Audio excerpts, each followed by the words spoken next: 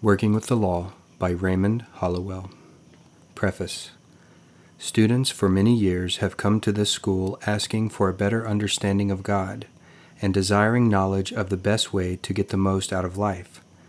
They have heard God spoken of as being afar off, when He is as close to us as the breath we breathe, closer than our hands and feet. They have heard Him spoken of as love, divine mind, divine intelligence, Jehovah, God, Lord, first cause, primal substance, and other names. Being of an analytical mind, I too have wanted to know the facts of a truth. If it is a truth, there are facts to be had, and they can prove themselves, not alone in spirit, but in a very practical way.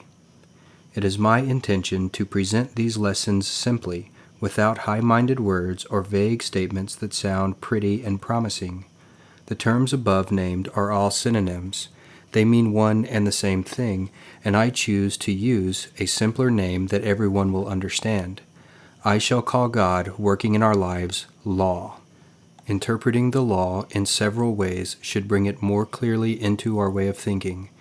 Then, as we strive to work with the law, we are living closer to God, and such living brings a better understanding.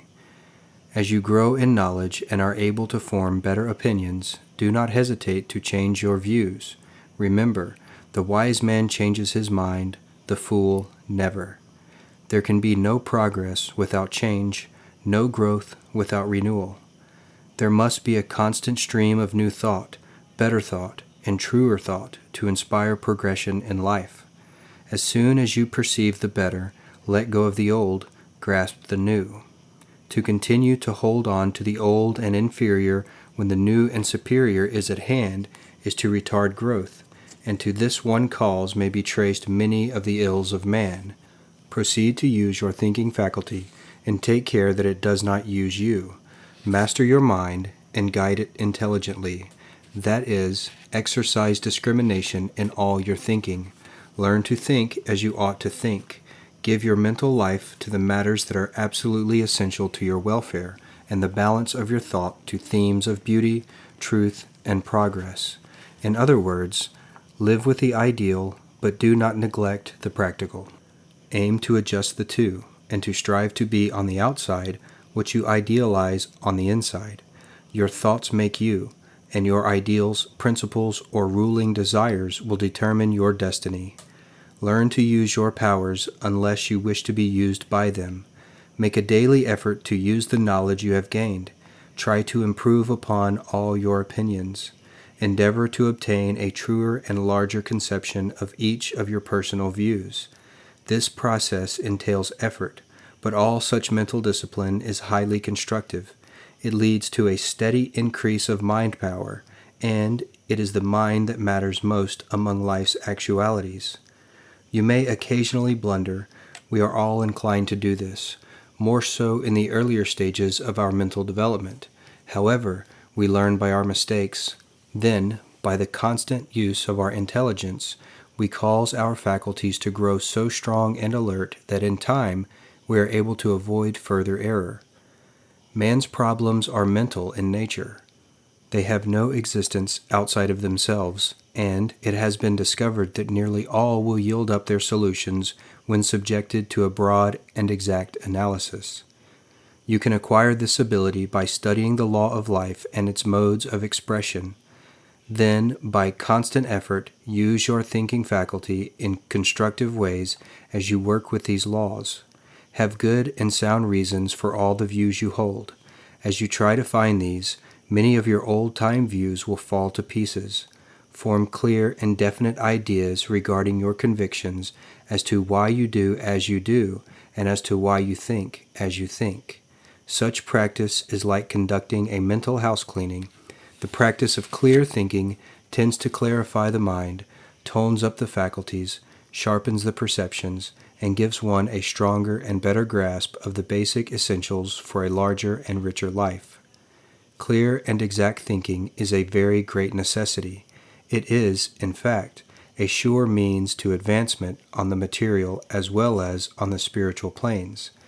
A line of distinction, however, should be drawn between mere surface thought, that is, ordinary, trivial, and commonplace thinking, and real thought, which is associated with the understanding of truth. The latter is deep thinking, which arouses dormant powers, quickens the perceptions, and leads to the enlargement of the understanding. The former is but a passing phase of mental activity, while the latter governs the life of man. The shallow, surface thought that we give to the ordinary duties and small things of daily life is not the thought that reforms our character, develops our mind, or changes our destiny. It is the positive, deep, and penetrating thought that comes from profound and strong conviction born of a higher perception and a clearer realization of the truth. The surface idea is not the real thought. The inner convictions which control one's aims, desires, and motives constitute the real thought of the individual and wholly determine the course of his life and personal destiny. Psychologists tell us that every individual is controlled by his convictions, whether he is aware of it or not. Such convictions largely determine the nature of his thinking. The inner thought, coming from the heart, represents the real motives and desires. These are the causes of action. If his ideas or convictions are wholesome and true to his higher nature, all will be well, and he will reflect something of the harmony and beauty and utility of his constructive and superior views in his personal life. If his convictions or ideas are not wholesome and true, he will reflect something that is discordant, inharmonious, and evil. Always make it a point of moving forward in your mind, ever seeking to unfold your power of thought and to develop hidden possibilities. Learn to train the mind to clear and exact thinking. Your ability to do so will grow rapidly by regular exercise and discipline. No normal person wants to decrease in power and ability. Therefore, strive to cultivate your intelligence and to express better, bigger, and superior thoughts on all matters about which you may think. There is so much good in the world that it can outbalance the evil. Therefore, you can go on thinking more constructive and good thoughts every day about yourself, your fellow man, life, and all natural things, to the constant enrichment of your mind and the improvement of your whole being. You cannot get the most out of these lessons by reading them once or twice. They should be read often and studied with scrutiny. You will find with each reading something clearer than before. Chapter 1. Working the Law. The question uppermost in the world of thought today is whether a man has the capacity, equipment, and power to control his life, whether he can be what he wants to be, or whether he is a drop in the great ocean of life. Millions are affected by unemployment, poverty, and want. Can they help it? Where we have thousands of homes broken on the rocks of matrimony, can such a breach be repaired? Millions complain of sickness and disorder in countless forms. All this gives rise to the belief that we are victims of circumstance over which we have no control. Such belief makes of us fatalists and karmic addicts instead of masters and controllers of our destinies. A fatalistic belief is contagious, and when man submits to its influence, believing that the circumstances around him are stronger than the power within him, that man is defeated before the race is run. In the history of the race and the biography of man, there is a long list of evidences of man overcoming circumstances and meeting his problems of life. Evolution and anthropology alike furnish the truth that man is responsible for what he is. He has power to control his circumstances, and by using this power, he has created other circumstances more necessary in his upward climb. Yet some, not sure that we create our circumstances, are rather prone to think that they are caused by heredity, karma, environment, or numerous other external things. These are the real reasons, they think, for our failures. They believe in the natural limitations of life. They live in the conviction that as we are, so we must remain. They are sure that what is to be will be. The scientist, on the other hand, searching into the mysteries of human life, reveals to us a wonderful world of power and possibility and promise.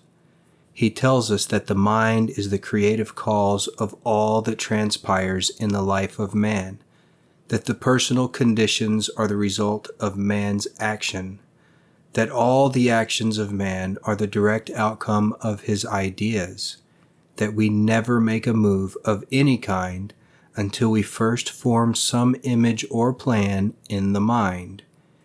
These plans or ideas are powerful, potent.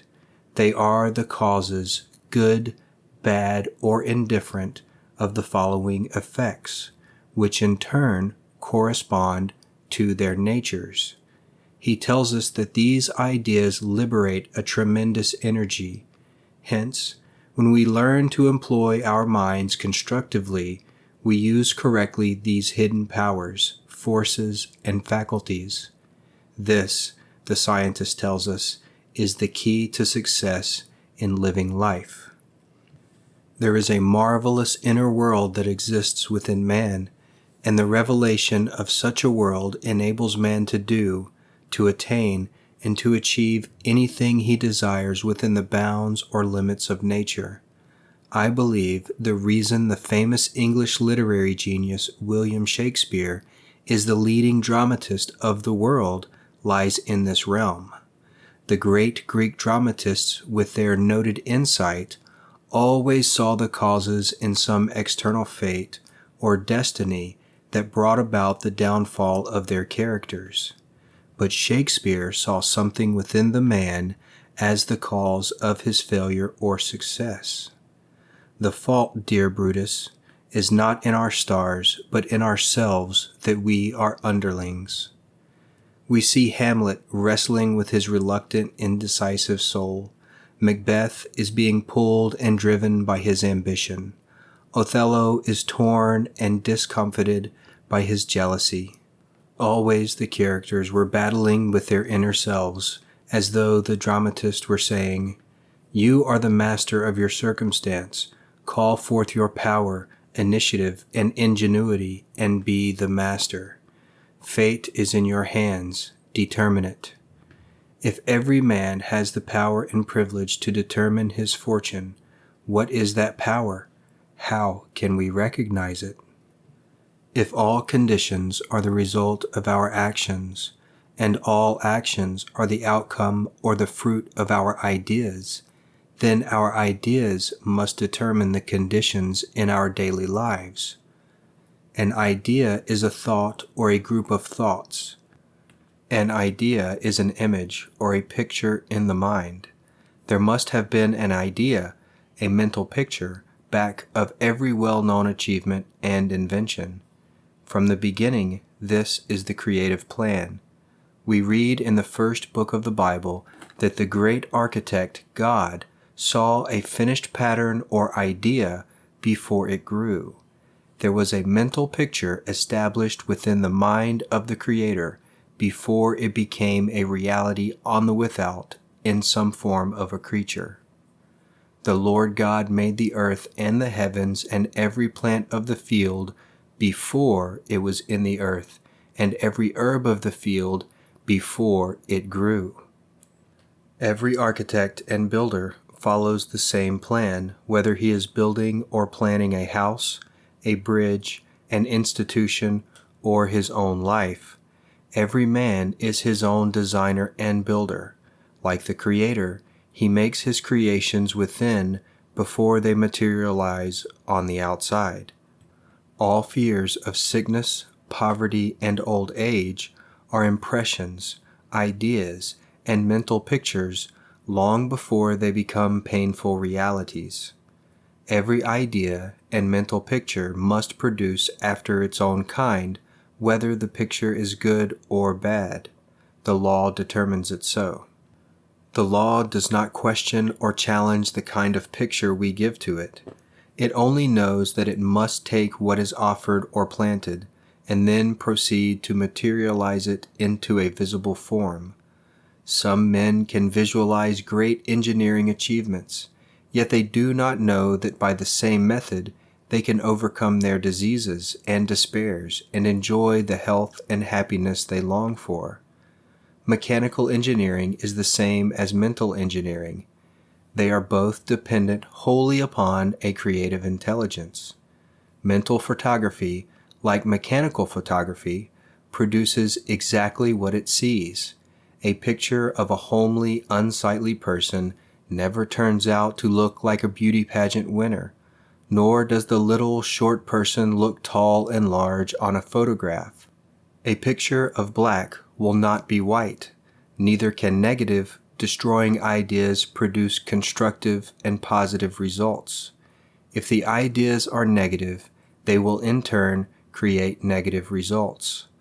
I knew a woman who once lived in a beautiful home in an exclusive suburban district with every comfort that wealth could supply to make her happy. This home was a large, rambling house, facing a beautiful lake, with green terraces sloping to its edge. Flower gardens, perfectly kept, were scattered freely along each path throughout the estate. She had many servants to help her, and from observation her life was just about as complete as one might dream about. But, with all this wealth and beauty, the woman was heard to remark to her friends that she hoped the day would come when she would be relieved of the big house and all its problems and could live in a trunk. She wanted a room to herself, for herself, and just large enough to move about without any extra space to dust and to keep clean. A few years elapsed. Her husband died and left the estate to her. She sold the home at a sacrifice. Her other holdings depreciated so much in value through unwise investments and transfers that she had but a small income left. She went to live with her sister, and true to her wish, she now has a small room on the 3rd floor and practically lives in a trunk. Whether she is happier now than before, I do not know, but I doubt it. One thing I do know, that is, she gradually led herself to the small room and privations when her consciousness began to grow small and limited. She unconsciously touched the creative principle and supplied it with ideas of smallness and privacy and limitation, which materialized within a few years' time. As we assimilate in mind these ideas or mental pictures, we, knowingly or unknowingly, exercise a power to produce them. This creative process continues working night and day until the idea is completed. We cannot picture thoughts of poverty, failure, disease, and doubt, and expect in return to enjoy wealth, success, health, and courage. It just can't be done, any more than the photographer can take a beautiful picture of a homely creature. This creative principle is summarized in a sentence found in Proverbs. It reads, "As a man thinketh in his heart, so is he." You may have read or heard the statement before. It has been taught and expounded by philosophers of every age. You may have tried to prove the statement by ridding from your memory all negative thoughts, but because it took determined and persistent effort, you wearied. Then you dropped back into the current of old conditions and ideas, and, if anything, became worse off than before. Others, hearing the statement, were not impressed, for they could not accept the assertion that all inharmonies of life are the result of their own beliefs, or of their past thinking crystallized into beliefs. They prefer to blame this upon something or someone else. Even God is given a share of the blame. There are others who believe that in God's good time all things will eventually work out to their satisfaction, but this is not so. These people are planning for a heaven to be gained at some future time, when it is actually a condition and state of mind that can be had now as well as hereafter. In fact, unless it is gained here and now, it can never be had in the future. At some time in a man's life, he is forced to reckon with this creative law. There is no alternative. Everyone is governed by the law, whether he knows it or not. Possibly it is the same idea that some have concerning prayer. They think it is God's fault, will, or desire when they do not get the answer they seek. They use God as their scapegoat and excuse when their prayers are unanswered, or when they are unable to explain some act of God or of nature. God's will be done is one of the most overworked and least understood statements in our day. Some use the idea as a crutch to lean upon, when in reality it is a powerful bridge over which man may cross the deepest chasms and mysteries. It is man's failure if his prayers are unanswered. The creative law is ever ready to answer and cannot fail to respond when approached rightly and wisely. At the moment that man is able to contact and to realize the law, he will at once enjoy the benefits. It is the realization of the law in action that determines manifestation. An electrician, for example, does not pray and wait for the electric energy to make up its mind to serve him. He learns firsthand the laws of conduction and transmission in order to know how to cooperate with the law that governs electric energy. After gaining this knowledge, he can go ahead and set up the machinery which provides the means to generate and direct the power. Then, he can snap in a switch and operate giant machines, create heat, set in motion countless other devices, or flood a room with light. He can do this, not once or twice, but as many times as he chooses, so long as he does not disturb the mechanics or violate the law governing the energy. The same principle holds true in all other sciences, including the science of mind. There is a scientific way of thinking about everything, a true and a right way that prevents the needless waste of mental energy and produces the desired results on all occasions. As explained, all things and events, all experiences and conditions of life are results. All results, however, will vary in quality and in quantity in accordance with the degree of knowledge possessed and in the measure of the mind's activity. The quality of the results produced by the individual thinker may be good, bad, or indifferent, as may be determined by conscious direction and choice, or lack of such.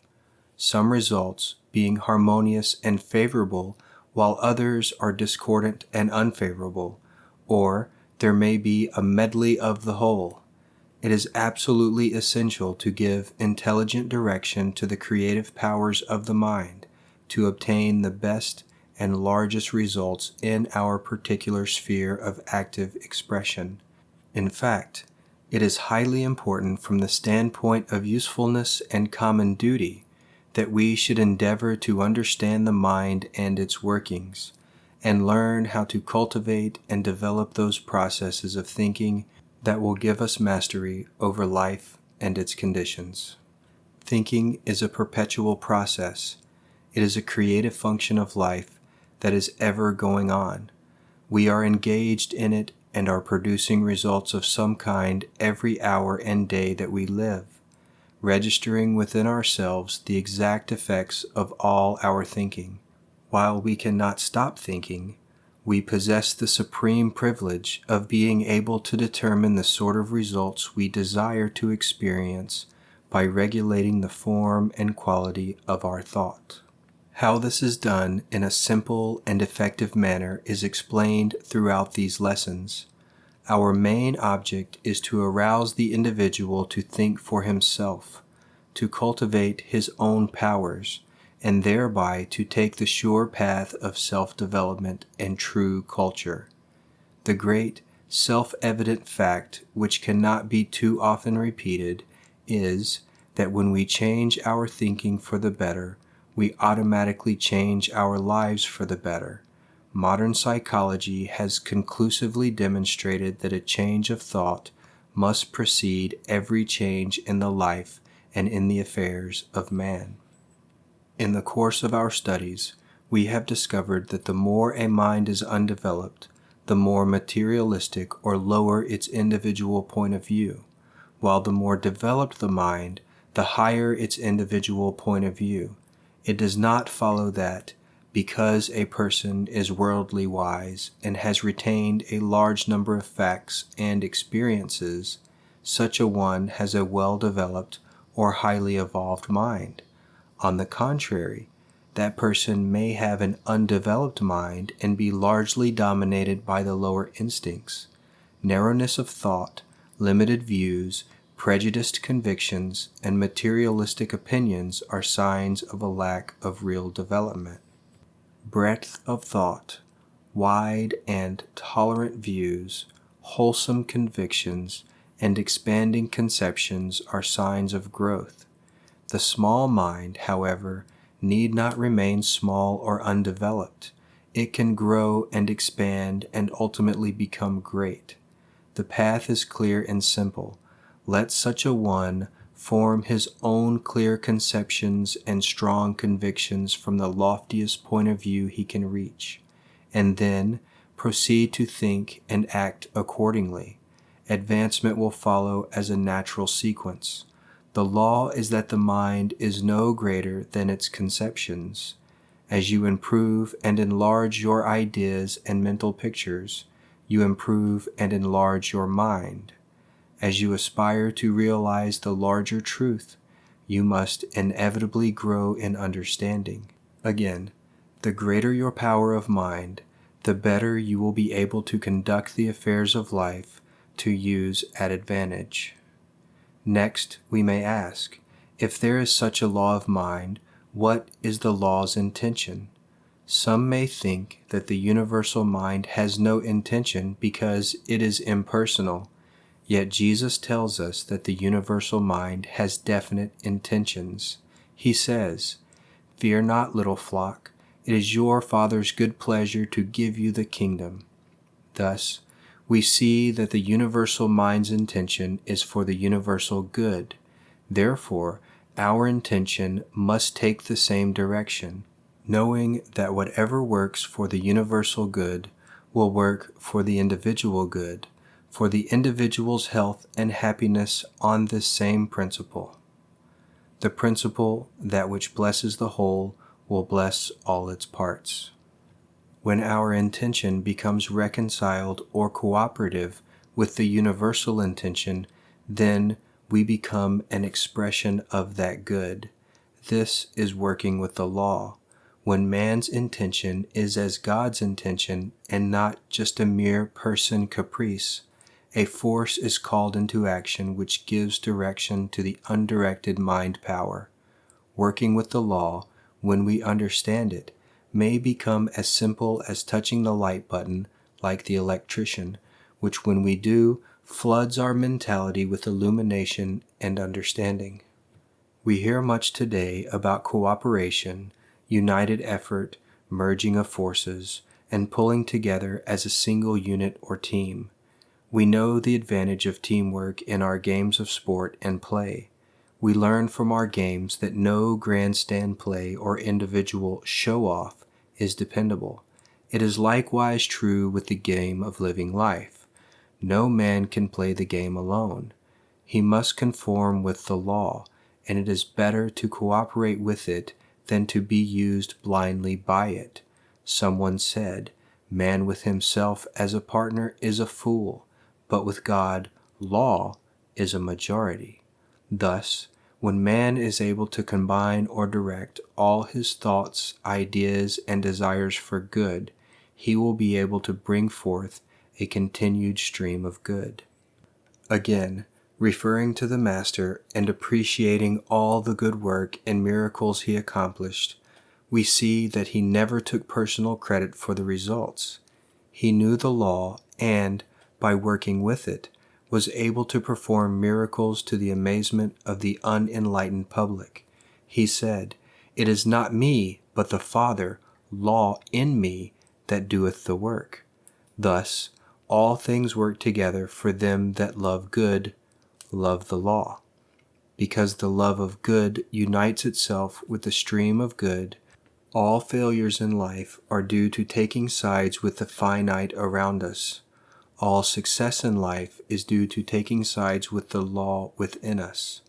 Thus, working with the law may be considered the same as taking the law into our minds and lives as a silent partner. We are then conscious of the source and creator of all power, and realize and receive the many benefits that surround us. You who are searching and grasping any and every idea that comes along, in the hope that it will be a shortcut method to solve the problems of life, you who condemn and blame every misunderstood person or thing for your failures and defeats, will never find a satisfying life that way. You will find only an existence, and at its best, it will be variable and changing. Life, with all its attributes of good, is something that doesn't just happen to touch a fortunate few. It is something you must create. It is something you must plan, mentally picture, and think about. You who are seeking love, fortune, happiness, and success must understand that it is not something you may find. You cannot buy it nor borrow it from another. No one can give it to you. You must create it within yourself. Your desires and ideas are like seeds you plant in the soil, but these are planted in the soil of mind. After planting the thought seeds, you cultivate them, nurture them, and guard them well until the harvest time. Then you will reap all that you have sown, and abundantly. Of course, he who has the cleanest and most fertile garden will enjoy the best returns. We may realize from this lesson that we have the capacity, for we can think, and in our thinking, create desires and ideas. We have the equipment. It comprises the ideas and thought seeds that we plant in the soil of mind. We have the power, for the universal power of mind is endowed within each and every one of us. All that we may ever desire to have and to be is ours for the asking, as we correctly apply the law of life, the law of mind. When a circumstance arises, we are not to come under it, to submit to it in servitude, but we are to surmount it, to overcome and master it by exercising the creative law of thinking, and thus grow in wisdom and power. For as Dr. John Murray so often said, we are according to our system of ideas. Chapter 2. Law of Thinking. As a man thinketh in his heart, so is he. Proverbs 23:7. To the average person, life is an enigma, a deep mystery, a complex and incomprehensible problem, or appears so, but it is very simple if one holds the key. Mystery is only another name for ignorance. All things are mysteries when they are not understood, but when we understand life, it no longer appears mysterious. Man is a progressive being, a creature of constant growth, before whom lies an illimitable ocean of progress to be navigated and conquered only by development and culture of his inherent powers. The progress of the individual is largely determined by his ruling mental state, because the mind is the basic factor and governing power in the entire life of man. Attention should be given to the predominant mental state, for it will regulate the action and direction of all one's forces, faculties, and powers, the sum total of which will inevitably determine many particular experiences and the personal fate. The ruling state of mind is made up of various mental attitudes which the individual adopts toward things, events, and life in general. If his attitudes are broad in mind, optimistic in tone, and true to life, his predominant mental state will correspond and exhibit a highly constructive and progressive tendency. As almost all the forces of the personality function through the conscious mind in one way or another, and as the daily mental and physical acts are largely controlled by the conscious mind, it is obvious that the leading mental state will determine the direction in which the powers of the individual are to proceed. If his ruling mental state is upward bound, that is, aspiring, harmonious, and positive, all his forces will be directed into constructive channels. But if his state of mind is downward in tendency, that is, discordant and negative, then almost all his forces will be misdirected. It is evident, therefore, that of all the factors which regulate the life and experience of man, none perhaps exercise a greater influence than the ruling state of mind.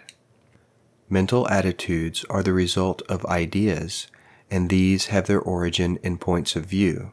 Therefore, by seeking true and natural points of view, one may secure the best and most superior ideas, and these, in turn, will determine the predominant state of mind. We are prone to believe more than what we see. The evidences of the senses are the only facts that some accept, but now we shall realize more and more that it is what we believe that determines what we shall see. In other words, believing is seeing. More defeats and failures are due to mental blindness than to moral deviations. If one lived only by physical sight, his world would be very small. It is said of a bug that its world is only as large as the size of the leaf on which it lives, and many times it does not live long enough to consume the whole leaf. With man, if he lived according to the senses, the largest sense he possessed would be that of sight. Thus, our world would extend only as far as we could see. If we believed in the testimony of our eyes, we would accept many conditions that are not true.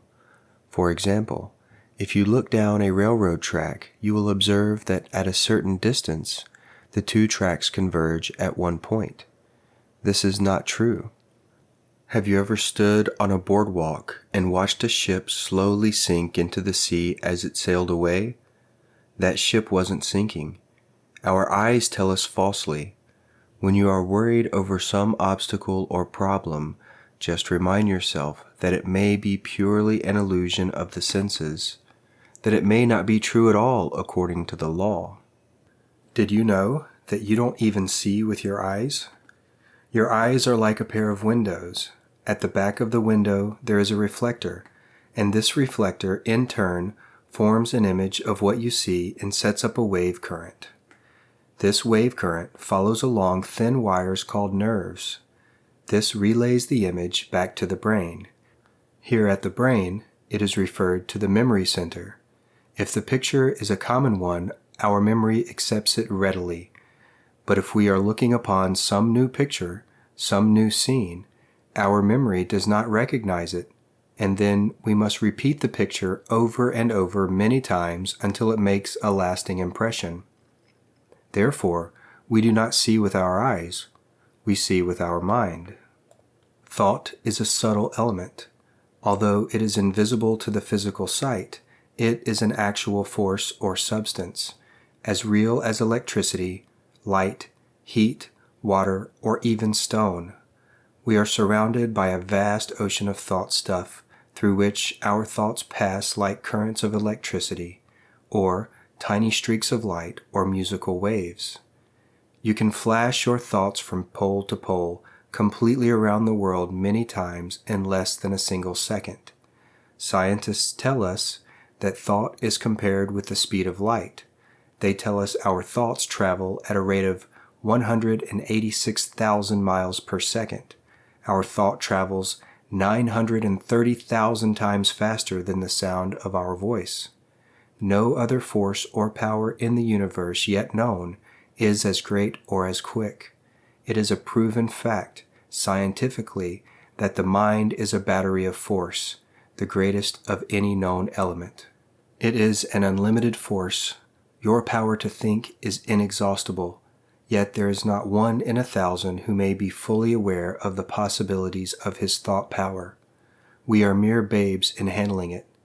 As we grow in understanding and in the right use of thought, we will learn to banish our ills, to establish good in every form we may desire. It is our power to think that determines our state of living. As one is able to think, he generates a power that travels far and near, and this power sets up a radiation which becomes individual as he determines it. Our thoughts affect our welfare and often affect others we think of. The kind of thoughts we register on our memories or habitually think attracts the same kind of conditions. If we take the thought of success and keep it in mind, the thought elements will be attracted, for like attracts like.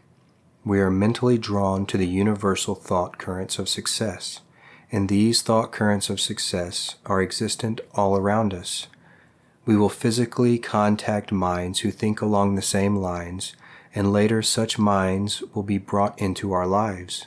Therefore, successful-minded people help success come to them.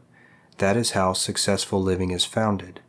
The law of mind is in perpetual operation, and it works both ways. Persons who dwell on thoughts of failure or poverty will gravitate toward like conditions. They, in turn, will draw to them people who accept failure and poverty. On the other hand, we can think on positive conditions, on success and plenty, and in the same manner enjoy full and plenty. What the mind holds within takes its form in the outer world. Some think that we must deal with two forces, that is, to attract the good, we must do away with the bad, but this is not true. For example, if we are cold, we do not work with cold and heat alike in order to get warm. We build a fire, and as we gather around that fire, we enjoy the heat that is extended from it and become warm. As we build up warmth, the cold disappears, for cold is the absence of heat. To be warm, we give our whole thought to those things which tend to create warmth. We ignore the cold in thinking of heat, and bring forth heat. Prosperity and poverty are not two things. They are merely two sides of one and the same thing. They are but one power, rightly or wrongly used. We cannot think of plenty and then worry about the unfavorable conditions that may seem apparent. We think about plenty. As we think of it, lack, its opposite, will become absorbed or disappear. All our thoughts must be directed to that one thing which we desire in order that our desire may be fulfilled. Our method is not manipulating two powers, not dealing with good and evil, right and wrong, prosperity and poverty, but as we follow the law of good and dwell upon that which is good, we shall bring to pass all good things. The mind force is creating continually like fertile soil. Nature does not differentiate between the seed of a weed and the seed of a flower. She produces and causes both seeds to grow. The same energy is used for both, and so it is with the mind. The mind creates either good or bad. Your ideas determine which is to be created. A farmer who lived in Nebraska and had come from a small farm in Pennsylvania years before never could adjust himself to using the binder, a machine that cut and bound grain. He had been accustomed to the old hand cradle and tied his grain by hand. Repeatedly he said to his friends, "That binder will get me yet." He was afraid every time he climbed upon its seat. One day while I was there, his horses ran away with him and he was thrown over the reel into the machinery. Like Job, his fears came upon him. It took just a few years to bring into reality the fears that he subconsciously had entertained and accepted. Our fears can do so much to us that we should be most careful what we fear and worry about.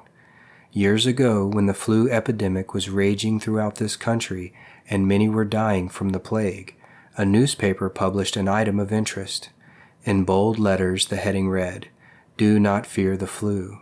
It was the caption of an article written by a local doctor who explained that fear was the greatest enemy of mankind, and that it would have a tendency to break down a person's mental resistance and make him more susceptible to the disease.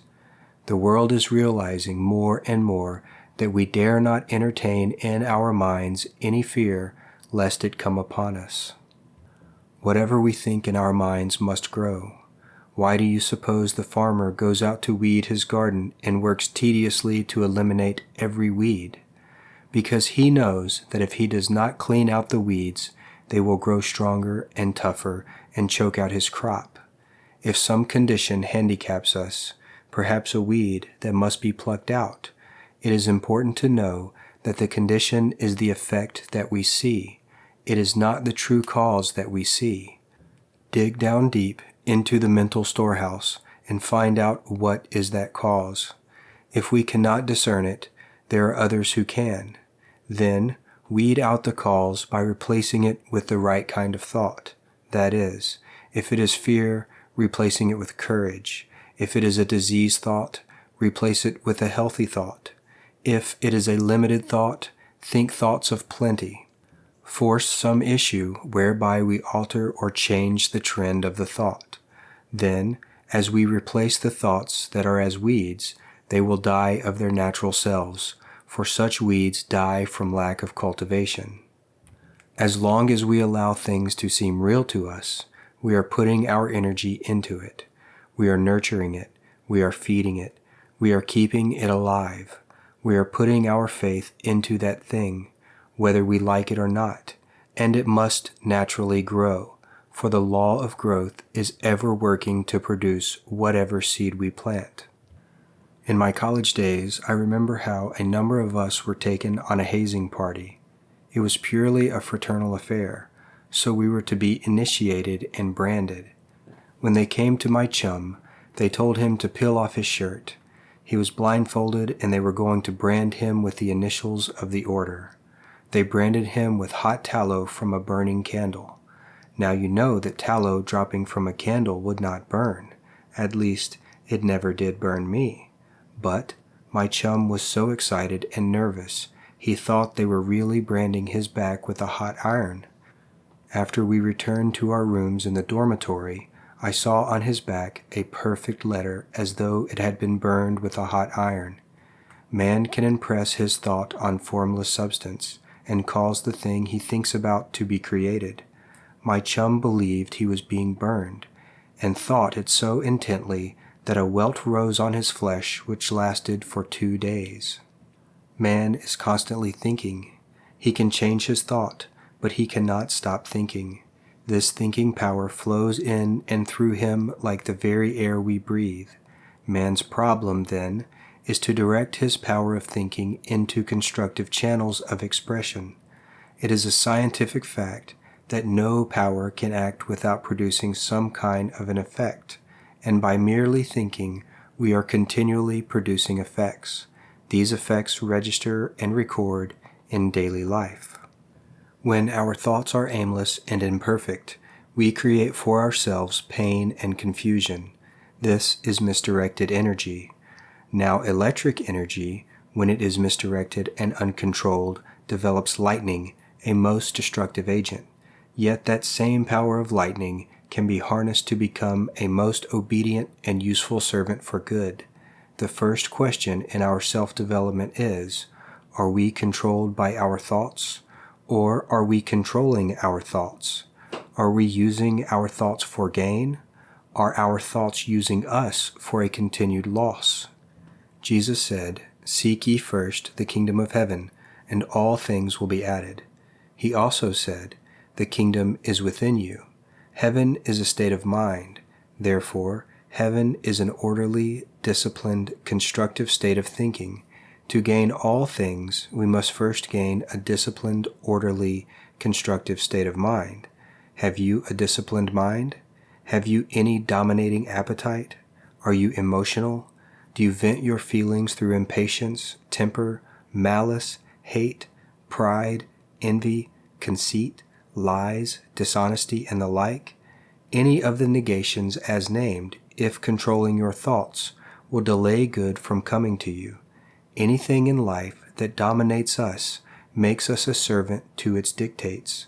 All our weaknesses and our lacks are due to some compelling influence that blinds us and keeps from us what we naturally would receive, if we were free in mind to receive them.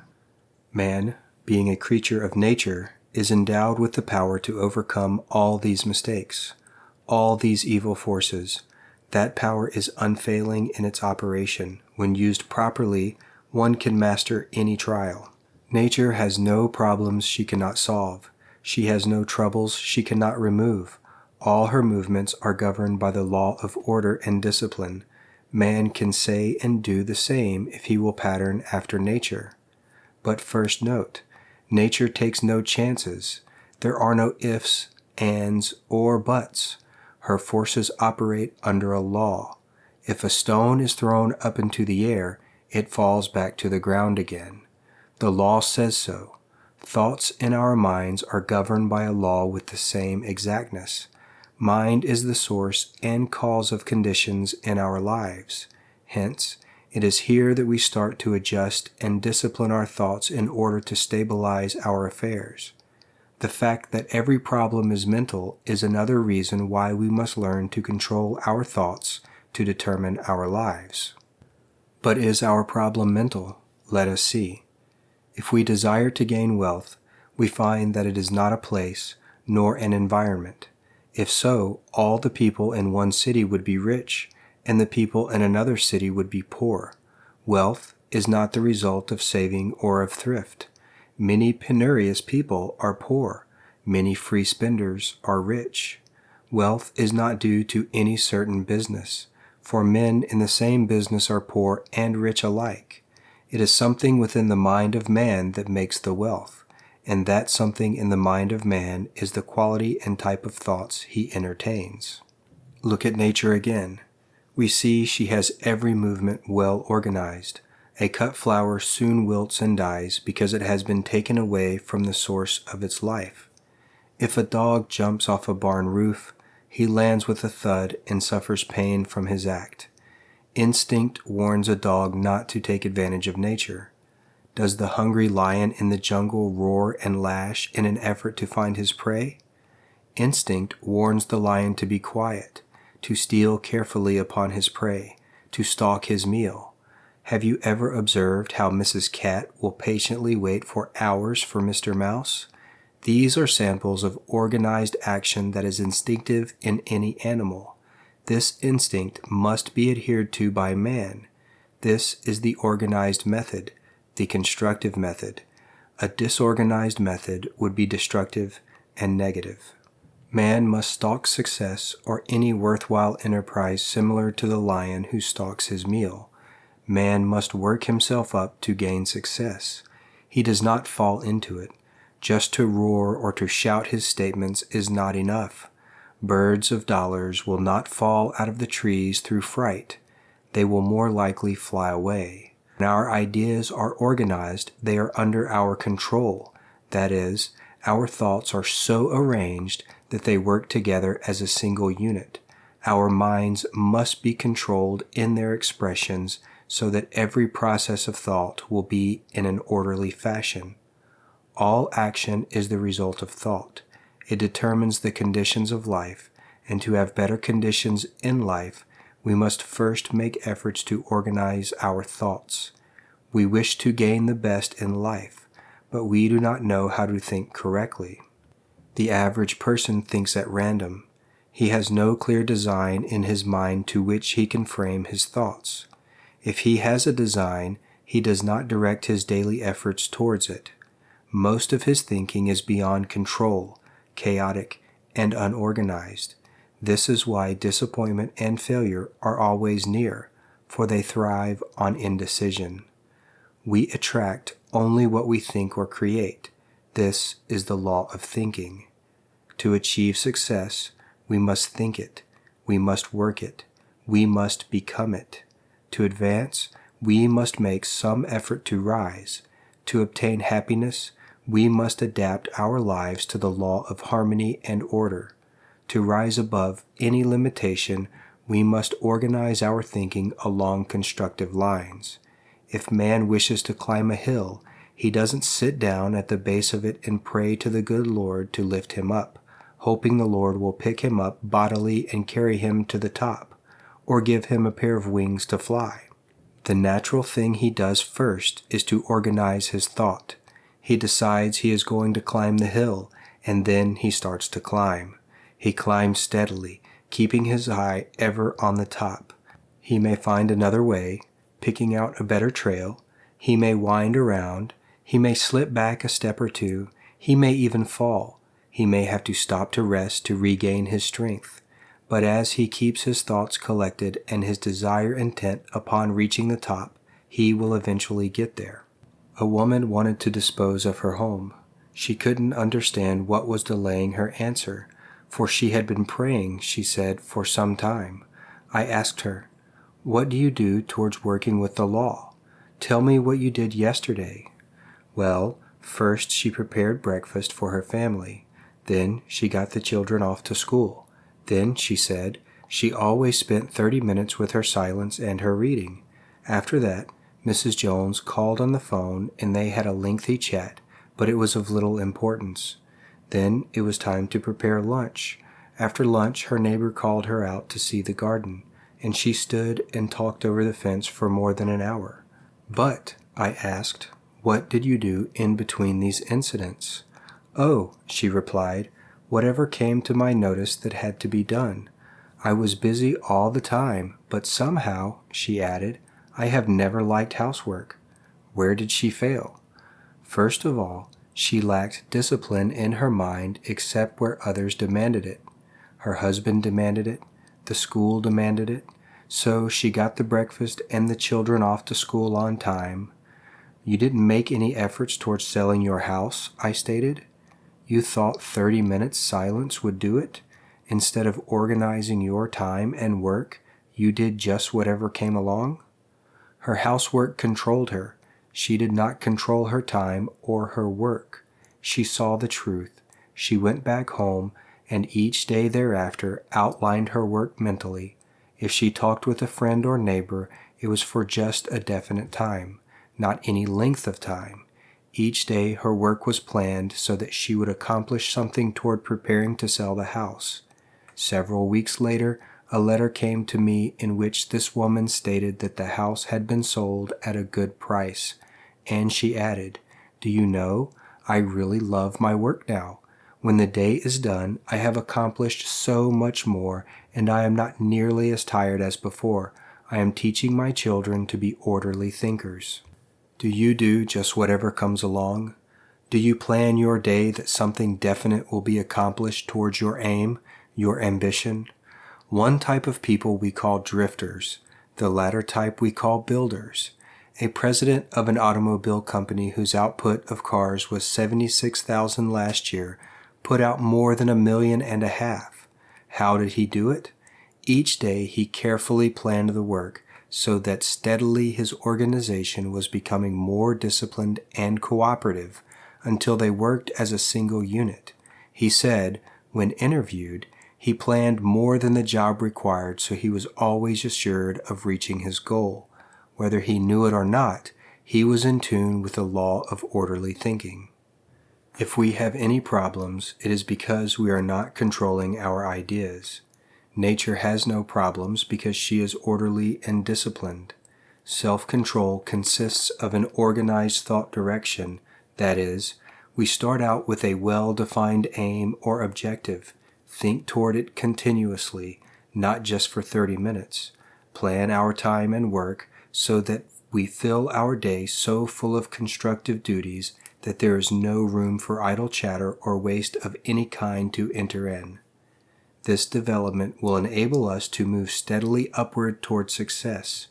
When all things are in harmony and order, problems will cease to be perplexities, and mysteries will cease to be mysterious. Knowledge and understanding will supplant fear and ignorance, and that which is invisible will become visible. That which is unknown will become known. Life, with its circumstances, is no longer an enigma, but a clear interpretation of the law of thinking. We are what we are according to our state of thinking. We attract only what we think or create. Thoughts Are Things by Henry Van Dyke. I hold it true that thoughts are things. They're endowed with bodies and breath and wings, and that we send them forth to fill the world with good results or ill. That which we call our secret thought speeds forth to earth's remotest spot, leaving its blessings or its woes like tracks behind it as it goes. We build our future thought by thought, for good or ill, yet know it not. Yet so the universe was wrought. Thought is another name for fate. Choose then thy destiny and wait, for love brings love, and hate brings hate. Chapter 3. Law of Supply. Ask, and it shall be given you. Seek, and ye shall find. Knock, and it shall be opened unto you. Matthew 7:7. Man is never satisfied. This fact is deplored by many, but God did not intend that man should be forever satisfied. The law of his being is perpetual increase, progress, and growth. So, when one good is realized, another desire for a greater good will develop. And, when a higher state is reached, another and more glorious state will unfold his vision and urge him on and on. Hence, the advancing life is the true life, the life that God intended man to live. The law of good is universal, for are we not all seeking good in some form or another? Science and logic alike declare that the universe is filled with the essential substance of every imaginable good that man can image, and that he is entitled to a full and ever-increasing supply of any and every good he may need or desire. We believe, therefore, that it is right and good for man to seek to gratify all pure desires and ambitions. Here is the key to the law as Jesus gave it. What things soever ye desire, when ye pray, believe that ye receive them, and ye shall have them. Every person, consciously or unconsciously, is operating this law in one or more of its phases. It works universally and on every plane of life's expression. We are all daily drawing into our lives the things we most desire and expect, and whether we attract good things or bad things, the principle operated is the same. But as we want more of the good things in life and less of the bad, it will be necessary to understand the law more perfectly, and so be able to adapt our thinking to it in a more direct fashion. Thus, we secure the greater benefits that accrue from a conscious, intelligent use of its power. We affirm repeatedly that God is our supply, and if we would think a moment and trace our supply back to its source, we would agree that the statement is true. The difficulty with some is that they can more easily look to creature for the source of their substance than to the Creator. We don't really believe that God is the source of our substance. We try to think it true and may theoretically accept it, yet there is an uncertainty. It is hard for some to believe in something they do not see. It is so much easier to believe in what we see. Now, if we can see plenty all about us, we are willing to believe it and enjoy it. As we are able to believe in the abundance of good, we shall then see it and enjoy it. Thus, at the outset, the question is, which comes first, seeing or believing? As we study the facts, we shall learn that the latter comes first, and the law is founded on our belief, which, in turn, determines our sight. People at one time believed in magic. Once they thought material things could appear right out of the air from nothing and from nowhere. They also believed that things could be made to disappear into nothing. Science has long since refuted this idea and proven such magic to be impossible, except when it is done through some trick in chemistry, a sleight of hand, or an optical illusion. Nothing can never become something, nor can something ever become nothing. Substance can be converted, transmuted, and changed in a million ways, but it can never be destroyed. For example, if we plant an acorn in the soil, it will sprout forth a tree. Each year, the tree will bring forth leaves in the spring and shed them in the fall. The leaves drop to earth and become a part of the fertile soil. The tree lives for 100 years, dies, falls to the earth, and decays. This decomposed timber slowly becomes part of the earth and is hardened into peat and coal. The coal is mined and brought into the home as fuel. Here it is consumed with fire and burned into ashes, and the heat units thrown off are used to warm the home. The ashes are again cast upon the earth, supplying food to the soil, which finally nurtures another seed and causes it to sprout forth and become, in time, another tree. Following the cycle of the substance of a tree, we find it changing form many times. We see it giving off gases, heat units, chemicals of many kinds, and yet, if it were possible to be measured accurately, we would find that not one tiny part has been lost.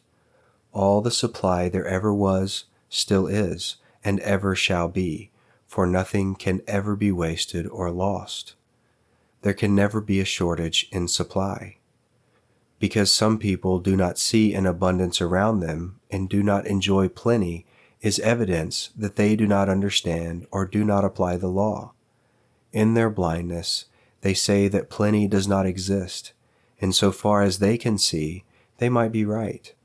But when they learn to see with their mind's eye, they will realize differently. There is a phase of the law known as demand and supply, which is found in every department of life. Years ago, Thomas Edison resorted to its use when he invented the first electric light. When his carbon lamp was brought to the people as a new kind of lighting, far superior to any method then known, did they readily accept it? Many thought it ridiculous and too expensive. They were using candles, oil lamps, and a small percentage of gas lamps. Such light was plenty good enough. Hence, quite some time elapsed before the public was educated to the advantages of electricity over the old ways of light, heat, and power. Not until the people were convinced of the advantages of this new power did they invest in its future, build powerhouses, set up poles, and string wires all over the town to factories and homes. How was all this accomplished? When there was a demand for the need of electric power, the supply was forthcoming. Where did it all come from? Out of the earth? Out of the air? From water power, steam power, gas, oil, and 1,001 other sources. It comes directly from nature, whose foresight created these materials in the earth. Once our forefathers were in style when they rode the stage, a hack, or a carriage. It has not been so long since one was the talk of the town if he owned a fast team of horses and a rubber-tired Victoria or gig. Where are they now?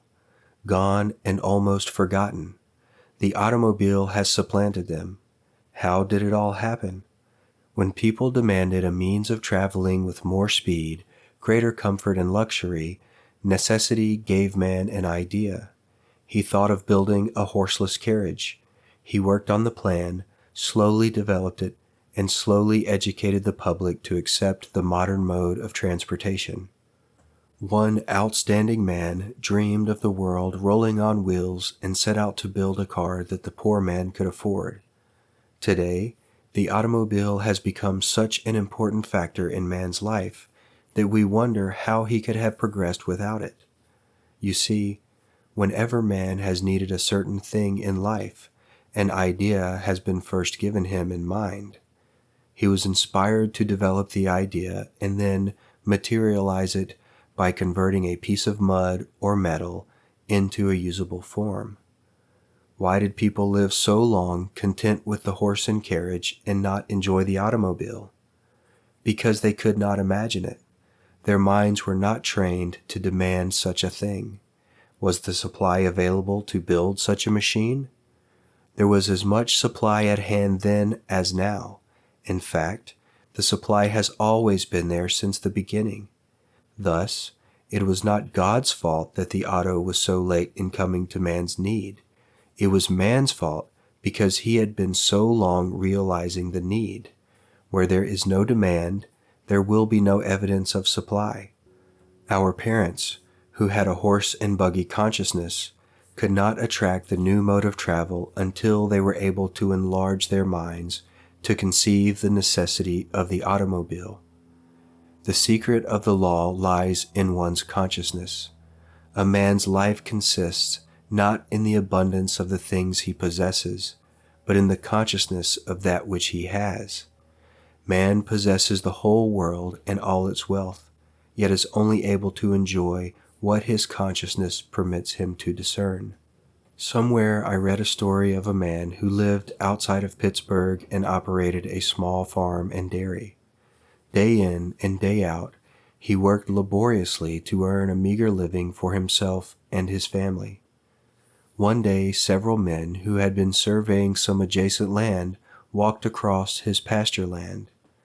When they were crossing a stream of water that ran through the field, the farmer noticed them stopping, stooping down, and studying the slime and scum that had collected against the crude footbridge he had laid there. One man had scooped up some water in his hand and apparently drank it. Another collected some water in a canteen he carried attached to a buckle on his belt. The farmer was puzzled and wondered why anyone should be interested in that stuff. Even the cattle had no taste for it, for they pushed the scum aside to drink the clear water.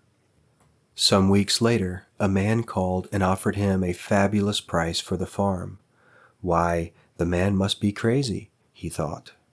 He could never get his investment back by farming that ground. Had he not tried it for years?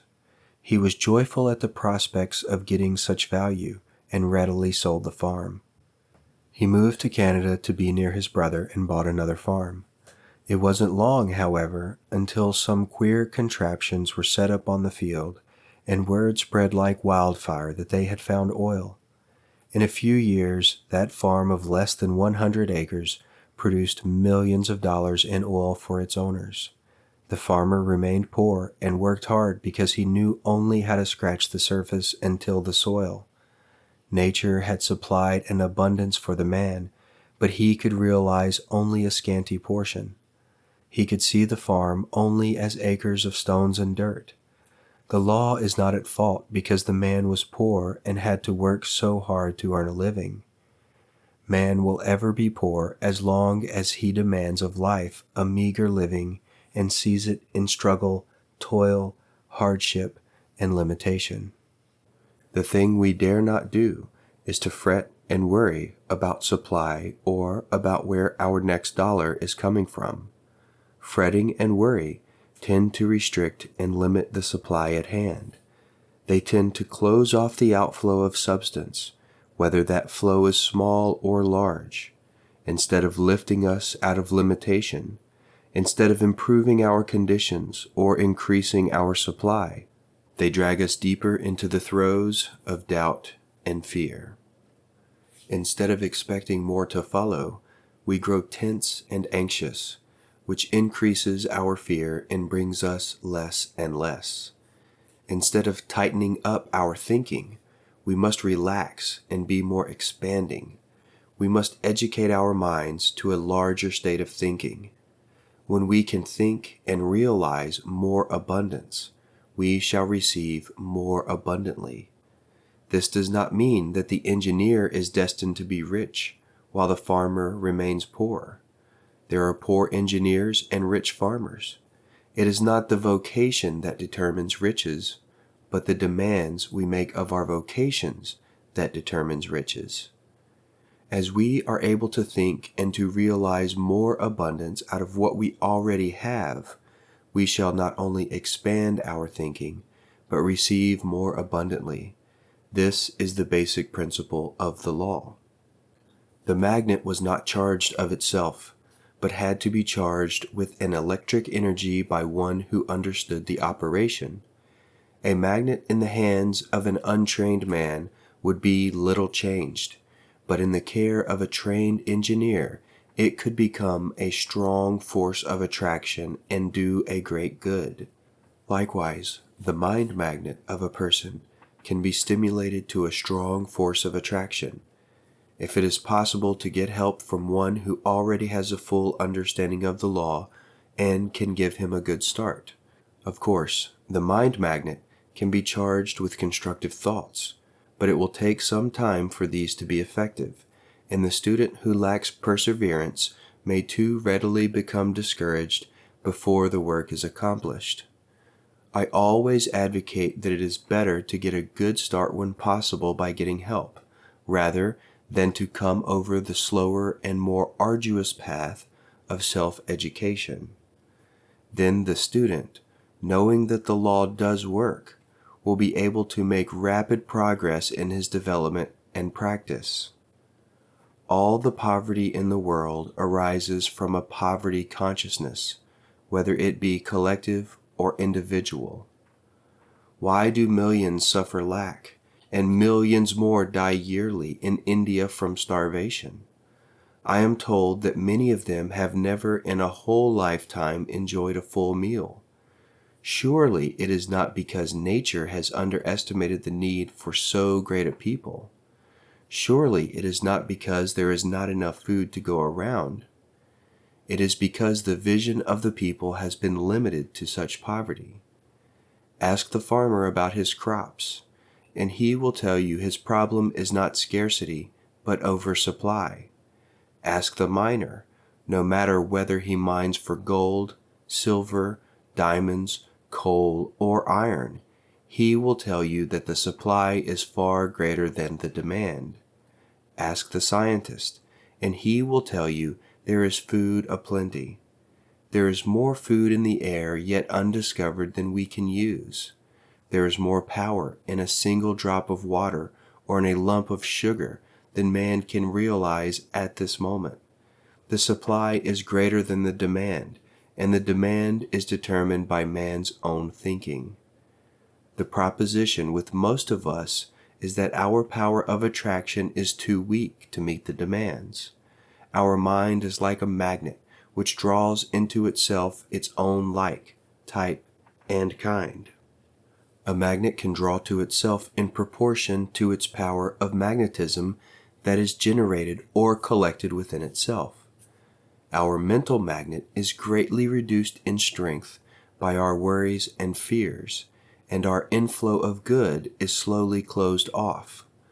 If our mental force becomes too weakened, we may even repel what little good that is trying to reach us. As we can charge a magnet with electric energy to build up its power of magnetism, so can our mind be charged with a mental energy that builds up a powerful attraction. Like nature, we must follow a natural law. Nature never builds downhill, always up. To receive prosperity, we, like nature, cannot perform magic or miracles. We cannot make health or happiness or dollars out of nothing. Nature shows us how we can convert much or little of the available substance into a usable material. The available substance is our thought, and we charge our minds with constructive thoughts. Like nature, to accomplish good, our thoughts must always be building upward, must be constructive. If, for example, a drone bee in a hive has decided to lay down on its brothers and only do a half job, does Mother Nature agree and find a part-time work for the special bee? She does not. She impresses the other bees, who are working hard to collect the honey and fill the hive, to send their soldiers after the drone. It is politely marched outside and stung to death. Nature destroys a lazy bee.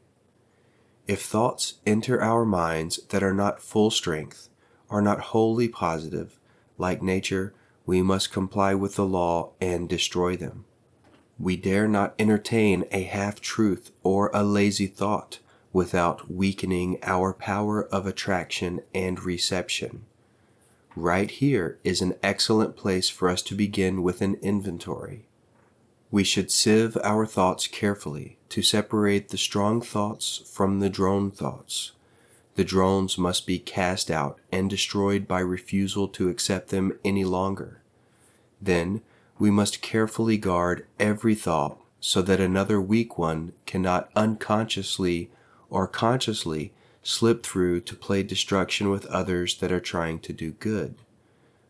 A man came to me one day late in the fall and expressed his fears pertaining to his job.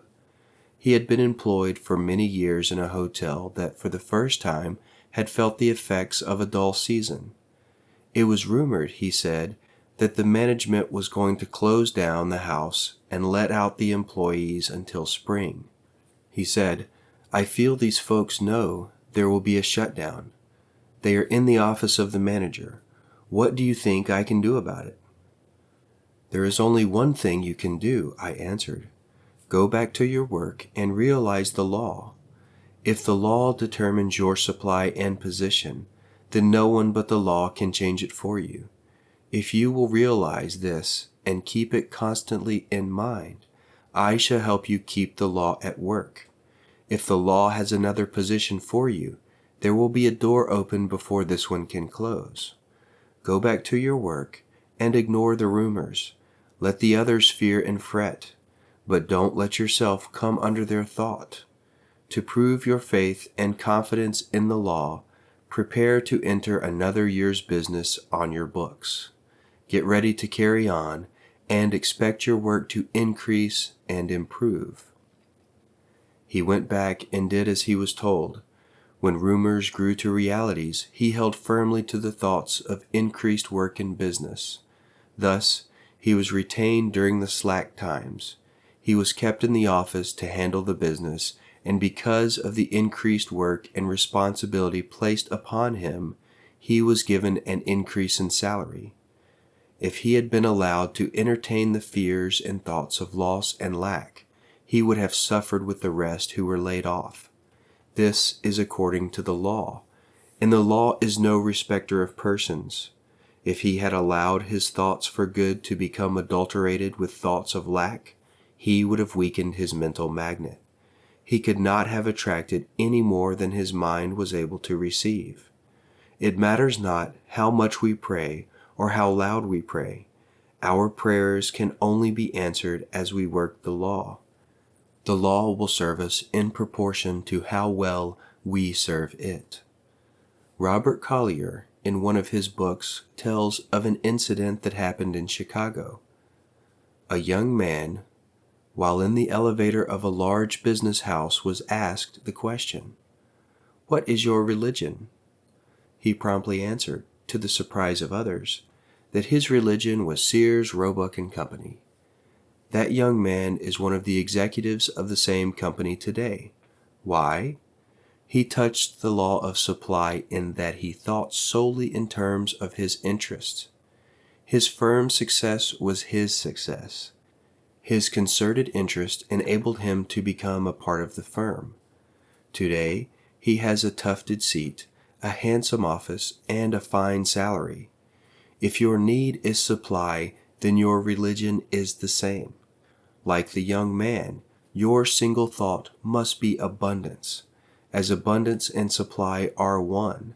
Then, to use the law, you must think supply, talk supply, and live supply with every thought.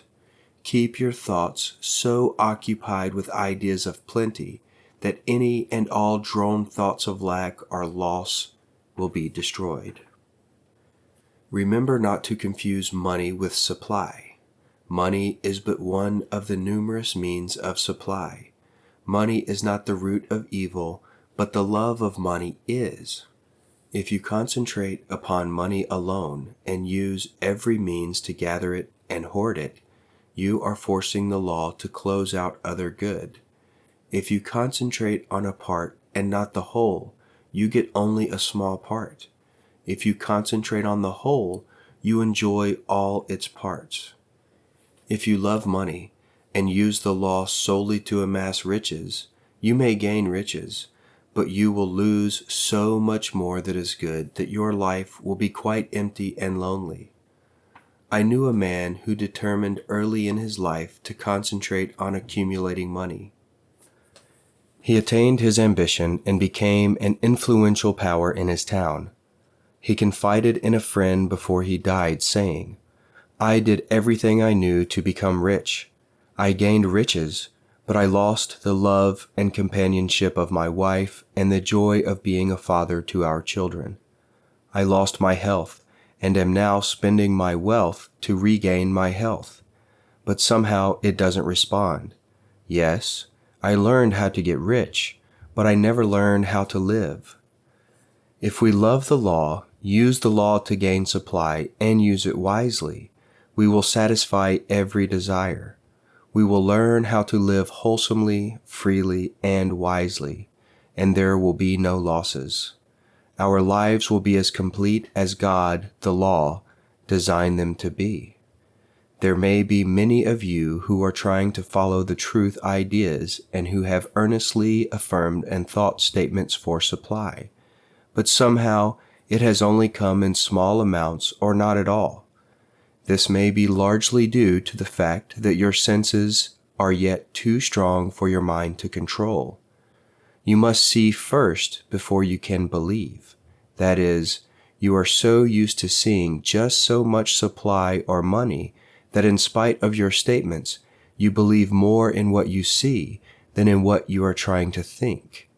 To you, it is necessary first to train your senses to come under the control of the thoughts, which you know you must think to conform with the law. Florence Shinn gives a clear example of this in her book, The Game of Life.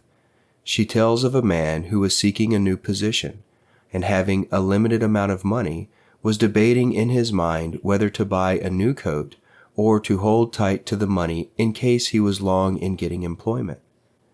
He was advised to buy the coat, and it was an expensive fur coat. This reduced his bank account considerably, but it increased his confidence and stimulated his faith to such a degree that his prospective employer caught the spirit of it and gave him a splendid job.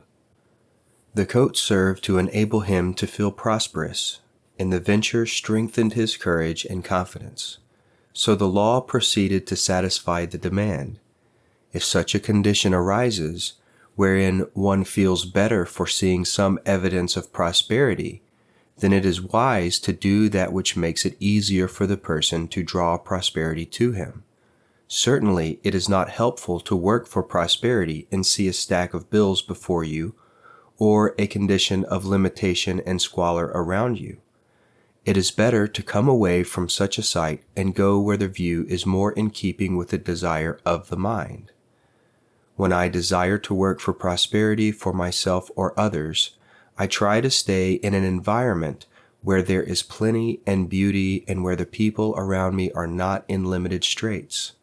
It follows, therefore, that you can steadily draw into your life any and every form of good you may truly desire, as it is the will of God that you should enjoy every good that will promote happiness and progress.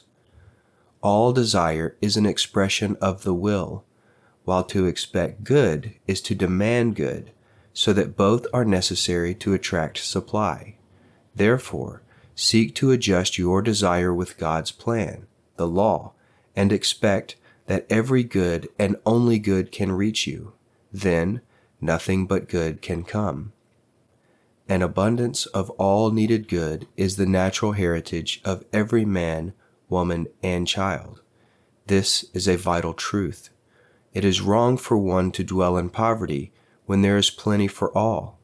It is wrong for one member of the human family to accumulate vast wealth at the expense of his fellow man.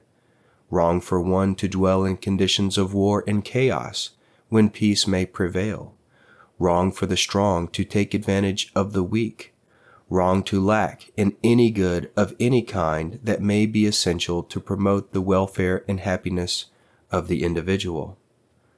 So whatever falls short of giving satisfaction, harmony, growth, and increase is abnormal. Nature originally intended that the real needs of man should be adequately supplied, not his surface wants, which are often impulses, but the normal, specific needs of the individual, which would be abundantly satisfied, were man to live in closer harmony with the fundamental law of supply.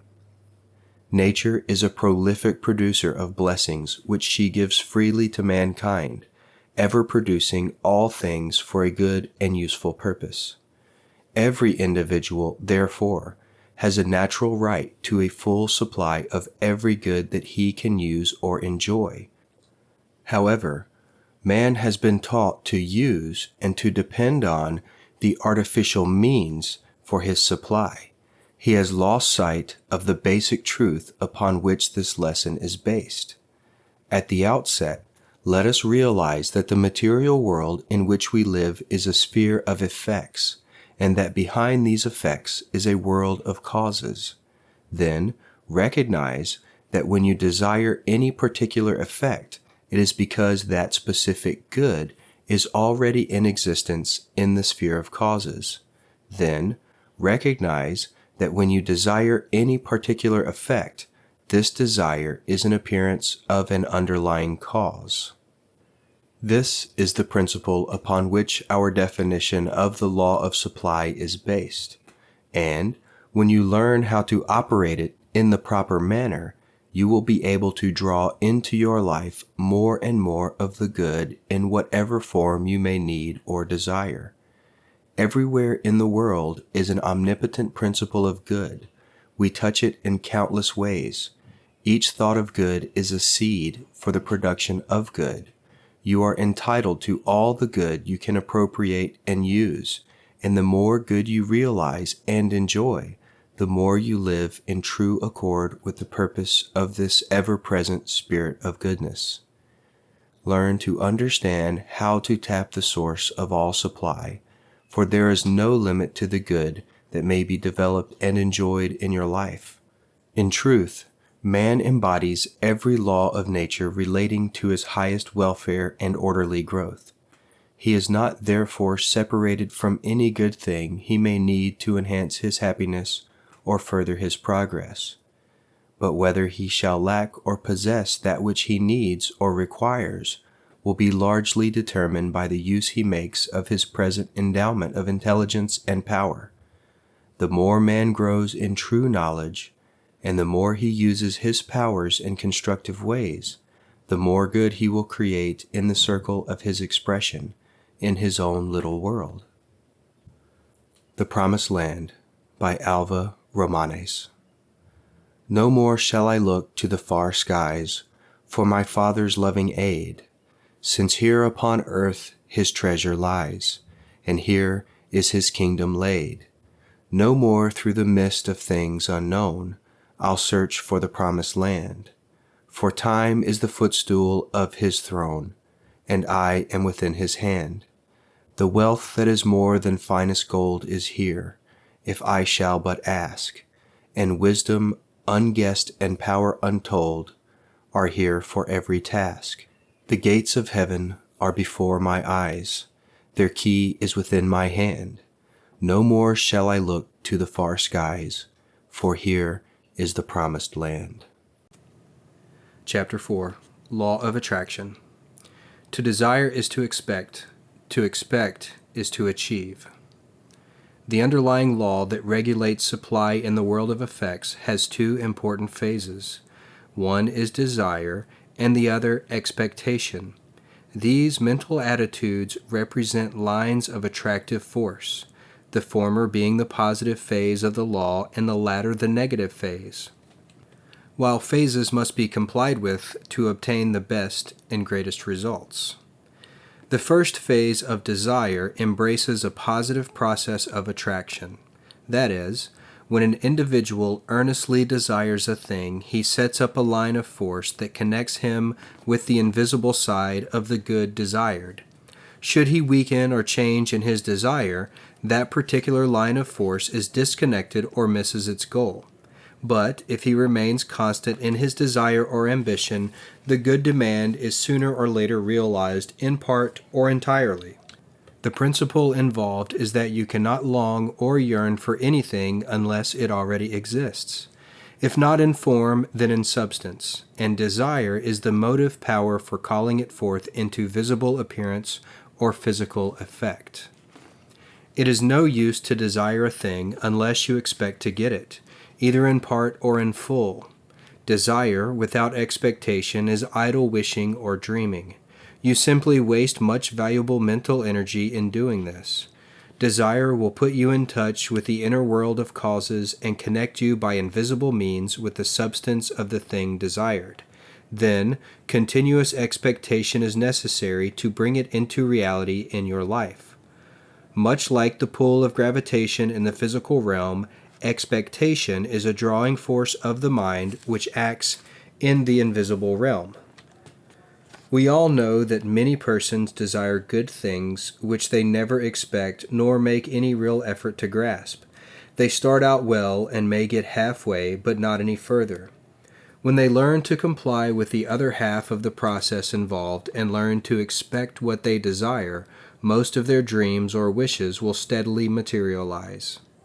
Again, we meet people who expect things they do not want, but which often come.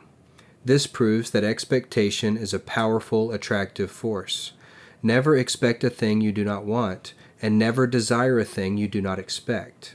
When you expect something you do not want, you attract the undesirable, and when you desire a thing that is not expected, you simply dissipate valuable mental force. On the other hand, when you constantly expect that which you persistently desire, your ability to attract becomes irresistible. Desire connects you with the thing desired, and expectation draws it into your life. This is the law. Should you be oppressed by poverty, hardship, limitation, or lack of any kind, begin now to operate this law of mind and gradually command more and more of the good in the form of better things and improved conditions. It is your right to be happy and free. We should seek, therefore, to learn more of the unseen laws of mental creation and the marvelous possibilities dormant within our beings. Nature does not deprive us of any good and desirable thing, but has provided us with the mental equipment and inner power to acquire and enjoy all the essential good to ensure a happy and worthwhile existence.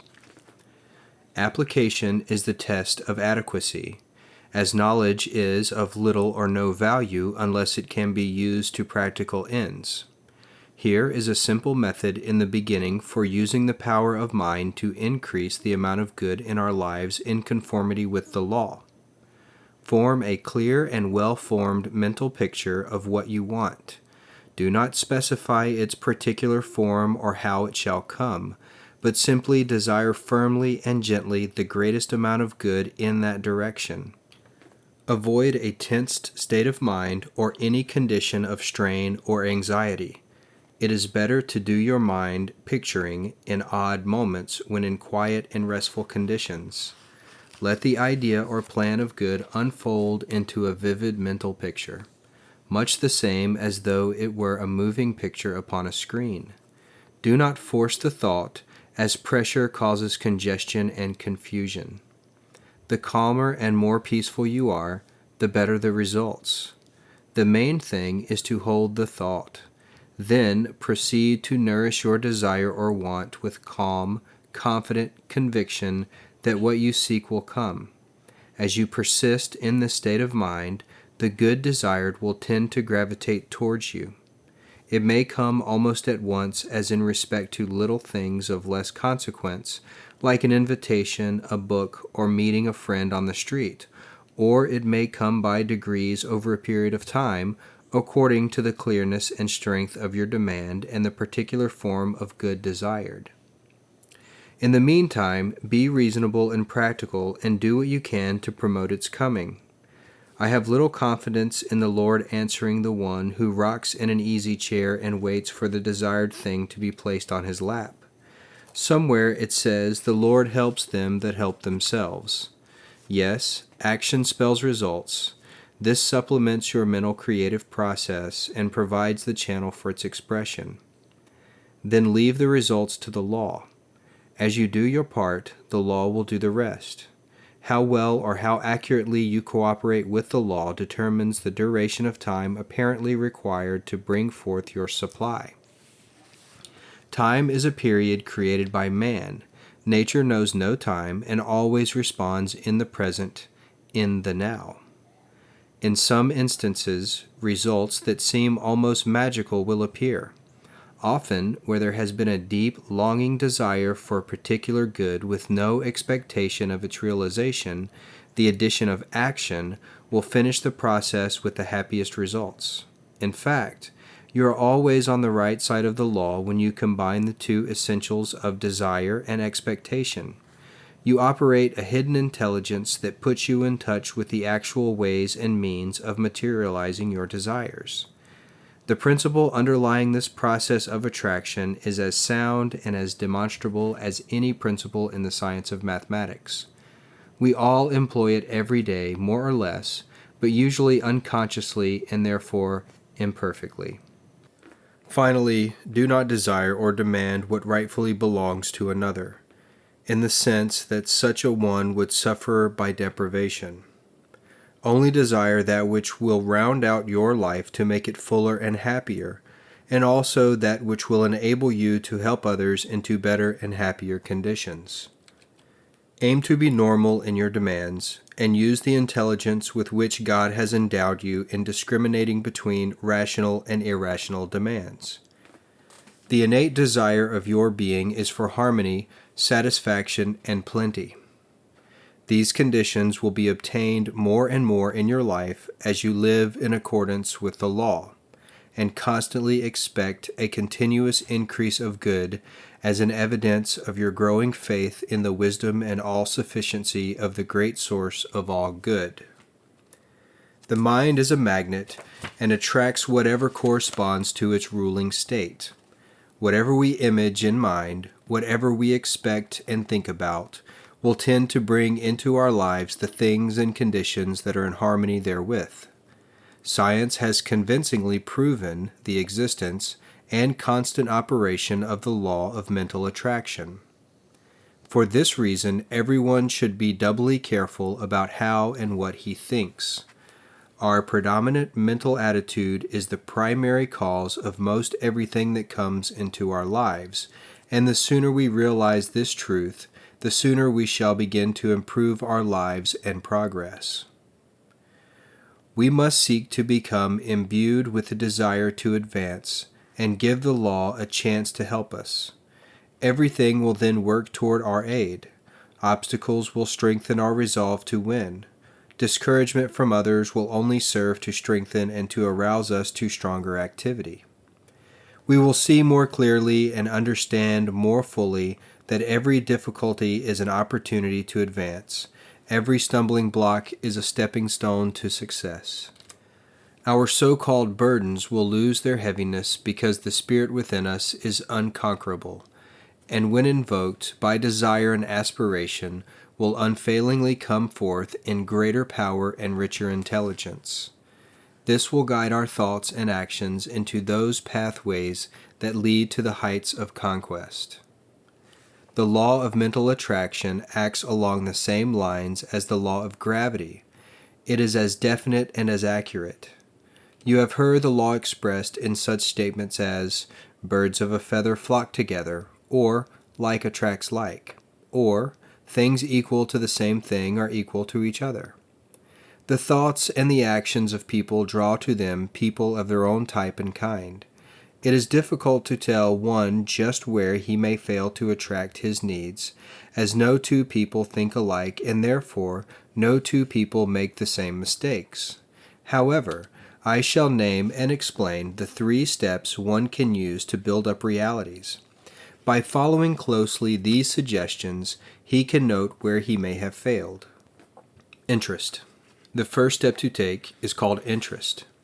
Interest is paying special attention to some object or thing. It is being definitely concerned about someone or something. Interest is tending to see in the outer world what is already existent in one's mind. Things you think of that give you joy, pleasure, wisdom, and satisfaction are interests.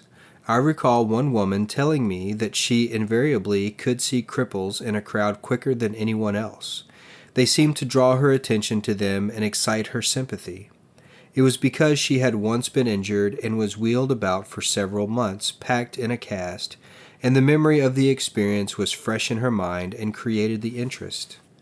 Our interests are largely individual because we do not think alike. One person may find interest in some things that another would fail to see. Recently, my wife and I went out exploring along a dried-up riverbed on the desert. She was especially interested in collecting bright stones containing gold, silver, copper, and iron that are commonly found in this country. I, in turn, was looking for gourds that I knew would grow wild where there had been moisture. I was interested in gathering the kind that the native Indians used in their hogans, and particularly the kind they selected for their ceremonial dances. There we were together, she walking about picking up these rare stones, and I looking around for the vines that held the gourds. I didn't even see the stones, and I'm sure she didn't see many of the gourds. Both walking together, yet we were seeing differently because we were looking for different things. We see in life that which interests us the most and pass blindly by that which is of little or no interest. It is here in this simple practice that many of us may be making our mistakes.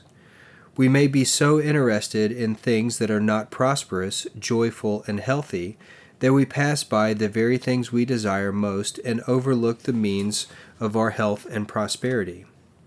With our interests so engrossed in seeing the lesser, either through habit or ignorance, we fail to attract the greater things that are all around us. A young man came to me one day asking what he could do to increase his income.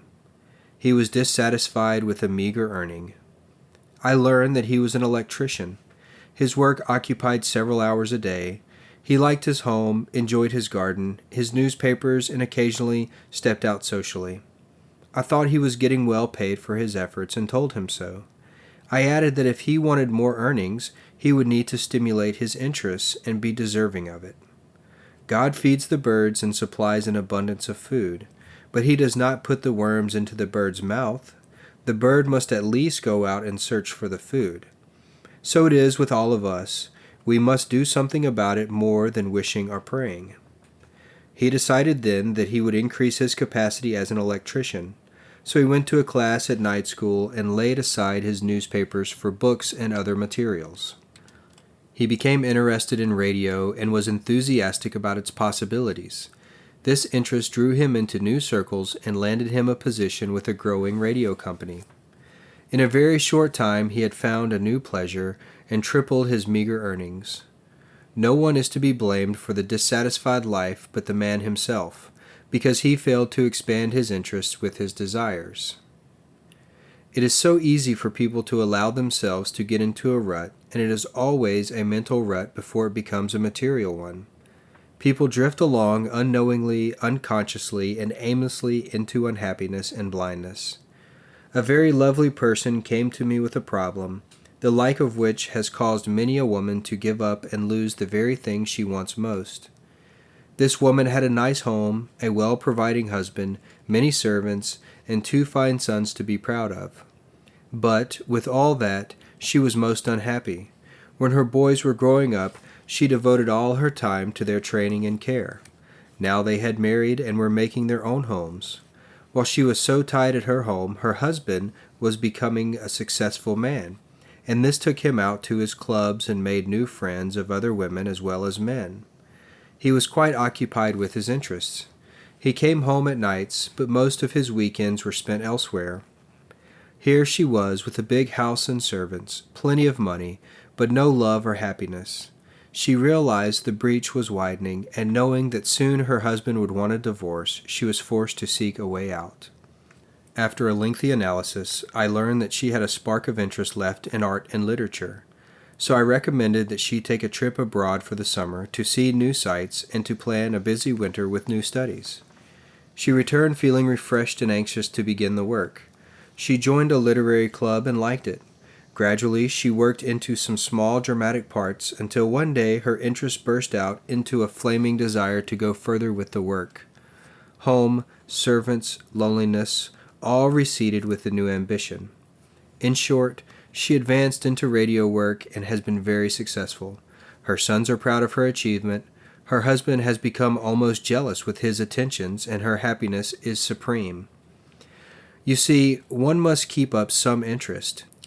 One must keep his mind active and keen in order to avoid losing one's attractiveness and satisfaction. Our highest interest should govern our thoughts and not the material things. The material things are only the means through which we express our interests. A strong magnetic power is founded upon a strong idea or principle. This idea or principle directs our interests, and this in turn develops an inner power of attractiveness. A young woman whom I know very well and shall always prize as a friend is not a beautiful girl as far as beauty goes, but she is most attractive. She has a wide circle of friends and verily charms them wherever she goes. When asked one time what it was she possessed that seemed to cast a spell over her admirers, she said, "I can't accredit to my physique, nor to my brand of cosmetics, but I believe it is because I love frankness, truth, and a pure mind." Innumerable examples can be told of men and women who have attained success and fame because they have loved and lived some principle of good. To live such a principle and to follow it with interest will, according to the law, always attract good. Attention. To have a high interest is not enough. We must inject this interest into our daily labors. Our attention must portray our interest, and the keener our interest, the more intense will be our attention. It is our interested attention that draws from the outside world such facts as are formed in the mind. As we direct our attention to our interest, this magnetizes our power of attraction, which draws to us much of the same type as our thought. When much of our interest is taken up with our full attention, we shall find that most of our petty and selfish leanings will be absorbed by our higher interests, and we will steadily progress. I recall years ago, when I was yet a student at the university, that I would often pass through the terminal of Williamsport, where a certain man had his offices and was then a junior supervisor for the Pennsylvania Railroad.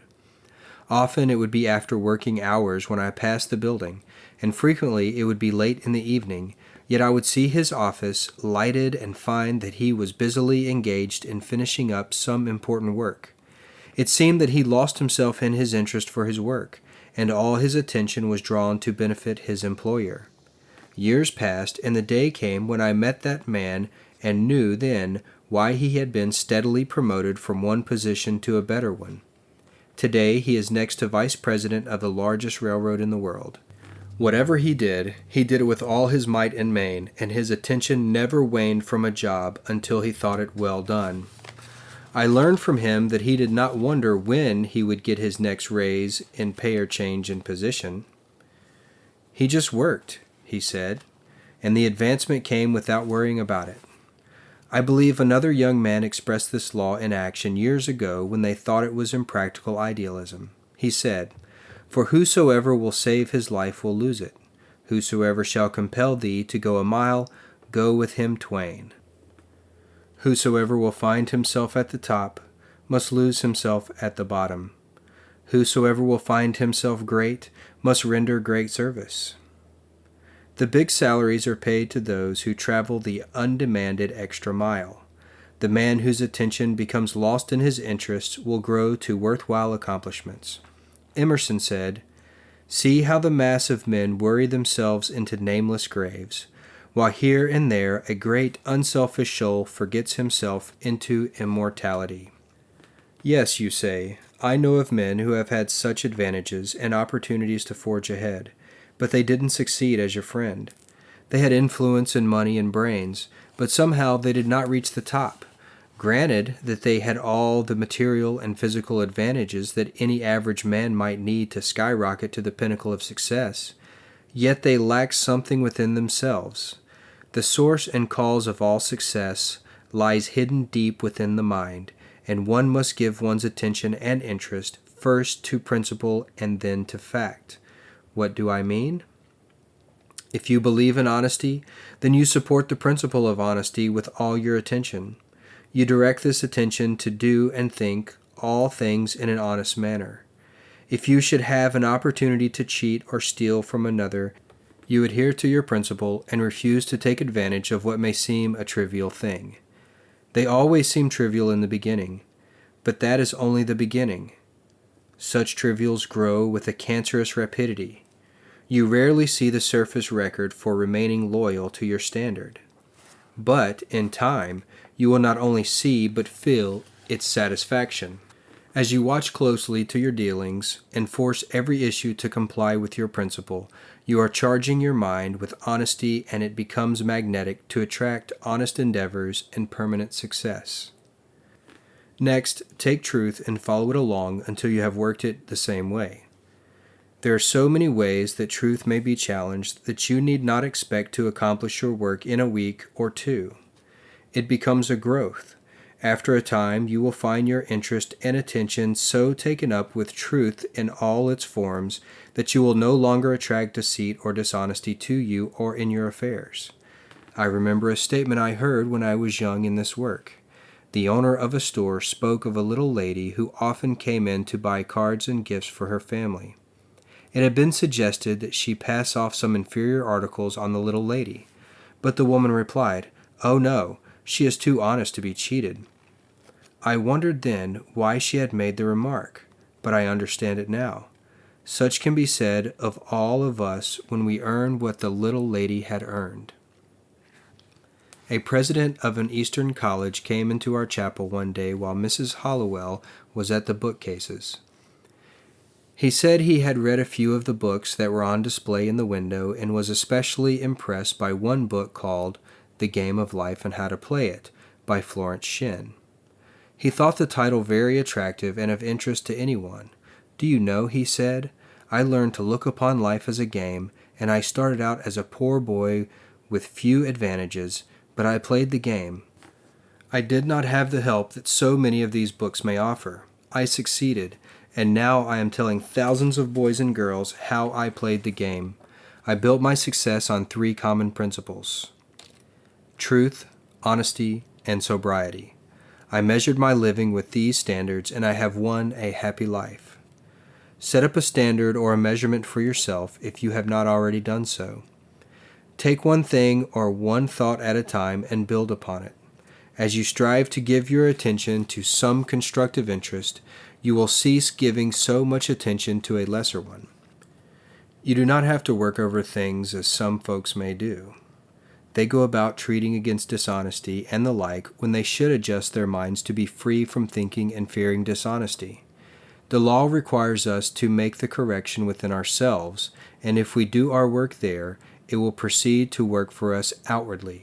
It is our thought which stimulates interest and directs our attention. Therefore, let us not wander away from the source and cause of attracting the things we do not want. Expectation. The last step we take is expectation. This is an active form of attention. It is attention with intensity. It may be likened to the actions of a cat that waits patiently at the mouse hole. The cat expects to catch its prize at any moment.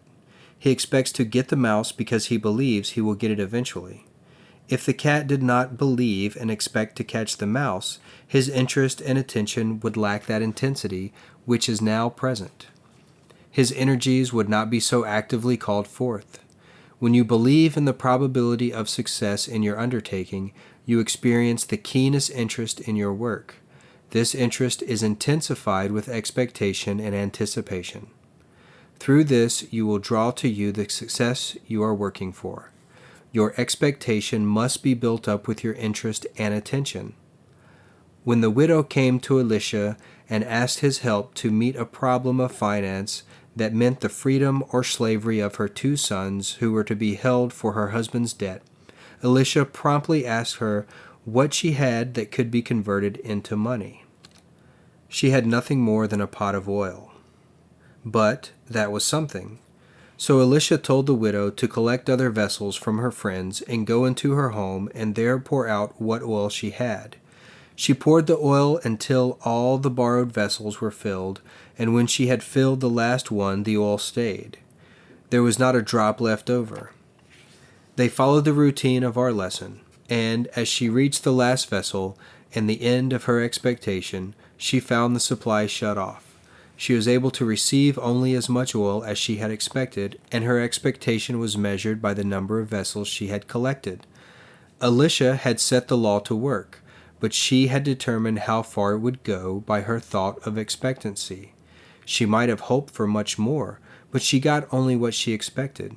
If you are working for success, health, or happiness, you may wish for a lot, but you will only enjoy as much as you are able to expect. If, in your heart, you doubt or fear that your need will be met only in part or not at all, you can know that you will receive that much and no more.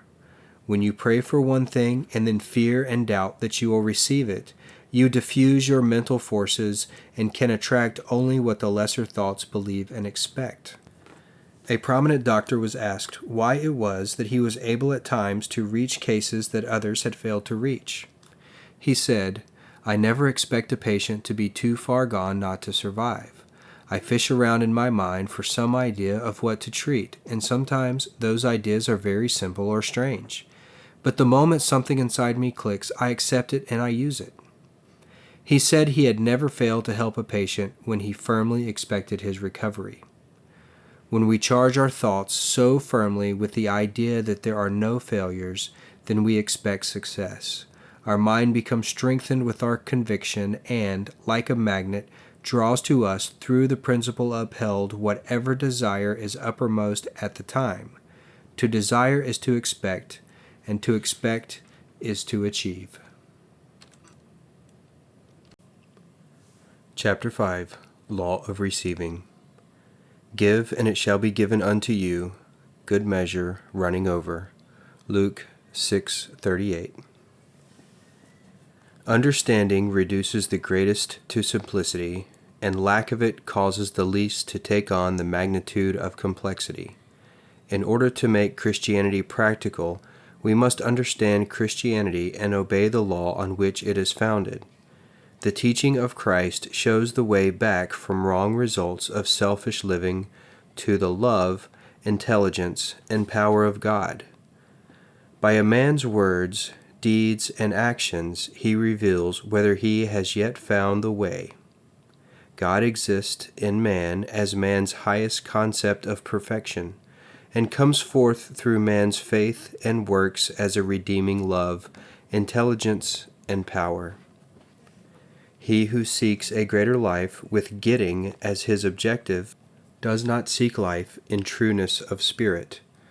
To the extent, and so long as, any material object remains between the mind of the seeker and the law of God, the two are held apart and do not become one. In the same degree that a man holds to personal opinion and desire, he is limited in knowing and experiencing the limitless authority and power endowed him by his Creator.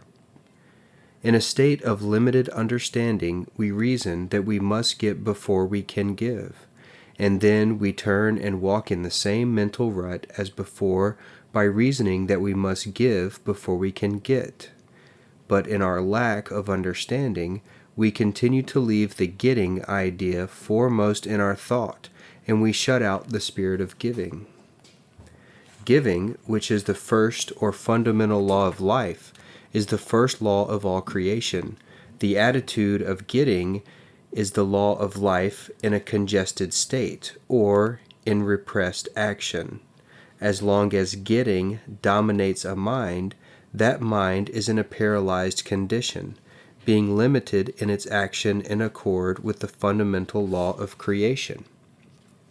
The radio has aided greatly in explaining the process of the law of giving and receiving, or prayer and blessing. The principles involved are very similar. In fact, they are the same, except that one is mechanical and the other mental. When the operator projects a program, he stirs up a vibration in the air that goes forth to accomplish what it will. He has nothing more to do with it after it has been projected.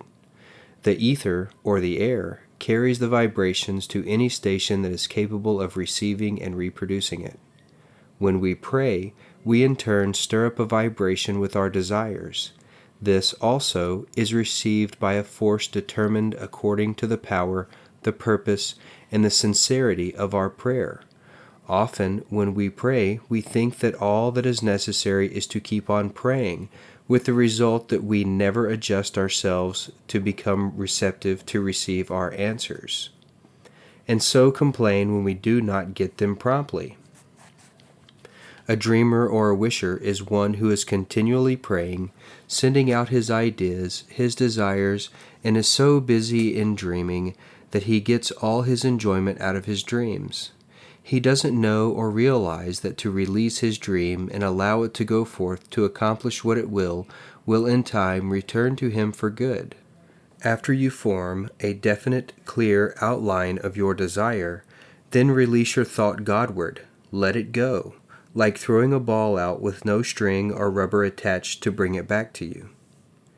Man's extremity is God's opportunity, is true. For when man reaches his limit, he hopelessly stops his efforts. When he relaxes from his strain, the law has a chance to reply to his desires, and things begin to change for him.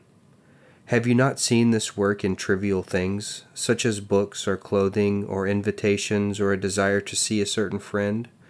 Possibly at some time you sent out a thought or a desire and then forgot completely about it. The next thing you know, you receive the invitation, or you were walking down the street and bumped right into the friend you so desired to meet. Yet somehow, when it comes to more important things, to larger things, we fail to release our desires and prayers as readily, and anxiety and tension holds everything fast. Nothing worthwhile is accomplished. The mind is like a sponge. We squeeze it hard with our anxious thoughts, but not until we can release the pressure and allow the sponge to take its normal shape can it become absorbent and receptive again. Once we have expressed our needs through prayer or otherwise, some believe that is all we must do. On the contrary, we are working with a law that is definite and active, and this is only the beginning of our work. The principle of life upon which this law is based is clearly written. It reads, "Give, and it shall be given unto you, good measure, pressed down, shaken together, running over." Giving always precedes and predetermines the reception, whether you are giving your thought, your word, your service, or your deed. Some folks may consider this law as a two-way law, that is, half the time you should be busy giving, and the other half of your time you should be receiving. It is like the proposition of heat and cold. They are two sides to the same law. That is, if we concentrate upon cold and hope and pray to get heat, we are likely to freeze to death. What we must do is to give all our thought and effort toward building a fire, or seeking that which will create heat to warm us. If we concentrate upon receiving, not giving any thought or idea or desire to build upon, we, in like manner, may perish. The law says, "It is more blessed to give than to receive," and, "As you freely give, you freely receive." Unless we are free to extend or give out our desire, our good, the law will not have any pattern to work with. It cannot proceed to supply any need without a pattern. Many try to work the law backwards, and for that reason get little or no results. They say to themselves, "Well, after I get, then I will give." If you wish any good thing, you must first give some good to build upon. A young man gives his girlfriend a gift, a paste diamond. Later, when he got into financial difficulties, his friend, most anxious to help him to tide over, wrote a kindly note and wished him every success in meeting his obligations. She enclosed the gift he had given her and suggested that he sell it to satisfy his need. The young man was sorry then that he had not given his friend a diamond of real worth.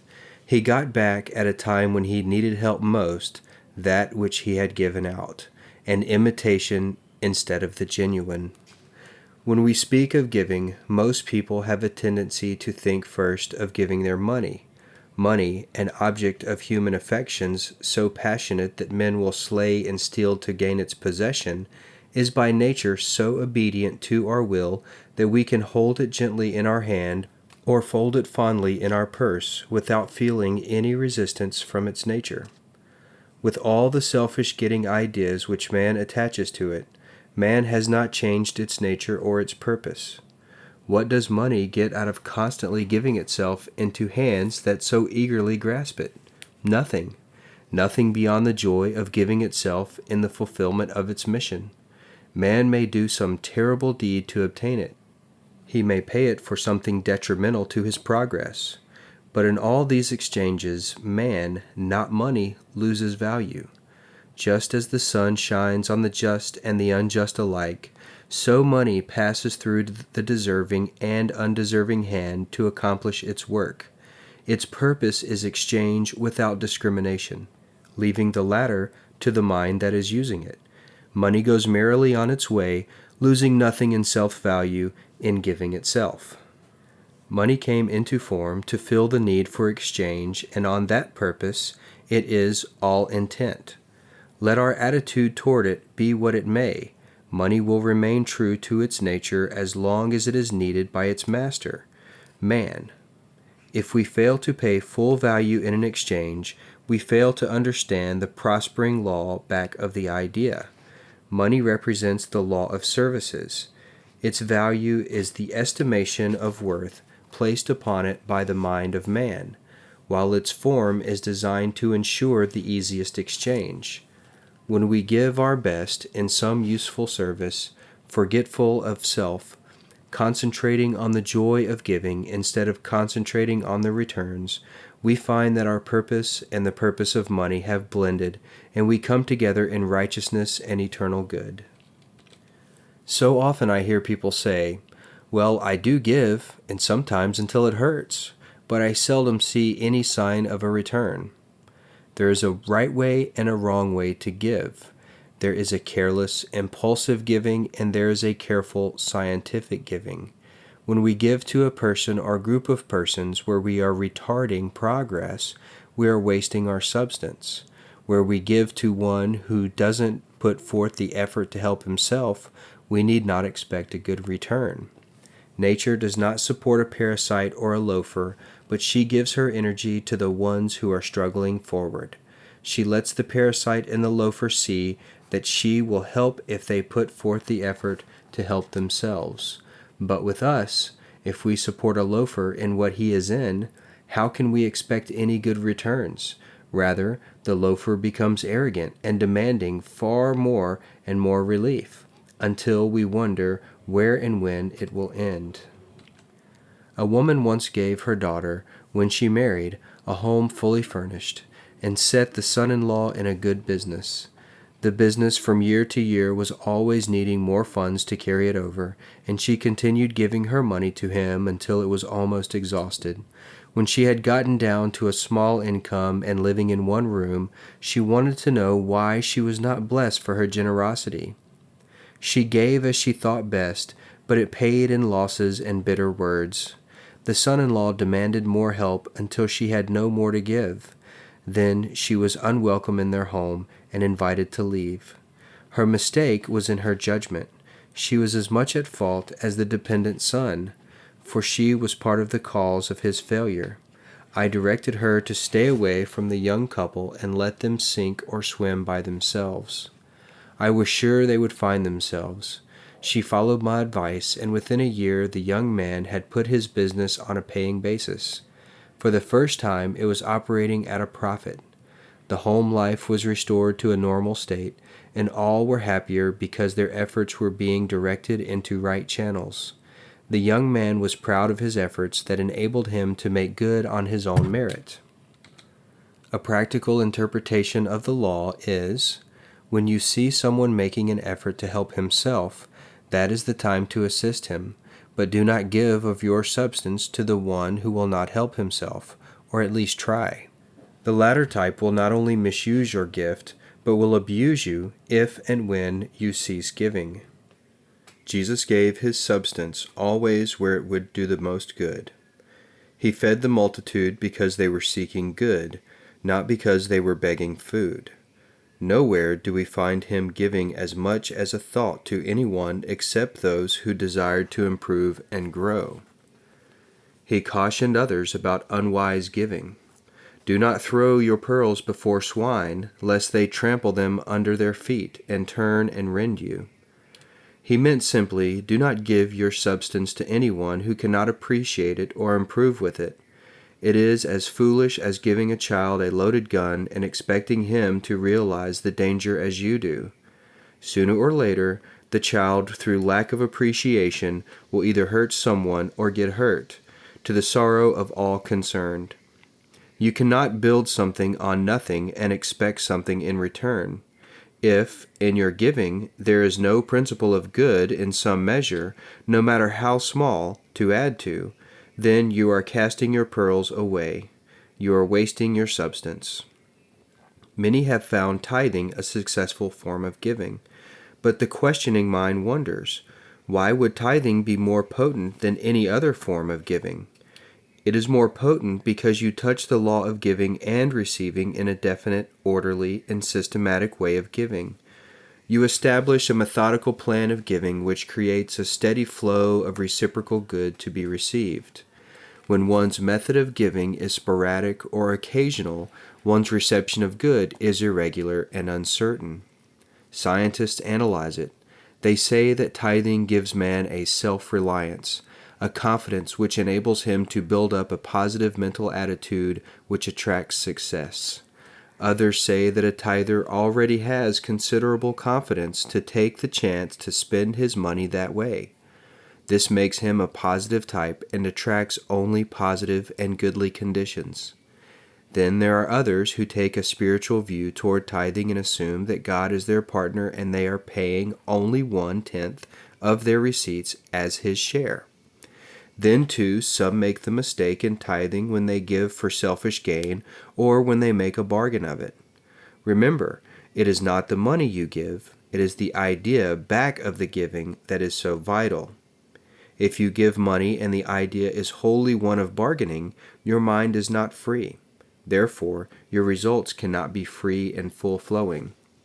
Tithing, no matter what one may think about it, if one thinks at all, has a tendency to bring man into line with the law of giving, and his results will be in proportion to the honesty, sincerity, and spirit of his gift.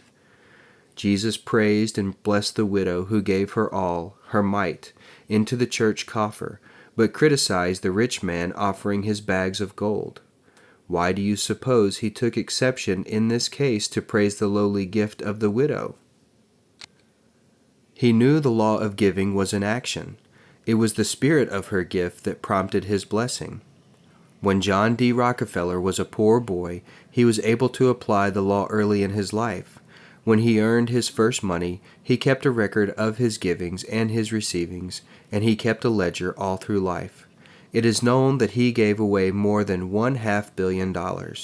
Possibly, we can judge why he received so much to give. But after we give, that is not all we must do. Our next step is to prepare to receive the response or results of our giving and to receive, as the law states, good measure, pressed down, shaken together, and running over. This is the most interesting part because our preparation shows our active faith. Instead of rocking and waiting, we are preparing and working. This, in turn, enlarges our view. It stimulates our interest, it disperses our doubt and fear, and energizes our power of reception. This was clearly illustrated by Elijah the prophet, when the 3 kings came to him and asked him to pray for them that they would be victorious in battle, and that they might have rain to supply their soldiers and animals. Elijah told the kings to go back to their camps and prepare for the morrow.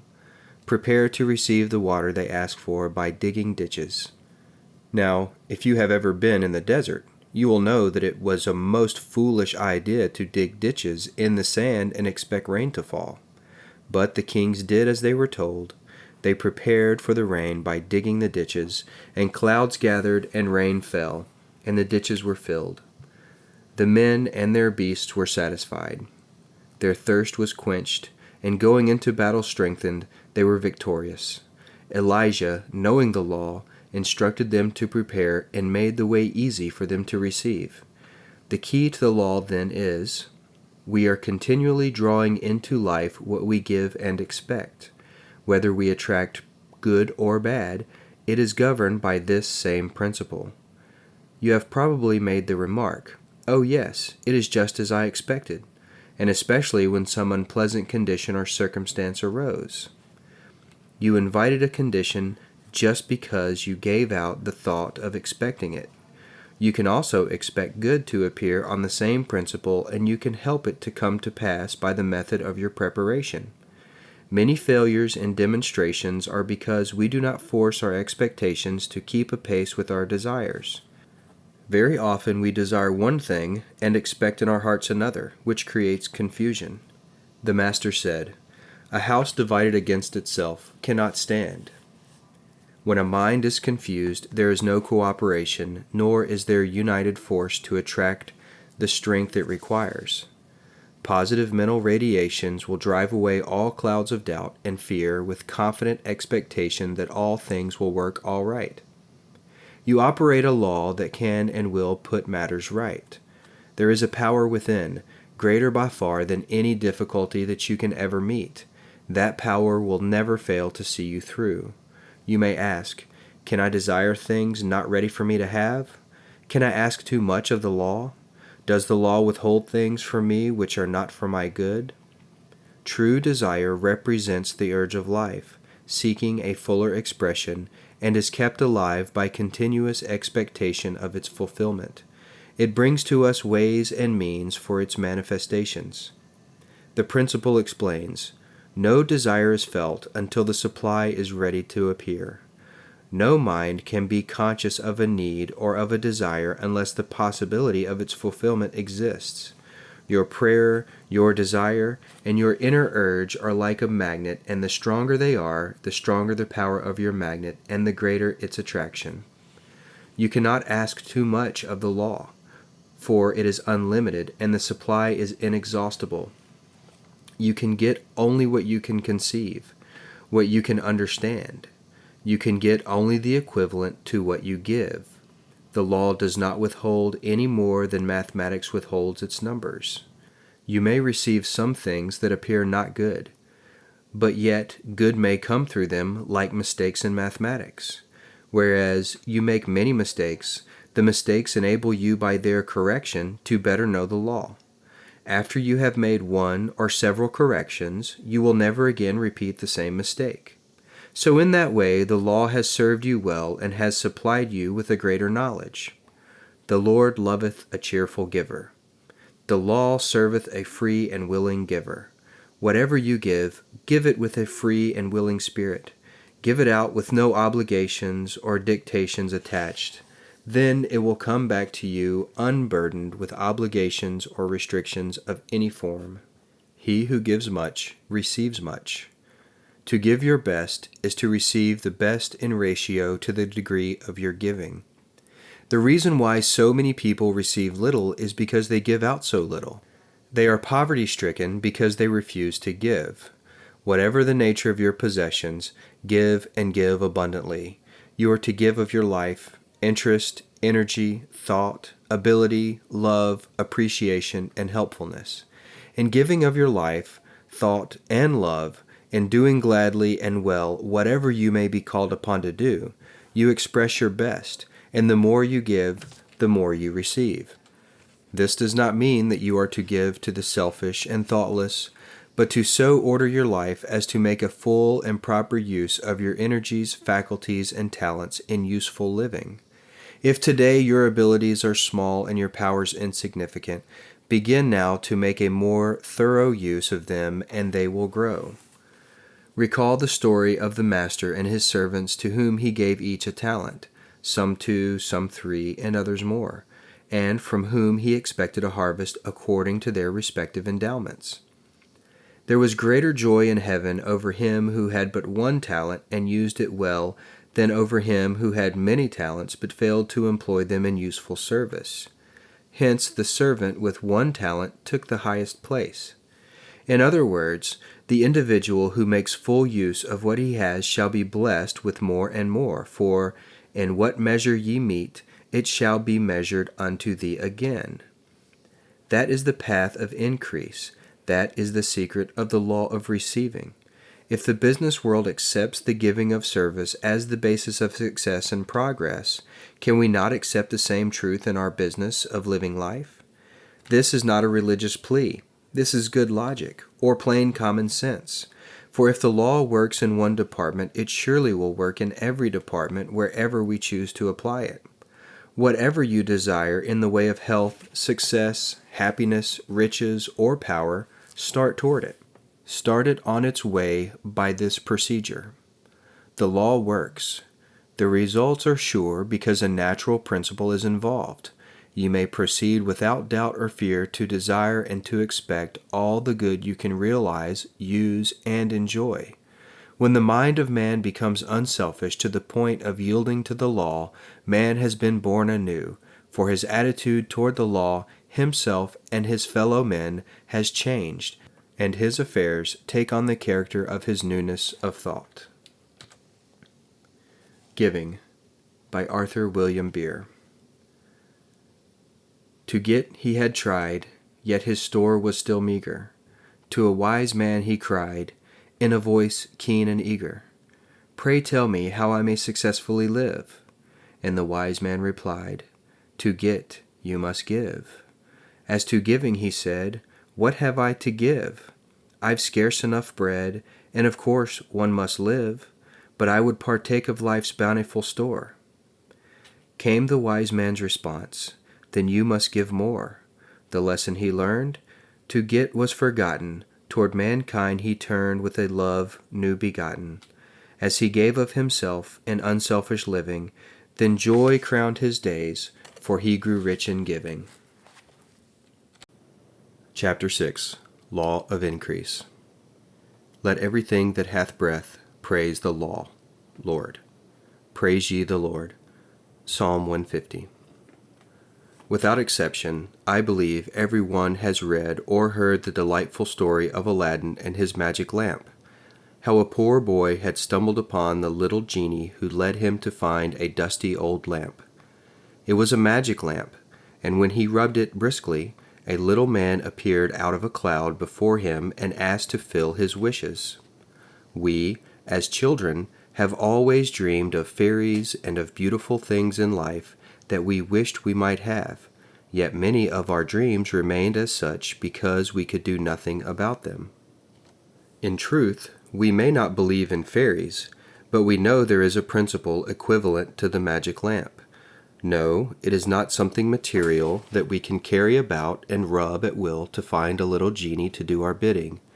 It is an understanding which enables us to use the law more clearly, and in using it we simulate our good and bring about much for our pleasure and happiness that seems like magic or miracles. This understanding is the act of praising God, the law, for that which we desire, and invariably the fulfillment of that desire is speeded up to almost magic proportions. This method is, of course, not new. It has been used throughout the Bible from beginning to end. Praise has ever been a common method used to employ the attention, favor, and blessing of God, however one believed in it. In early history, we learn that the people would bring their sacrifices and place them on the altar to gain the favor of Jehovah. Following this act, they would render their praise and song in ceremony, believing that by doing so they would be favored. Their prayers would be granted. Read the Song of Moses and note its structure. Read of the fall of Jericho and note the process used by the people who marched about the city walls until they crumbled and fell, and who became conquerors. Read the last Psalm of David, and in doing so, remember that it has been used by the Hebrews for ages and has proven most efficient throughout the centuries. The singing of songs or the blowing of trumpets does not bring the results you pray for, nor do you suddenly gain favor with God because of it. The effect of your efforts does not influence God in any sense, but it does influence you. It enables you to be lifted up and unconsciously touch the law and gain its blessing. What has been an unconscious act or an accidental method can become a known fact and a regular means of stimulating your good. If one learns the simple method of praise, that alone will simulate and increase his good. Jesus once said, "If one has faith as a grain of mustard seed, he can move mountains." If one can realize the power of praise, he can do the same. Praise is complementary to faith. Whereas faith is wisdom and understanding, praise is the application of that understanding. Faith is the boiler that holds a substance of power, whereas praise is the fuel that generates that power into an active force. If you must constantly watch your boiler and care especially for the fuel that charges it in order to get the most out of it, then the fuel is a very important part of the machinery. In like manner, faith without praise is but a cold boiler, an inert mass of machinery. It may be nice to look at or to talk about, but of no value more than that until it is put in motion and produces. Praise is a stimulant of the mind. It quickens prayer. It magnetizes all the good around you. It transforms that good into usable, visible substance. A woman was crying bitterly and praying tearfully to God for her release. The master, hearing her, silenced her and asked, "Is your God a God of tears, of grief and anguish and pain?" No. God is a giver of joy and peace and happiness and love. You want peace and joy, yet you pray to your Father with tears. If you want black, do you ask for white? If you ask for a fish, do you expect a serpent? If you ask for bread, do you expect a stone? You can only get what you expect, for the unchanging law is ever working to supply you. Prayer should not be one of supplication, pleading, begging, entreating, a sad state. It should be one of claiming, declaring, decreeing, praising, and a joyful thanksgiving. Praise is an avenue of prayer through which the Spirit law expresses itself. Praise is a broad highway, while all other forms are only feeding arteries. Through this inherent law, when man praises, he opens himself upward to God. He lifts his consciousness to a higher realm and becomes a greater channel to receive the good that is ever waiting to come to him. Praise opens a little door in his mind that enables him to draw closer to God and to be attuned to the divine forces within and about him. Praise is the shortest route to complete any demonstration and the quickest way to enjoy effectual prayer. Praise expands and opens the mind upward, while its opposite, condemnation, contracts and restricts. The whole creation responds to praise and is glad. You may have noted how a trainer, after each performance of his charges, would give them a satisfied pat or some morsel of food they especially liked.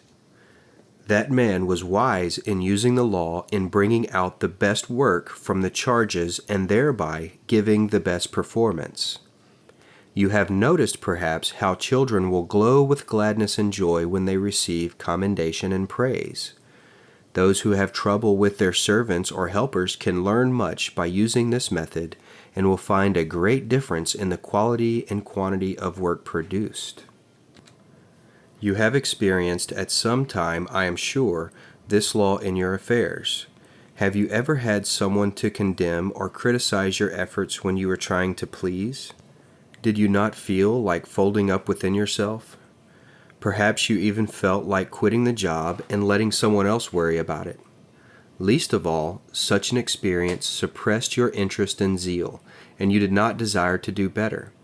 That is how one reacts when the law is reversed, whereas when someone praises you for your efforts, you feel like expanding and doing better, trying harder to be more perfect. Your interest becomes greater because of that pleasure, and with your happiness you bring happiness into your work and all around you.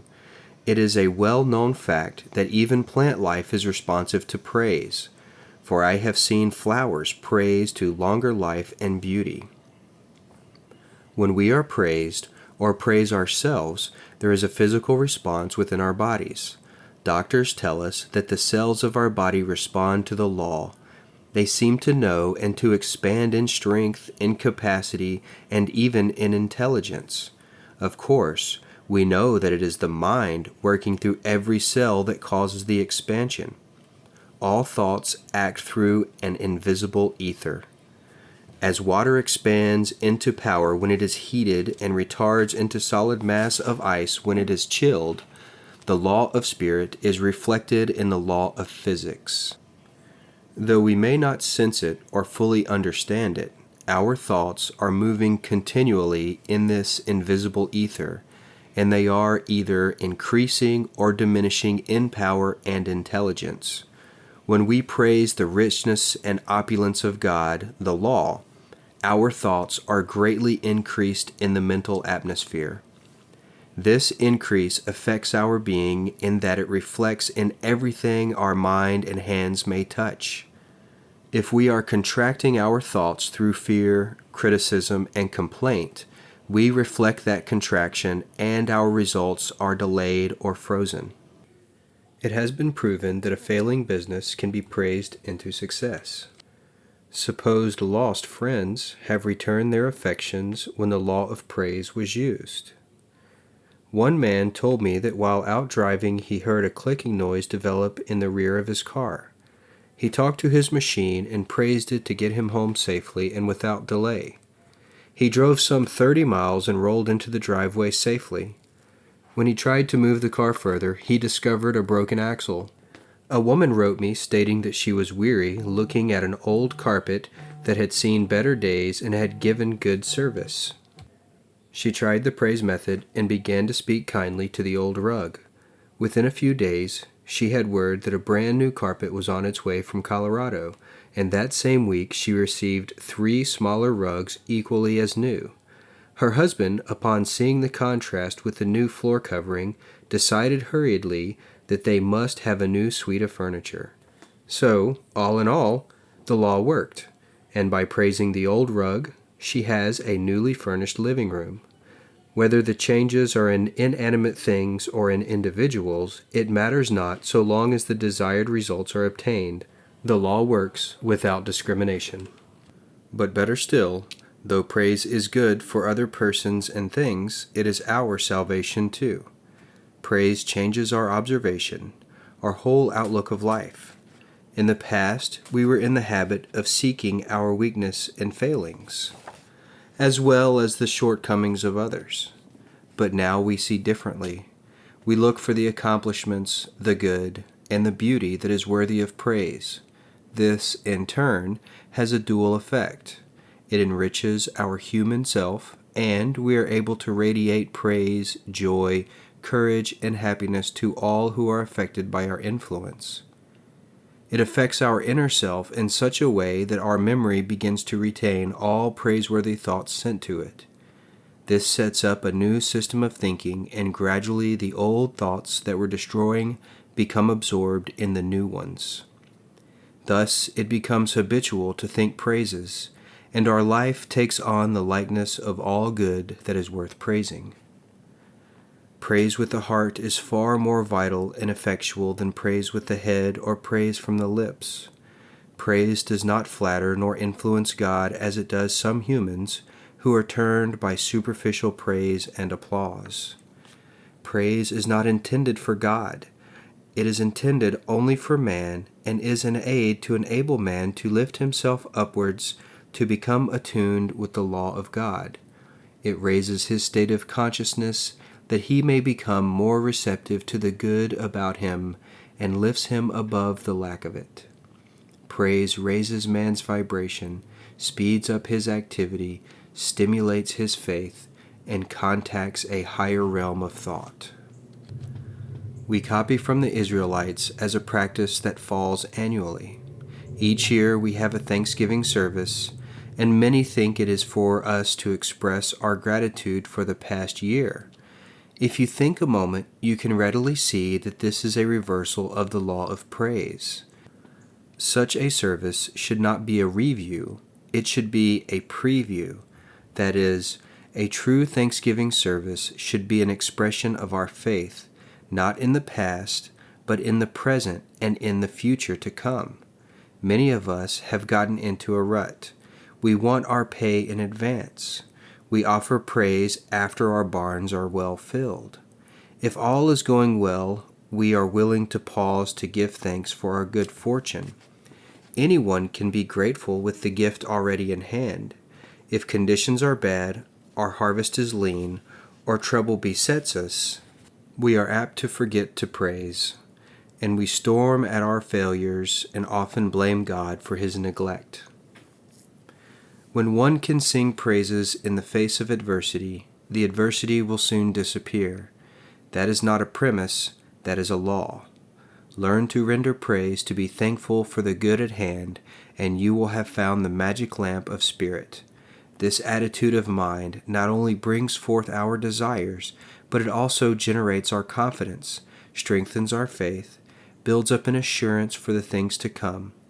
Thus, to be able to praise when things appear the darkest will invariably force the sunshine through. Our degree of faith in the law and God is measured before we receive, not afterwards. It is that degree of faith that determines what we shall be capable of receiving. This is what Jesus knew when he said, "What things soever ye desire, when ye pray, believe that ye receive them, and ye shall have them." Praise is this belief in action, and that action is in the present tense. It is in the now. Samples of his work show us how he approached his problems. In one case, he turned to the patient and asked, "Do you believe?" To another he questioned, "Do you perceive?" In one of his most trying tests, that of going to the tomb where his beloved friend Lazarus lay dead, we see his approach no different. He stood apart from the mourners, and his first words of prayer were, "Father, I thank thee that thou hast heard me." What could one be thankful for at a time like that? But the Master knew he was grateful for the answer to his prayer that Lazarus would be restored to life again. Directly he called out in a loud voice, "Lazarus, come forth." And the book reads that Lazarus stirred in his grave clothes and returned to his body again. At another time, 10 lepers called to the Master, asking to be healed. He directed them to go show themselves to the priests. Later, one of the men came back and expressed his gratitude to Jesus for having been cleansed. Jesus turned to him and asked, "Were there not 10 cleansed? But where are the 9? To the one who touched the law he said, "Arise, go thy way, thy faith hath made thee whole." 1 out of 10 showed his willingness to return with a grateful heart. He received a permanent healing. Many students fail to repeat their demonstrations because they take too much for granted, or they become careless with the law after they have enjoyed some blessing. One of the first requisites of the law is that we keep ever an attitude of praise and thanksgiving. If we hope to receive of God's outpouring good, we must keep ourselves receptive, and praise is one of the simplest means known to accomplish this. Be ever grateful for the very least of things, and the very most will come to you. We must keep our thoughts uplifted always, and praise is the means that will do this. If there is any ingratitude lurking in your mind and heart, begin at once to learn the Psalm of David, "Praise ye the law, Lord." As we attune our thoughts to the law of God, that law serves us in proportion. This, the late Russell Conwell of the Philadelphia Baptist Temple must have clearly understood when he called his people to attend a special service of praise and song and prayer. Anyone in his church who wished prayers for his problems was urged to come and bring his offerings, leave his name, and state his need. One man of meager means came and asked that his daughter's name be given out. She was a patient in a mental hospital and had to be put away for this reason. The week following the praise service, he called to see his daughter in the hospital and was amazed to have her brought down to him and pronounced healed. A woman brought her jewels and placed them on the altar as her offering. She was afflicted with a physical condition and suffered painfully. She was unable to walk without the aid of her crutches. When leaving the church after the service, she tripped and fell on the steps. As she was lifted to her feet, she realized she had been healed. Another woman, a widow, came with her mite and asked that she might keep her home, as it was mortgaged and the payments long past due. She went home, but shortly after that it seemed that things were surely going against her. A leak broke out in a water pipe and she was forced to call in a plumber to repair it. How she was ever going to pay him only the Lord would know. When the plumber tore up some floorboards to repair the leak, he uncovered a can of money that her husband had hidden away, and the amount was more than enough to pay the mortgage and the plumber. These happenings are all true and can be repeated by anyone who will fulfill the law as this believing minister has done. The law cannot fail us when we do not fail it. Learn to turn the law of praise upon anything you are praying for, and you will see action. Praise is faith in action. A faithful law, faithfully observed, will ever reward generously the observer. The law of praise will lift you from sickness to health. It will raise you from ignorance to intelligence, from poverty to affluence, from weakness to strength, from fear to courage. In fact, the law of praise will promote you in all things and in all ways. Begin using the law now. You haven't much to begin with, you say? Well, neither did Jesus when he had some 5,000 hungry souls to feed. He had only 5 loaves and a few fish, yet he did something with them. He started action by praising the little at hand, and then passed it about. You know the story. And the master said that what he did we could do. There are no exceptions with the law. How can it be done? When you learn to take what you have and build upon it, not with scorn and condemnation, but with praise and gratitude, you are working the law, and the law will give the increase. Praise life, that good is everywhere. Chapter 7. Law of Compensation. Whatsoever a man sows, that shall he also reap. Galatians 6:7. The world owes me a living, you hear people say, often with a reckless attitude of determination that they will collect that living in the easiest way they know how. It is current talk at the fireside, across the table, over the radio, and even a political issue that so-and-so should receive a pension in order that he might live on a sum of $200 per month, more or less. Therefore, the statement is familiar to most of us when we hear it. I don't deserve this, or how unjustly life has dealt with me, are common expressions of defeat and failure. Why should that person have more than I? I am just as good as he is. We hear these remarks again and again. The early religious teachings were that justice might be expected in another life. The rich and the powerful, assumed to be the wicked and the overbearing, were bound to receive their punishment in the end, while the poor, unfortunate ones, the wretched ones, were to be devoted to their religion and their church. Then they were sure to be bountifully rewarded in the next life.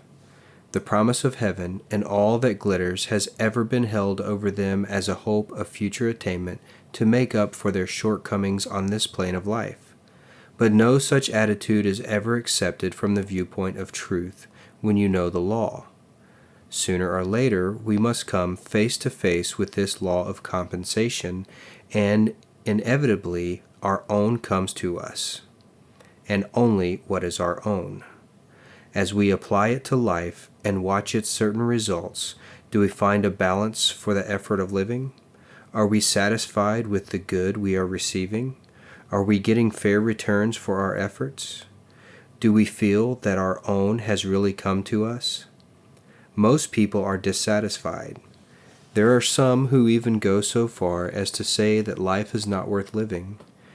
The great majority declare that injustice is riotous in the world, and more especially in our own lives, that unhappiness, sickness, and poverty exist through our living.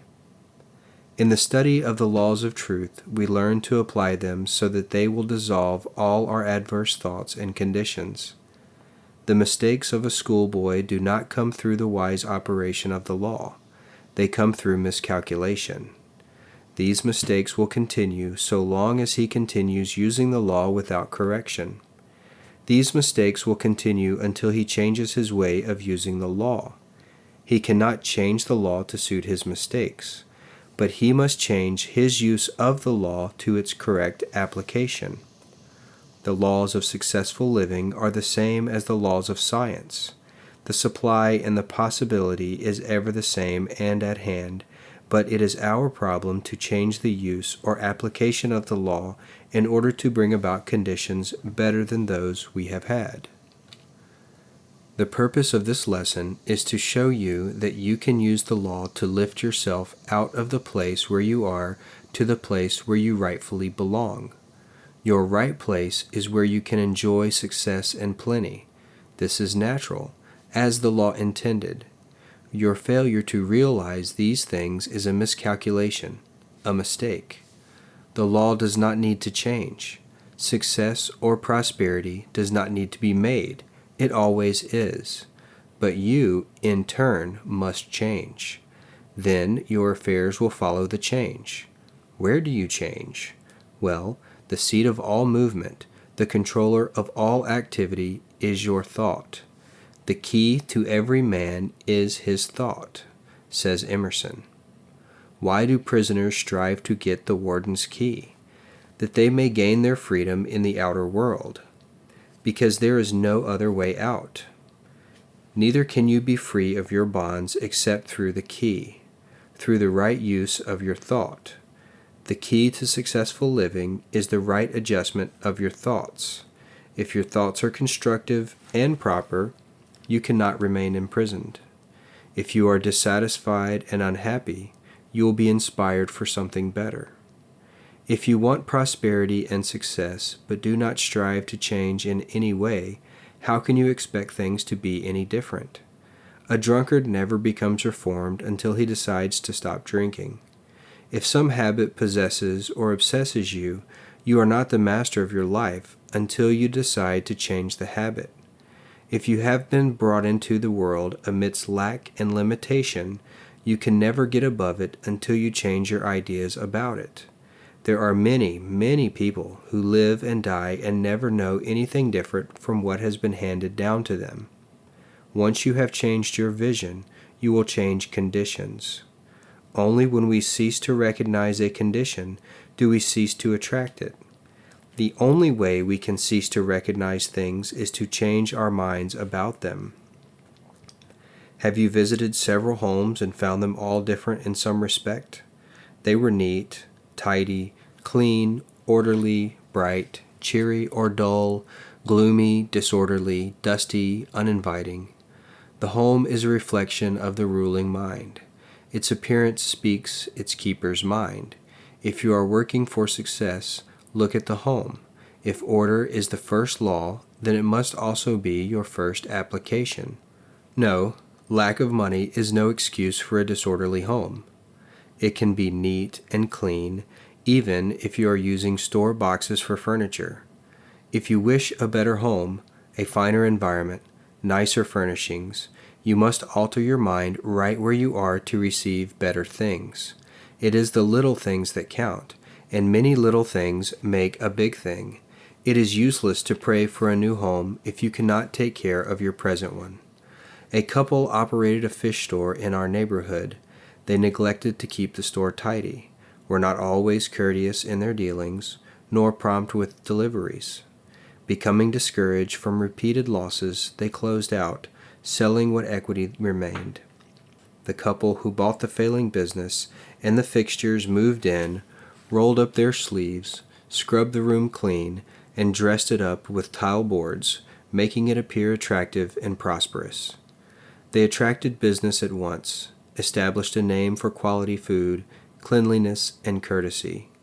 Their business, in spite of former conditions, steadily grew until it was necessary to lease an adjacent room and increase the size of the store. Some years have passed, and these two people have enjoyed an enviable success in the same business and location where others had failed. The law helps those who help themselves. The law of compensation always works that way. When you perform your tasks to the very best of your ability, or when you are thorough in your work and do it well, you infallibly bring out the best there is in you. Otherwise expressed, you grow more capable and efficient. You become better, and thereby show your growing superiority. And the law is that he who becomes better will attract the better and be given the greater things to do. The principle involved is that when you become too large for your present place, you will begin to draw yourself to something larger. You cannot attract the better until you first become larger. You must earn what you receive, or you cannot keep it. If an individual appears to do so, it will not continue. For, in accordance with the law of compensation, that person will find his true place. Or, as popularly expressed, like water, he will find his true level. Or, you can't keep a good man down. In truth, the only bar to your advancement is your own unfitness. In other words, he who more than fills his present place will, sooner or later, be advanced. Were it not for this principle, there could be no progress, no growth, no development, no evolution. If the office is all cluttered up with papers, magazines, and bundles, if the boss's desk is stacked with mail and some a week old, the office force is careless. The business reflects the mind of the organization. The organization reflects the mind of its chief. Where do we go to find the cause of any leaks? We go to the head. We change his ideas, and the whole organization is converted directly. Change the mind of the general, and you have changed the route and purpose of the whole army. To blame your difficulty on outer conditions or on other people is not correct. It is not the law. It is you who are wrong. You have a snag in your mentality somewhere. Check back and readjust your ideas. They are creating and bringing forth your conditions. Do men gather grapes of thorns or figs of thistles? Jesus included this law as a supreme factor in his doctrine. Give, and it shall be given unto you. Judge not, that ye be not judged. With what measure ye mete, it shall be measured unto you. And Paul said, Whatsoever a man soweth, that shall he also reap. The law that we reap what we sow is mathematically accurate.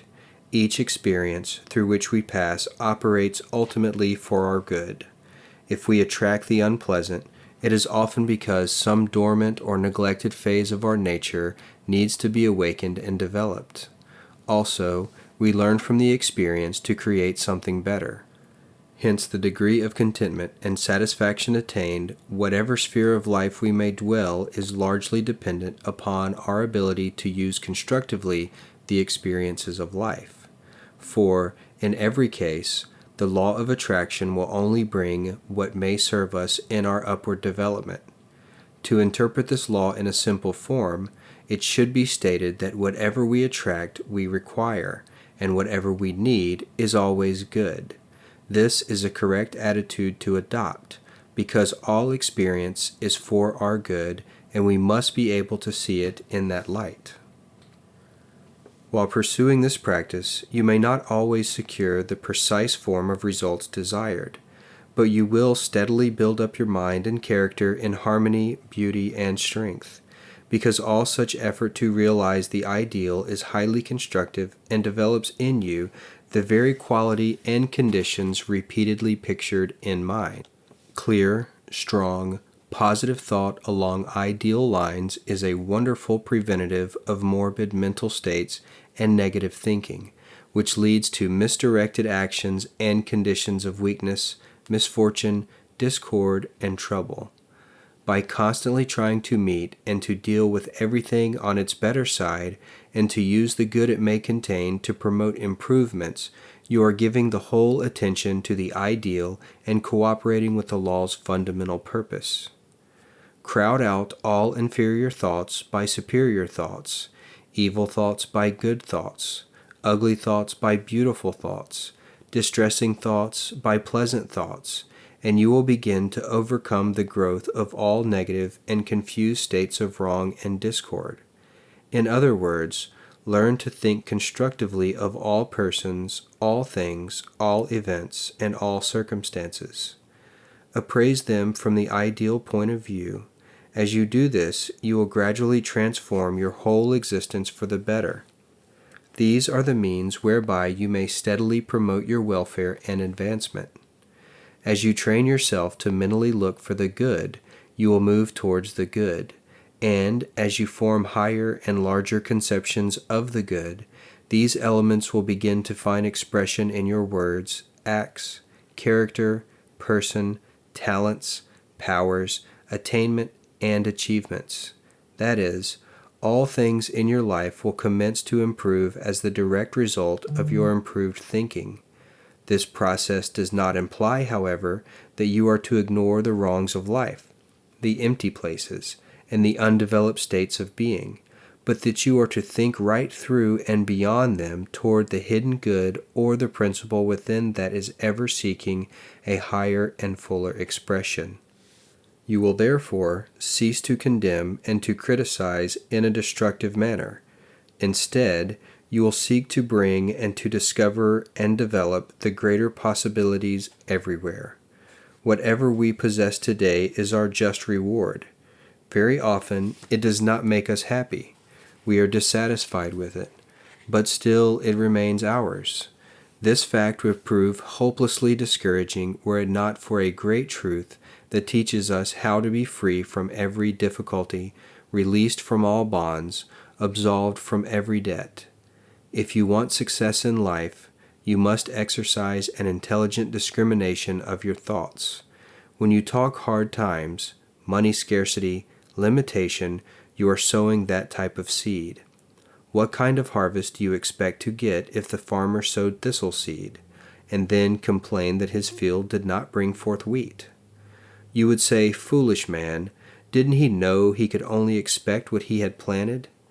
Never make an assertion, no matter how real it seems to be to you, if you do not want it produced or continued in your life. Do not say money is scarce. The very statement will send money away from you. Do not say times are hard.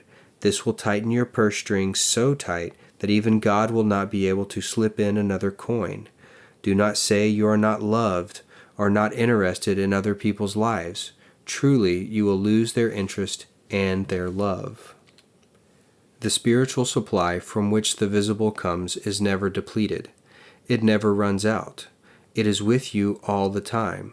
It will yield according to your demand upon it. It is not affected by your ignorant or blind talk of lack or loss. Only you are the one affected, and you control your demonstration with your thought. The unfailing resource is willing to give. It has no choice in the matter. If you continue to pour out your thoughts into this substance, this will prosper you. Turn the energy of your mind upon ideas of plenty, love, happiness, joy, health, and they in turn will appear. If you want a better home, make the one you have as nice as you can. If you want new furnishings, new clothing, don't condemn or belittle what you have, but enjoy them to the fullest. If you want a position or a new one, get yourself in readiness to fill that position or improve the one where you are. Hence, your failure to meet your demands of life is not a failure of the material. It is but a failure within yourself of the lack of understanding or the lack of application. No matter what your problem is, the law can work it out, but you must adjust your thinking to work with the law. Do not expect that in just a few moments or a few applications you will realize a full consciousness of plenty. A builder does not erect a beautiful spire or dome to $1 million cathedral without foundation. He must first have support to hold the spire aloft. He builds walls and cross braces to hold each wall, and each wall is built slowly and perfectly, stone by stone. You must realize that by working and proving the law, you do so step by step, with each step bringing you closer to your goal. In Philadelphia, a man boasted that he was a success. He rose above his competitors. He drove them off the street, some of them out of business. He founded his business upon competition, but I learned only recently that his business had dwindled down to the place where he was forced to close out and move to a smaller town. The law of compensation works slowly but surely. One cannot build upon the substance or the virtue that another has created. You can only build on that which you create. Competition in business is a rivalry, or strife, for two or more people. Fearing there is not enough for all, they fight with one another to get all they can. Don't fear your neighbor is getting more out of life than you are. Don't try to compete with anyone or anything. It has been said that competition is the spirit of business, but I do not think that competition in the form of rivalry and strife, of arguing and fighting and lying about each other and each other's business, is the right spirit. I know it is not. Rather than call competition the spirit of business, let us call it compensation. Compensation means equal returns for that which is given. It means a balance of that quality or service that is extended to another. I am certain that if you conduct your life, which is your business, along the path of compensation rather than competition, you will find it more enjoyable to compare your quality and service with another. The better your service, the greater the reward, the more business you will attract. If you follow this law, you will find that it is the golden rule in any life or in any business. You will be certain to succeed, no matter if there are other so-called competitors seeking business in the same block. If you are not succeeding, if you lack any good thing, look more closely to the cause. It is not outside. It is somewhere within. See where you fail to use the law correctly or where you fail in your consciousness to think rightly. There are 3 points common in everyday life where one may fall into a snare and a delusion. First of all, do you expect something for nothing? Does it make you feel good, pleased, when you get something without paying for it? If so, you are violating the law. Your returns will always be unsatisfactory. No matter where you go, be willing to pay your way. Have you known some people who hang back when you go out for an evening's entertainment? They stand back and let the other fellow pay for the show. People like that lose hundreds of dollars when they try to save themselves a paltry 50 cents. The quality of thought they entertain repels many dollars they rightly could attract. If you knowingly cheat another one of $1, it may cost you many dollars for the mistake. Second, do you hunt for things that are called cheap? Are you a bargain hunter? Cheap thoughts can only bring cheap returns. You who wait for bargain days will always have to take bargains. But remember, there are no bargains in life.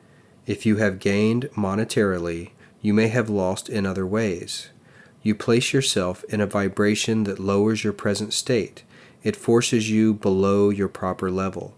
It limits your thought to a state where you support underselling, cutting, bankruptcy, and dishonesty on the part of the seller. He must lie or deceive or cheat somehow about the price of the bargain or some other article, because he is in business to make a fair profit. Thus, you become a party to the violation and come under its penalty. Third, do you begrudge spending money? Do you hate to pay your bills? Release your money cheerfully, even if it be the last dollar you have. Decide what your need is. If it is of more value than the dollar in your purse, then spend the dollar cheerfully. In this way, you comply with a law. Often, when we get to a low level, we begin to tighten up on our purse strings.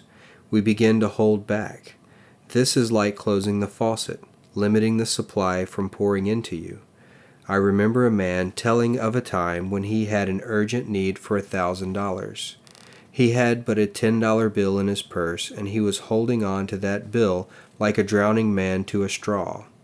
For days, he said, he carried it about with him, afraid to spend it for fear of being broke.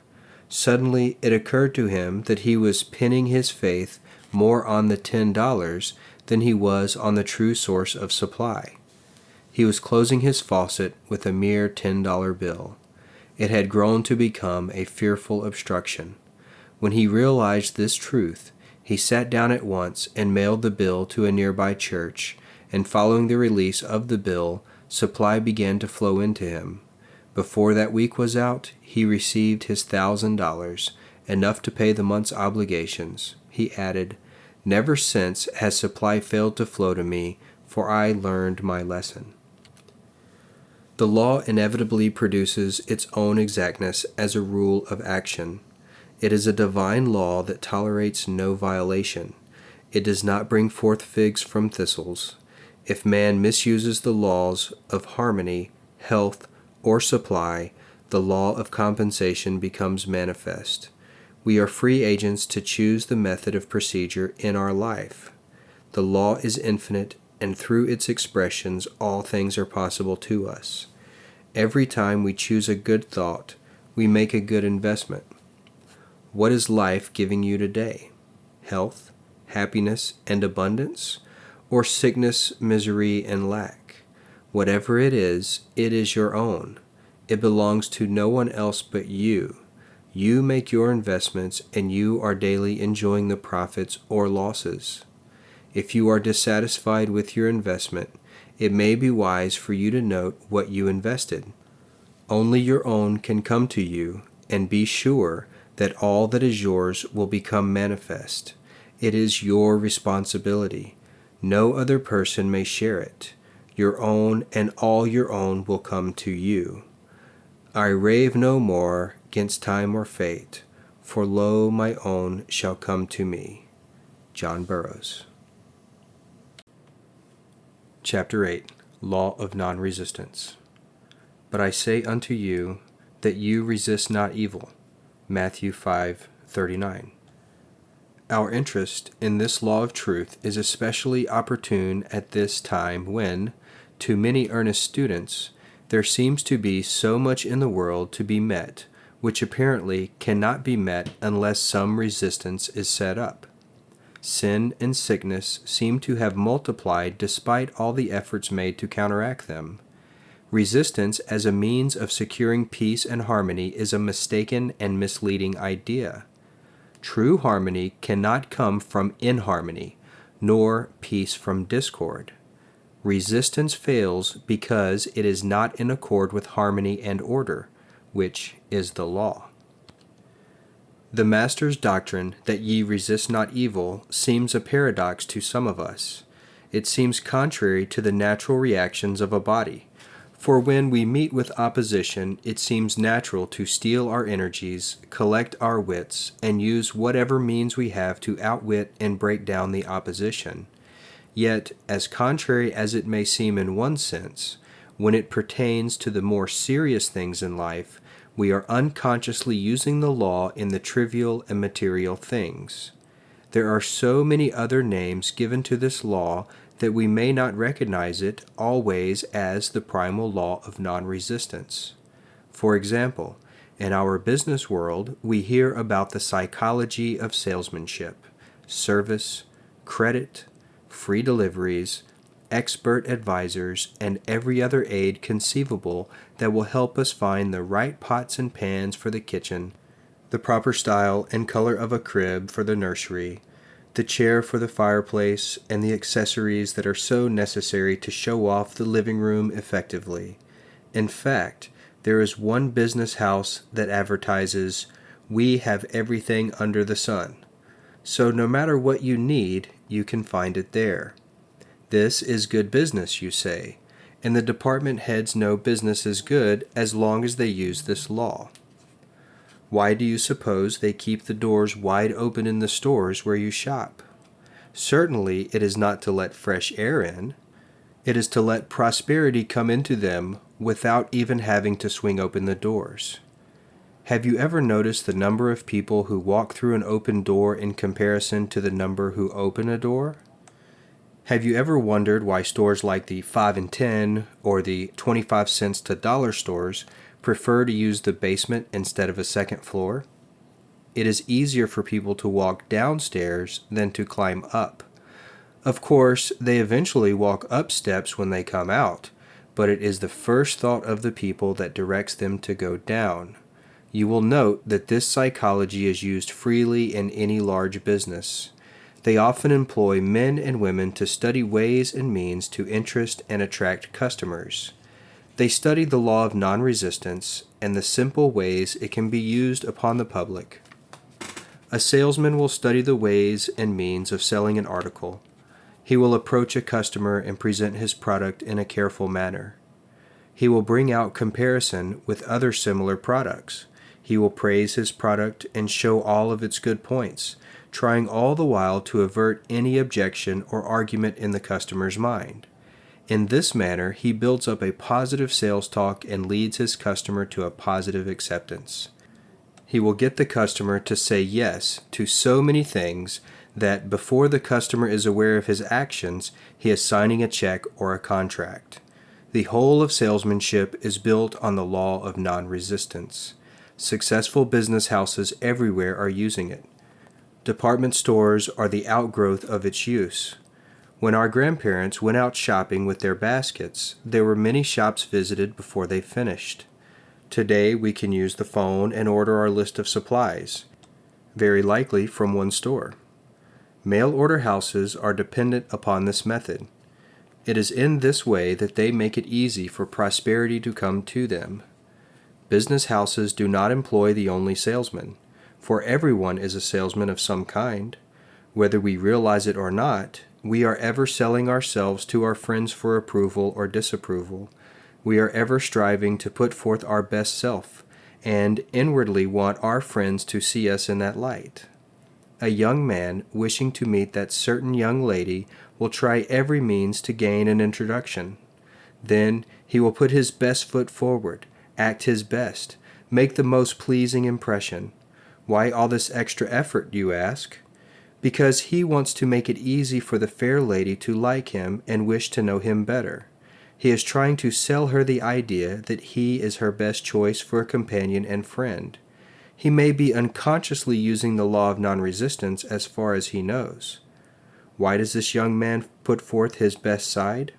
Oh, you say, that is only natural. It is a habit or a custom.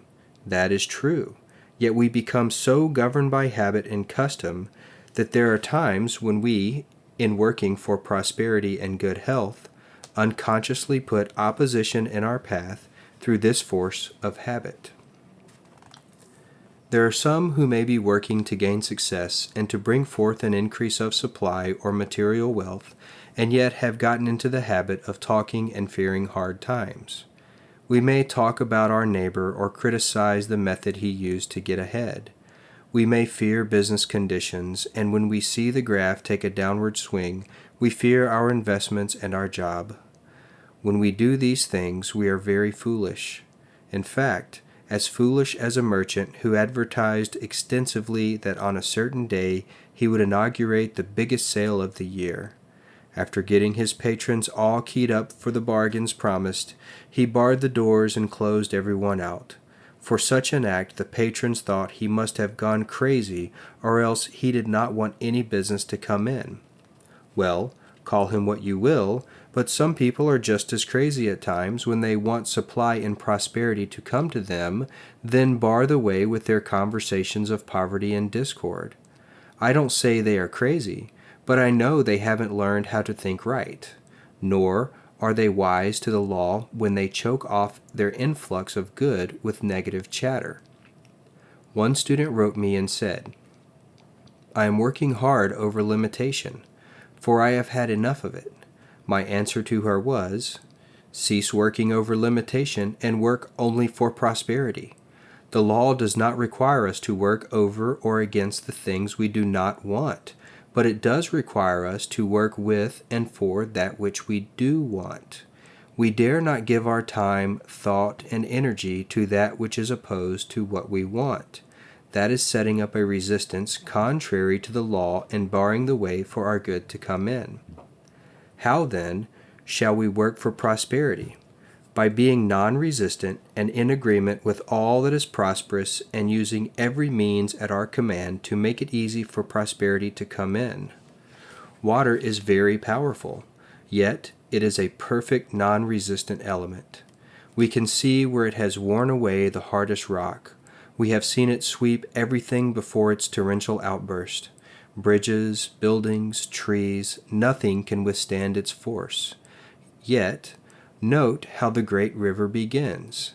It starts with a small stream or brook high up in the mountains where the ice and snow feed it in the springtime. Note also that it is a very crooked little stream, nothing like the great river it finally flows into. You see the little stream of water run into a huge boulder, a fallen tree, or debris made up of bushes, decayed leaves, and the like. Does the little stream stop with the obstacle and wait for its force to build up so that it can push the opposition from its path? No, the little stream is not interested so much in the boulder or tree as it is in hurrying along and reaching a larger stream, a river, and then the mighty ocean. It does not waste any time with the obstacle, but quietly works its way around the interference and hurries on. It is urged to meet a river and then to be part of the mighty ocean. Thus, we see that little stream wind its way round and round many crooks and turns, but every turn takes it nearer its goal. Some people, unwise to nature's method, set up a different one. When they meet an obstacle, they stop their progress to collect their forces and put up a fight to remove it. This resistance they set up causes friction. Friction causes an irritation and an inflammation. For this reason, many people's lives are hard and exacting. The waste of human energy is appalling. People in every walk of life are breaking down and wearing out like obsolete machinery. Remember, it is not the movement of a machine that wears it beyond use and service. It is friction. Friction is opposition and resistance. If we go through life fighting, opposing, resisting, arguing, we are bound to meet with many obstacles and likely become so occupied fighting them that we lose sight of our real objective. If we are always getting steeled for the next opposition or trouble, we can expect plenty of it. Whereas, if we strive to make little of the obstacle and keep our minds on the objective or the desire we set out to gain, we may have to wind around and around, but if we persevere, we will ultimately win. We will reach the goal. Another lesson we may learn from the stream is that when it is small and struggling, it has the most difficult time. In the beginning, it will have so many obstacles across its path that it is ever winding around to avoid direct opposition. Silently, it uses the law to be non-resistant, and it grows stronger in force and volume. When it becomes a larger stream and then a river, its path is more direct and the obstacles become less and less. Then it is not far from the mighty ocean. Students are like that. They have their hardest tests and delays while they are yet weak in power and understanding. As they strike out on a new path in truth, the obstacles and tests will be plentiful. The wise ones will not fight the obstacles, but bless them and go on. As they go on with faith and assurance, they grow stronger and become like a great stream and river. Their course becomes more direct, their understanding is of greater depth, and the mighty ocean, their ultimate objective, is not far from them. A woman recently asked for help to meet her problem. She explained that her home was mortgaged and it was near time for her to make a payment, but the funds were lacking. She had converted her home into a rooming house, hoping to get money enough to live on, but there was the difficulty. She could not keep her roomers because they were so quarrelsome and critical. The house was always in an uproar, no one was content, and she was ill in mind from the strain and anxiety. It was explained that she must use the law. She must not oppose the good, but strive to work with it. With all the friction and confusion in the home, she must go back and use the law of non-resistance. This she tried to do, but whereas she had been so exacting and unkind, she found it rather hard to be non-resistant. That evening, as she entered the dining room, she greeted her people with a smile. The folks were so startled at the sudden change that they could hardly eat for wondering. That smile was the first smile some had ever seen from her, and others declared it was the first time in months that they remembered. One man was heard to utter when she had gone to the kitchen to fix the dessert, "The old lady is going soft." And more thought so later that evening when they heard her greet one young man who had gotten back in his rent and who was trying to slip up to his room without being seen. She greeted him pleasantly and said she was sorry he had missed his dinner. After a few weeks of this new plan, the woman began to enjoy it. She had become changed within herself. She saw her folks in a different light. Instead of thinking them to be cheats, liars, and quarrelsome lot, she saw good in them, and she grew to like them more and more as one big family. They, too, became different. The family gathering at the table was looked forward to as a happy time and had grown to its capacity. Others had asked to have a room if and when a vacancy occurred. Even the young man who had tried to dodge her because of his arrearage had entered into the spirit of the new home and was able to get a job and paid up in full. Needless to say, the payments on the mortgage were met and the home was saved for the widow. She did as she was instructed. She became non-resistant to the good. She made light of the many obstacles and confusion that appeared, and slowly worked around them. She held in mind her objective. This in turn melted down the hardness within herself, and then reached others. Though she appeared to be going soft to some, in doing so she reached her goal and was victorious. In another verse, Jesus expressed the law more simply. He said, "I say unto you, love your enemies, bless them that curse you, do good to them that hate you, pray for them that despitefully use you." In studying his statement, one might at first think the Master was favoring the enemies, the opponents. Not at all.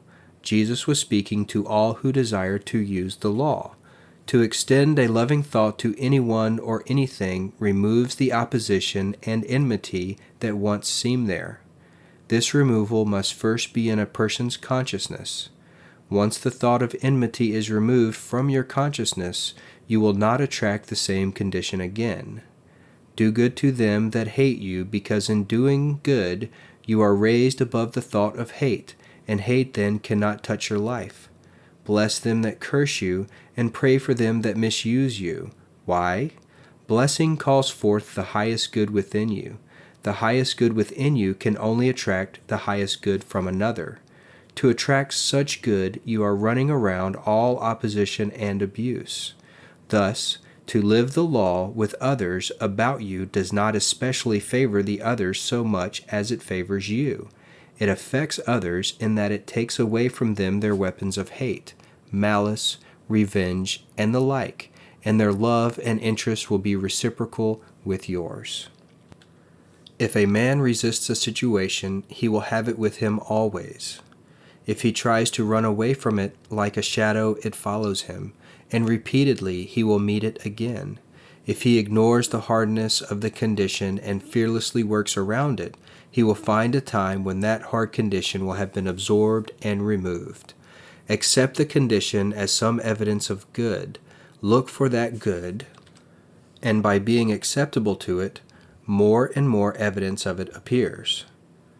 Agree with thy adversary is another way of saying that nothing worthwhile and lasting is ever gained by argument. He who is convinced against his will is of the same opinion still. To disagree with one only causes that one to put on his full armor, to collect all his forces in opposition to yours. To agree with your worthy opponent leaves him defenseless and without need of his armament.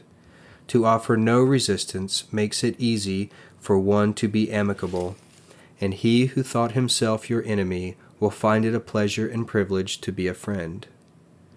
Blessed are the meek may seem literally to support those kindly, timid souls who are an easy prey for their more aggressive brothers. Rather, it refers to the one who is able to follow the law of non-resistance to the point of inheriting the earth and all things thereof. To be meek does not mean to be an easy mark, nor to be a doormat for anyone to walk over. I have heard it said, in this day one cannot be a real Christian and be easy and forgiving. In this day, one must be on guard to protect one's rights from being overridden by the stronger and more abusive. One does not know what is fully required of a true Christian if he thinks this. We are not asked to be a martyr for our belief, nor is it unchristian to be able to speak out fearlessly and positively. We need not be an easy mark nor a doormat for anyone, for there is a greater power to be reckoned with, the power of the law when you use it. Yet this does not make us like a pugilist, but a master. This does not require us to be hard-boiled and boisterous in order that we may attain our rights. Our rights, when they are righteous, will uphold themselves. They are their own defense. They do not need us nor anyone to fight their battles. Now the law reads that we attract what we expect.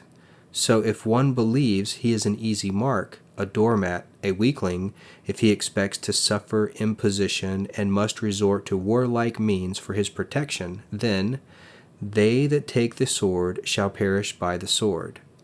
The law of life reacts upon man according to his understanding and application. To be meek does not mean that we are submissive to the conditions of discord and disorder. We are meek only to the law.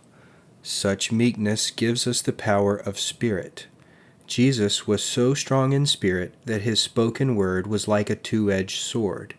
It beat welts upon the intruder like a whiplash. Jesus, though a humble man, was no example of weakness. When he spoke as one with authority to the scribes, or cleared the temple of the money changers, he showed a strength that was a delight to his disciples to the extent that they implored him to be their king. Do not confuse meekness with weakness. Nature eliminates weakness, and so she should. Weakness ever creates weakness. This brings on deterioration and finally death and decay. To live wisely, one must be strong and positive, though righteously meek. Such strength is not measured in physical brawn and muscle, but in mind and spirit. No one can be truly meek who is not strong and spirited. Meekness, then, is that strength appropriated when we do not argue, when we do not become angry or boastful and proud, when we do not insist upon having your rights in a quarrelsome manner. Meekness is the steel of one's nature. It is enduring. Meekness is the strength by which you win an argument by refusing to argue. When differences of opinion arise and your opinion is right, the real victory lies in the fact that right is right, regardless of what others may say about it. In science, we recognize the spirit of meekness as cooperativeness, persistent application, accurate computation, perfect harmony, symmetry of design and color, and so forth. Possibly the simplest illustration can be seen in our application of the law in nature. We exercise the spirit of meekness in accepting the terms of nature, and the more fully we cooperate or submit to her, the more abundantly we are blessed. We carefully select the best seed and plant it in the right place at the proper time and in the most fertile soil. Careful are we to water and cultivate the growing plant to ensure a bountiful yield. Why are we so careful, so particular, so non-resistant to obey nature's law? Is it because we are weaklings, crave excessive work, and in general simpletons because of the utmost care and attention we are obliged to give? Only he who does not meet the law with non-resistance is foolish. With whatever degree the wise one meets the law with meekness, non-resistance, so will he be benefited. Thus, as man applies the spirit of meekness to the principles of his daily life, not to the conditions, so will he be proportionately blessed. When perplexed, remember the little stream of water and how determined it is to reach the mighty ocean. Be that determined to reach and realize all the good that is awaiting you. Why delay its benefits by putting obstacles into your stream of prosperity? Let us come over the path of non-resistance. Every worried thought, every fear, doubt, complaint, argument, and angry thought are but so many boulders, large and small, that you cast into your stream. These tend to change your course and to lengthen the time for your goal to be reached. Unite your forces for good with the good that is seeking you. Remove and dissolve every obstacle by blessing it and being willing to understand it. Mark it no longer a stumbling block, but a stepping stone leading to your highest good. Chapter 9. Law of Forgiveness. Forgive, and you shall be forgiven. Luke 6:37. There are crucial things in life that call for great human qualities. Our present fear is that man will not be big enough to meet the demands of the day. A lack of large character equipment is a real peril at all times. It is here and now that the world needs the help of a master such as Jesus, the Christ. Jesus taught bigness of character to his followers. With such bigness within himself, he was more than a preacher. He was a teacher supreme. He not only pointed the way, but he went forward and showed the way. In the hours of great stress, he showed himself mightier than Pilate, the governor of all Judea, or Caiaphas, the high priest, and head of the church, or any and all of the accusing scribes and Pharisees. It is true that for a moment they had power over his body and tried him and condemned him to be crucified, the maximum sentence that could be given anyone. But through it all, his mind and spirit commanded them. They dragged him through the streets, bound as a prisoner. They nailed him to a cross on the hill of Calvary. But he, looking down upon them and seeing their smallness of mind, cried out, "Father, forgive them, for they know not what they do." A man who is great enough to forgive is always greater than the forgiven. He is superior. He is greater than his adversary. Peter, the disciple, was greatly perplexed one time while listening to one of the many lessons of the Master. He raised the question which is the basis of this lesson. Turning to Jesus, he asked, "Lord, how often shall my brother sin against me and I forgive him? Until 7 times?" Now this was a generous gesture on his part, for the Jewish law which he had known allowed a man to be forgiven 3 times. This was more than twice the grace that the law allowed. So Peter must have felt the Lord would be pleased with his extension of forgiveness. But he found himself more perplexed when Jesus answered, "I say not unto thee until 7 times, but until 70 times 7. Such a period would be indefinitely. So by that answer there are no limits or restrictions to the spirit of graces. The quality of forgiveness must be as limitless as faith, hope, and love.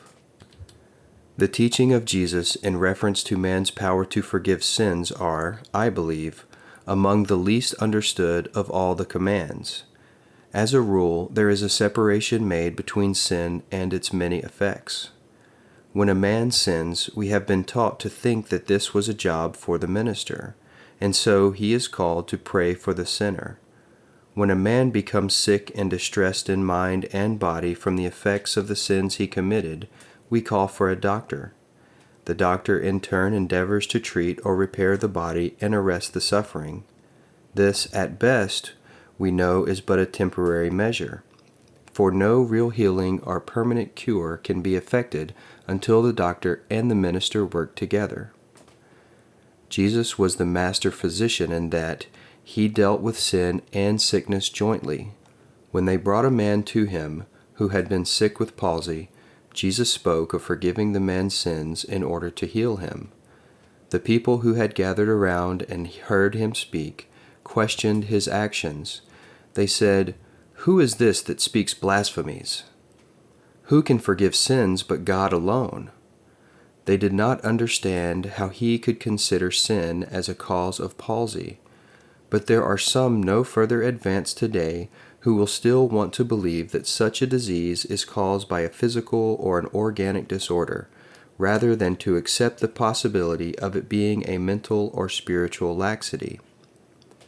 Jesus plainly taught that if you forgive sin, the effect of such an act of forgiveness would become absorbed with natural and healthy ideas, much the same as the blackest of night is absorbed with the dawn of light. The blackness disappears and the light of day shines upon all alike. When healthy and natural ideas fill the mind, the body takes on a like condition. Thus, our progressive men and women who are turning to a broader field of study and effecting healings through mental and spiritual processes are not giving us anything new. They are merely catching up with the facts of all the saints, sages, avatars, and masters, as well as the brightest scientists of our day. Jesus taught that the originating place of every act was in the mind. He said in brief that where there is lust in the heart, there is a sin, though the act may never be committed. At another place, he speaks of the origin of sin being in the mind first, before the act is committed. For from within, he said, out of the heart of man proceed evil thoughts, adulteries, murders, thefts, deceit, blasphemy, pride, foolishness. All these evil things come from within, and they defile the man. Scientists accept the truth that the body of man is moved by the mind, that all its functioning is governed by a ruling thought, whether that thought is subjective or objective, whether it is conscious or unconscious. Those who study the mental processes find that all the conditions of the body are created or caused by the mind. It is known that creation in any and every form is governed by and subject to a law. Hence, when one misuses, inverts, or violates a law, this mistake is called a sin. A sin is a mistake, a misunderstanding, and a misjudgment. A mistake is falling short of, or disobeying the law, whether that law be mechanical or spiritual. Correction is the only method of adjustment or of appeasing the law. Thus, repentance and forgiveness are the only means available to alter and correct the mistake. They are the only means of liberating man from suffering the painful consequences of a mistake. They are the only means that will enable him to become in accord or in harmony with the law. Forgiveness of sin means that we must forgive, forsake, and forget that thought or person or condition which prompted the sin. It means to abandon or let go of the thing you ought not do. To abandon or release the wrong thoughts or idea is to be absolved and liberated from its sinful effects. Forgiveness is the first requirement which permits man to be in harmony with the law of his being. Who can tell what the law is? We may ask. Anyone who studies man as both a mental and physical being can know the law. If he were to try to learn the law by studying the physical actions or the results of the sin alone, it would lead to nowhere. He would be running around in circles, and that would be useless and futile. If he will go deeper and study the causes and that which prompted the sin, he will get results. He must analyze the case and search for some harbored, hidden, and forgotten shock or condition that would have caused the illness. Then, Unless this harbored thought is uprooted from the unconscious mind or memory, this condition will continue to appear again and again, in spite of all the surface remedies that may be applied to arrest the pain.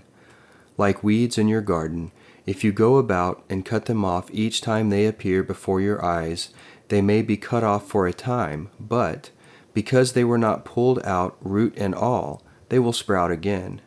Weeds must be pulled out completely to be destroyed and permanently removed. A noted physician, talking before a group of other medical men on this very subject of thought being the source of disease, was recorded as having said in his concluding remarks, "Abnormal tumors and cancers are due to a long period of suppressed grief and anxiety. Another way of saying that such diseases are due to a lot of sinful thoughts getting bottled up and suppressed within our minds. If this state is so destroying, it might be wise for us to probe into our own selves and note the effect our emotions have upon the physical organism. Then let us seek by every means at our command to overcome, abandon, and forsake every emotional tug that has a debilitating and disturbing effect." Another leading psychiatrist has said, "Most of the cases of mental disorder of a functional type are due to a sense of guilt. There are some harbored and congested thoughts that need forgiveness. Usually a sick mind fears to release them or to forgive them. This is natural, for if they were able to release and forgive the fearful thoughts, they would no longer be sick-minded." Professor Gates of the Psychological Laboratory of Washington, D.C., in an experiment testing the emotions and the reactions of the body, found some interesting results. He found some 40 bad emotions, and many more that were good. Of all the bad emotions, he said the reaction of guilt was the worst. This deduction was gained by a chemical analysis of the perspiration taken from the body. A small quantity of perspiration was taken from each emotional reaction and tested. The bad emotion showed a strong acid test. Now, if you put some acid on your flesh, you will know what will happen. The acid will burn, and if allowed to continue to burn, it will prove painful and destroy the very tissue of your flesh. It is just such a chemical reaction that is affecting the tissue and organism of the body when these destroying thoughts are allowed to harbor within and generate a poison which weakens and eventually destroys the body. A wise physician one day had a caller who, as he put it, had gone the round of the doctors and sanitariums, but with it all was as yet not healed. In fact, he was growing worse, and in addition to the original malady, he had an increasing condition of melancholia, and with suicidal tendency. The physician, knowing that he had gone the rounds and had medical care, decided to approach the case from a mental angle. He questioned and studied each answer with care. After a minute, he gained the confidence of his patient and learned the real secret cause of his long illness. Many years before, this man and his brother were business partners, and the man had appropriated and lost some money that rightfully belonged to his brother. It was used in such a way that his brother could not have found this out even if he had investigated. They later severed business connections and he retired from the work. But, as he put it, he could never forgive himself for taking the money. He wanted to return it, but could not do so without the brother learning the truth. He said it was not the fear of legal punishment that tormented him so much, but the possible loss of his brother's affection. They had always been inseparable and devoted. It was for this reason that he feared to confess his guilt and make amends in whatever way he could. The physician explained that the thing to do was to relieve this hidden pressure. The only way to do it was to call on his brother and make a clean breast of the whole affair. The patient, not equal to the suggestion, went home to think it over. 3 days later he called the physician, stating that he had spent 3 dreadful days and sleepless nights battling with himself, and had decided to visit his brother. He was in such a mental state that he knew his brother's treatment, once he learned he was a thief, could be no worse than the misery he was suffering. He told his brother the story, and to his surprise, the brother threw his arms about him and rejoiced with him that it was cleared from his mind. It was a joyful time for them, for that cloud, the only cloud in their lives, had disappeared. The skies were clear again, and the restoration of the health of the patient was miraculous to those who did not understand what had been cleared away. Through repentance and forgiveness, the man was able to do as Jesus had commanded the woman he was called upon to judge. "Go thy way and sin no more." The rooted sorrow had been plucked from his memory. His mind was free to think on healthy, happy, and joyful thoughts. This allowed his body to be quickly healed. To some, it may have seemed like a miracle, but not at all. It was a natural law operating in a natural, unrestricted way. Facing such indisputable facts, we can understand more fully why Jesus so often spoke of forgiving sin. He knew the law of forgiveness, and he knew how vitally important a part it played in every man's life. The more we study it, the more amazed we become at its simplicity and accuracy of fulfillment. We are to forsake, for as Solomon tells us, a sin forsaken is a sin forgiven. To forgive, to release some part of our disposition that is not an asset nor a pleasure to others around us. In turn, we are repairing the breach where we have missed the mark, made a mistake, or sin. Weeds do not remove themselves in time. Instead, they will increase and grow stronger until they choke out the flower. The same thing is true of our sinful thoughts. In the garden of our memory, they must be plucked out, cast out, and destroyed so that only flowers of healthy and happy thoughts may grow. A man may have the habit of excessive drinking and is not only miserable within himself, but causes much unhappiness in his home. He desires to overcome the sinful habit. He is given every aid from his friends and loved ones to help him resist the desire and the craving for drink. Time after time he rises above the temptation and then he fails. Repeatedly his family forgives him and encourages him to battle on. Finally he reaches the place when he no longer has the craving. Then he is able to forsake the desire for drink and overcome its sinful effects. Then he has forsaken not the drink alone, but the desire for the drink. When man forsakes the idea that prompts the desire and brings about the physical action, then and not until then does the law forgive and lift him from its debilitating effect. A sin forsaken is a sin forgiven, when the thought or idea that prompted the sin is corrected. James explains the truth clearly in saying, "Every man is tempted when he is drawn away of his own lust, and enticed. Then, when lust has conceived, it brings forth sin, or error." Simply put, it means that every man, when he conceives an idea that is wrong, destructive, or evil, and dwells upon it, eventually causes it to become a fact. When he wishes to overcome a sinful condition, he does not waste time wrestling with the fact, but corrects, forsakes, forgives the idea that started it.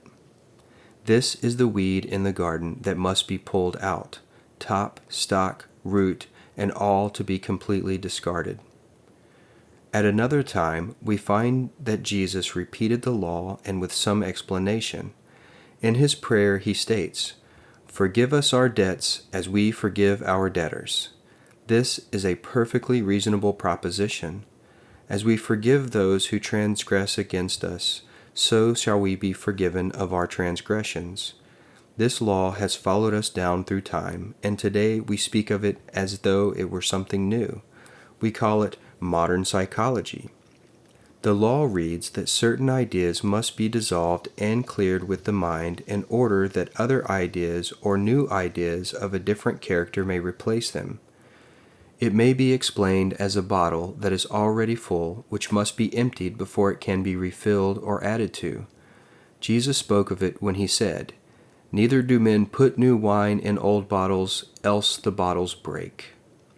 For example, if you hold in your mind that someone has wronged you or has treated you unjustly, You cannot be free from your wrongdoings or injustice so long as you hold that thought in your consciousness. Often people complain that they do not understand clearly or get the illumination of spirit as others have testified. You need only to search your memory to find the cause. If you do not get the understanding you expect, first search your mind for lurking, unforgiving thoughts that have been tucked away from your notice. Is your thought realm filled with resentment that you may hold against some person or condition?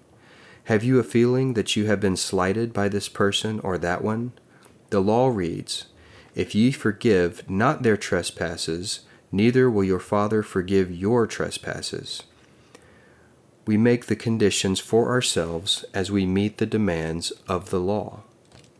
Some people ask if we believe in canceling monetary obligations of those who owe us, or literally, should we cancel the debts of our debtors?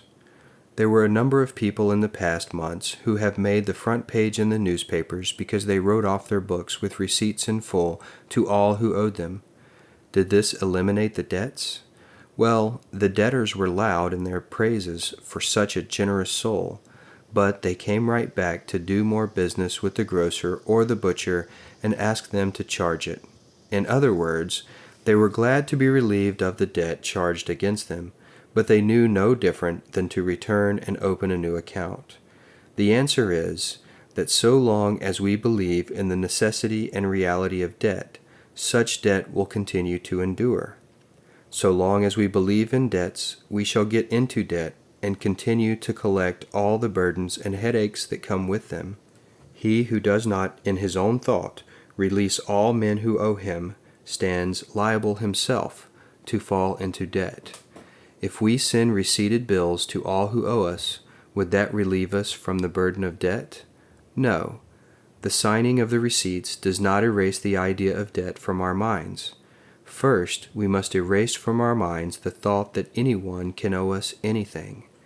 This, then, will bring us into a clear atmosphere in which we sow seeds or ideas of abundance for those who are indebted to us. In this way, the debtors will find their minds more fertile soil to bring forth thoughts of abundance. When they catch the spirit of the free-flowing thought of plenty, they will be happy to pay their debts, and all that is justly ours will come to us cheerfully. In other words, when we free our minds from all thoughts of debt and try to realize more and more the presence of plenty, we shall soon be strong enough to reach out and realize abundance for our debtors.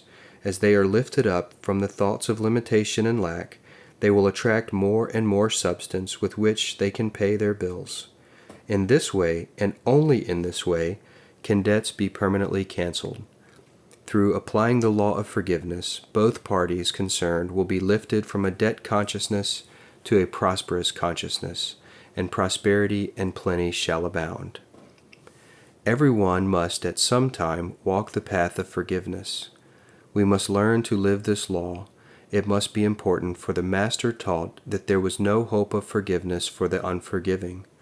Only as we forgive are we forgiven. We must put forth the first effort. Our willingness must open the way for our forgiveness. We dare not ask more of the law than we are able to extend to ourselves or to our brothers.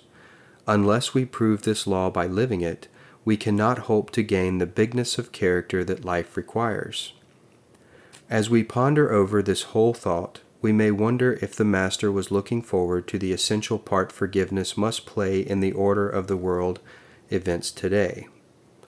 The truth runs deep into everyday life.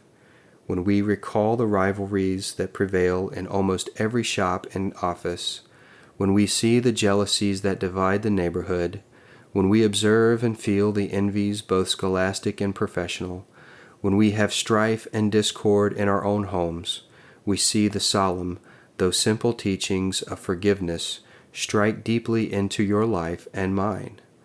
If we cannot forgive, we may know we have a small soul untouched by the teachings of the Master. These are our daily tests, for it is in the school of forgiveness that the lessons of life are learned. Forgive. That slight misdeed of yesterday, why should it mar today? The thing he said, the thing you did, have long since passed away. For yesterday was but a trial, today you will succeed, and from mistakes of yesterday will come some noble deed. Forgive yourself of thoughtlessness, do not condemn the past, for it is gone with its mistakes, their memory cannot last. Forget the failures and misdeeds, from such experience rise. Why should you let your head be bowed? Lift up your heart and eyes. Chapter 10. Law of Sacrifice.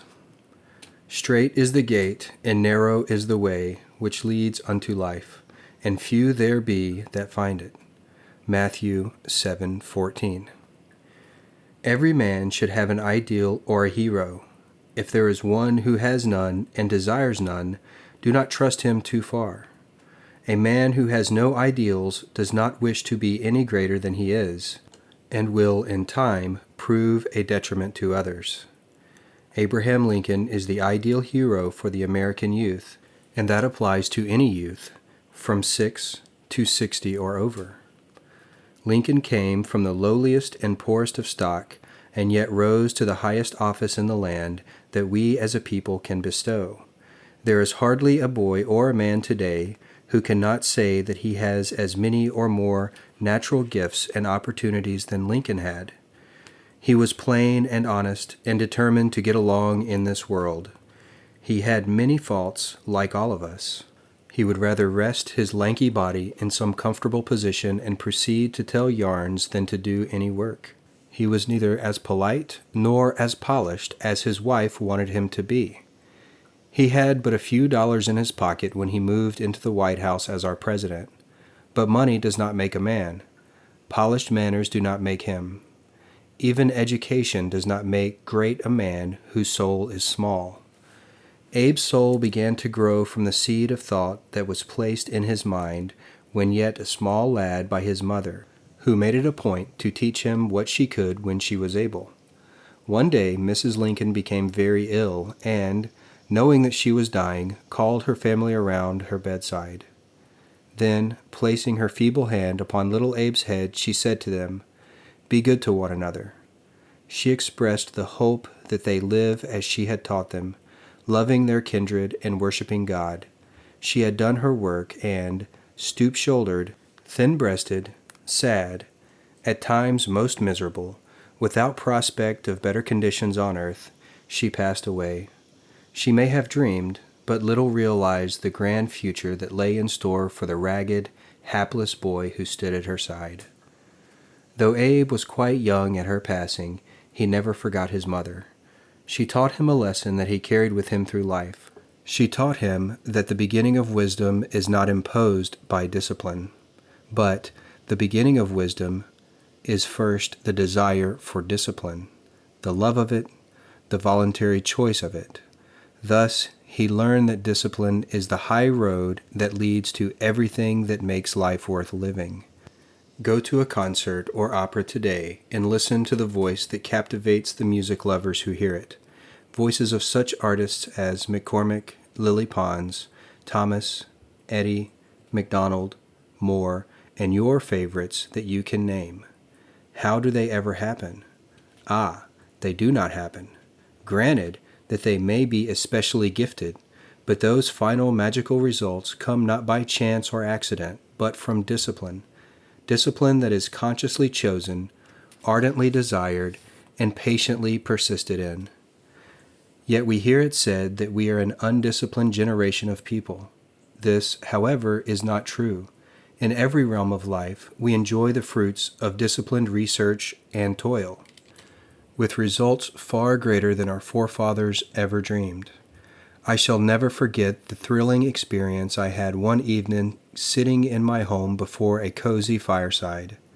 The radio was beside my chair, and I casually reached over, turned it on, and selected a prominent station. To my keen surprise, I heard a voice calling Richard Byrd in the Antarctic regions at the South Pole. I then heard the commander tell of the hazards and difficulties they had met the day before as they unloaded supplies and hauled them to their new home, Little America, over the slope of broken ice and drifted snow. Had he written a detailed report and sent it by letter, it would have taken months to reach us. Yet here, in less than a second, his voice vibrated through the air, and I, like many others, heard him report the happenings of the day. The old miracle workers never dreamed that such as this could happen. Happen, that is not the word. Discipline, that is it. It was painstaking, scientific, technical discipline that produced such a result. We are not an undisciplined generation in any realm except one, and that is in our morals. In science, in art, in athletics, in any particular endeavor, we know the worth of discipline. Yet we let ourselves go, we must have our fling, we unleash our instincts and throw off restraint. It is the denial of discipline that characterizes much of our moral life. Men everywhere are awakening to the necessity of disciplining their thoughts and acts. We train domestic animals carefully. We harness the forces of nature to serve us regularly and well. And yet, when it comes to ourselves, the most valued of all, we let our thoughts run wild. No one can attain his ambitions until he learns to discipline his mental force and is able to control his thinking. No one can be truly religious before his mind is in order and his ideals are brought in harmony with the divine mind. No one can gain wisdom and understanding of life except that he seeks it in God's appointed way according to the law. First, let us note one simple fact. Something always has to be sacrificed for something else. Everything in life has its own price and is ever up for sale. We have to purchase it at the price it demands. Day after day, we go up to life's counter and say, I will give you this if you will give me that. This bartering has another name, more familiar perhaps. We call it sacrifice. Sacrifice, then, is not what our preachers have made it out to be. It is an inescapable necessity. It is a definite law that we must obey. We are sacrificing every day of our lives, whether we want to or not, whether we know it or not. No matter what we want of life, we have to give up something in order to get it. From one of the Master's sayings, the modern mind shrinks back and tries to avoid. Strait is the gate, and narrow is the way which leads unto life, and few there are that find it. How we dislike to hear such words. We are through with narrowness, we say. We are more liberal today. We want the broad, open ways. We claim our freedom and declare there is no need for us to be so narrow. We will not go through the small and narrow way. Yet there are few statements that Jesus uttered that are more accurate and complete than that one. No man will ever find the richness of life in any realm by loose and casual wandering. Always he will have to go down a narrow way and through a strait gate called discipline. Go hear Chrysler play his violin and listen to music that is almost divine. Watch the skilled surgeon at his delicate task of repairing a broken body that it may hold its life a little longer for the soul to grow stronger. Consider the scientist in his laboratory with the scientific formulas. Remember George Eliot saying that she was a young woman when she began Romola, but an old one when she finished it. Or think of Admiral Byrd flying over the South Pole and talking to us about it by means of radio. Are such experiences life? Indeed they are. Liberated life of an attained achievement, the most satisfying sort of living man can ever know. But strait is the gate and narrow is the way of discipline that leads to such a life. When this law of sacrifice is carried over into the moral realm, it is commonly presented one-sided. We are taught that if we want to live a good life, we have to give up so many pleasures. How familiar that sounds to some of us. The result is that we rebel, and when we think of sacrifice, we think of the ones who have had to give up so much pleasure for goodness. Who are some of the great sacrifices in history? Well, there was Socrates, who drank the hemlock. There was Jesus, who was crucified on the cross. There was Paul, who was beheaded. There was Peter, who was crucified upside down. There was Luther and Wesley and Calvin, all religionists. There were Livingstone, Nightingale, and scores of others. But think for a moment, are they the ones who made the most terrific sacrifices? We speak of the supreme sacrifice of Jesus upon the cross. We read of the martyrdom of St. Peter, Paul, and John, but what about Judas Iscariot? Think of what he had a chance to become. Think of the companionship he once possessed and the place he might have occupied. Think of what he threw away. Think of what he got for it. I say to you, the cross was not a sacrifice to be compared with what Judas paid. For but 30 pieces of silver and utter disgrace, he cast aside the richest opportunity of any man in all history. A youth who had disdained discipline, had cast aside restraint, and had his fling wrote as he sat behind prison bars. 1,000 times I have paid in full for those few hours. This young man and his nephew, a few years his junior, had attended a revival meeting in a town not far from me, and on their way home they argued the question the minister had talked about at the meeting. The argument grew into angry words, and when they reached home this anger had been fanned to a murderous heat. The younger man went to his room and got a gun and shot at the uncle. The uncle in turn wrestled for the gun and turned it upon the youth and killed him. I say this is costly living. We should take this earnestly unto ourselves and realize how the word sacrifice touches every one of us. A man called at my office seeking help in a very serious problem. He had a fine home, a lovely, devoted wife, and 2 splendid children. It is true that the wife had taken up much of her time with the children, and the husband was going out to his club and social affairs alone. He had met another woman and thought he was in love with her. This was his problem. What about the family and the home? There is only one answer, and is not for me or any mortal to decide. The law will determine it for you. You cannot have a lovely home, a devoted family, and enjoy loose living. If you will not sacrifice or give up the loose living for the lovely home, you will be forced to sacrifice a lovely home and loved ones for loose living. You cannot enjoy the satisfactions and pleasures of a true friendship and indulge in a bad temper. If you will not sacrifice your temper for your friendship, you will sacrifice your friendship for a bad temper. One cannot have a sterling character that friends will respect and trust and resort to crooked practices. If he will not give up his crooked ways for trustworthiness, he will have to sacrifice his trustworthiness for crookedness. You may ever be sure of this. No matter how far you may go before the rope gets tight, no matter how wild or how lax you may live, even though you think you are getting away with it and do, you cannot fool the law. Something always has to be paid for something else. All fine living, all success and happiness is like fine art. You must choose the spiritual beauty to be created and desired. Then go the straight and narrow way to gain it. For the beginning of wisdom is first the desire of discipline. Some say then, if you want to enjoy the pleasures of life, this means that your freedom is impossible. It means, on the contrary, that you, who think this, have not found what real freedom is.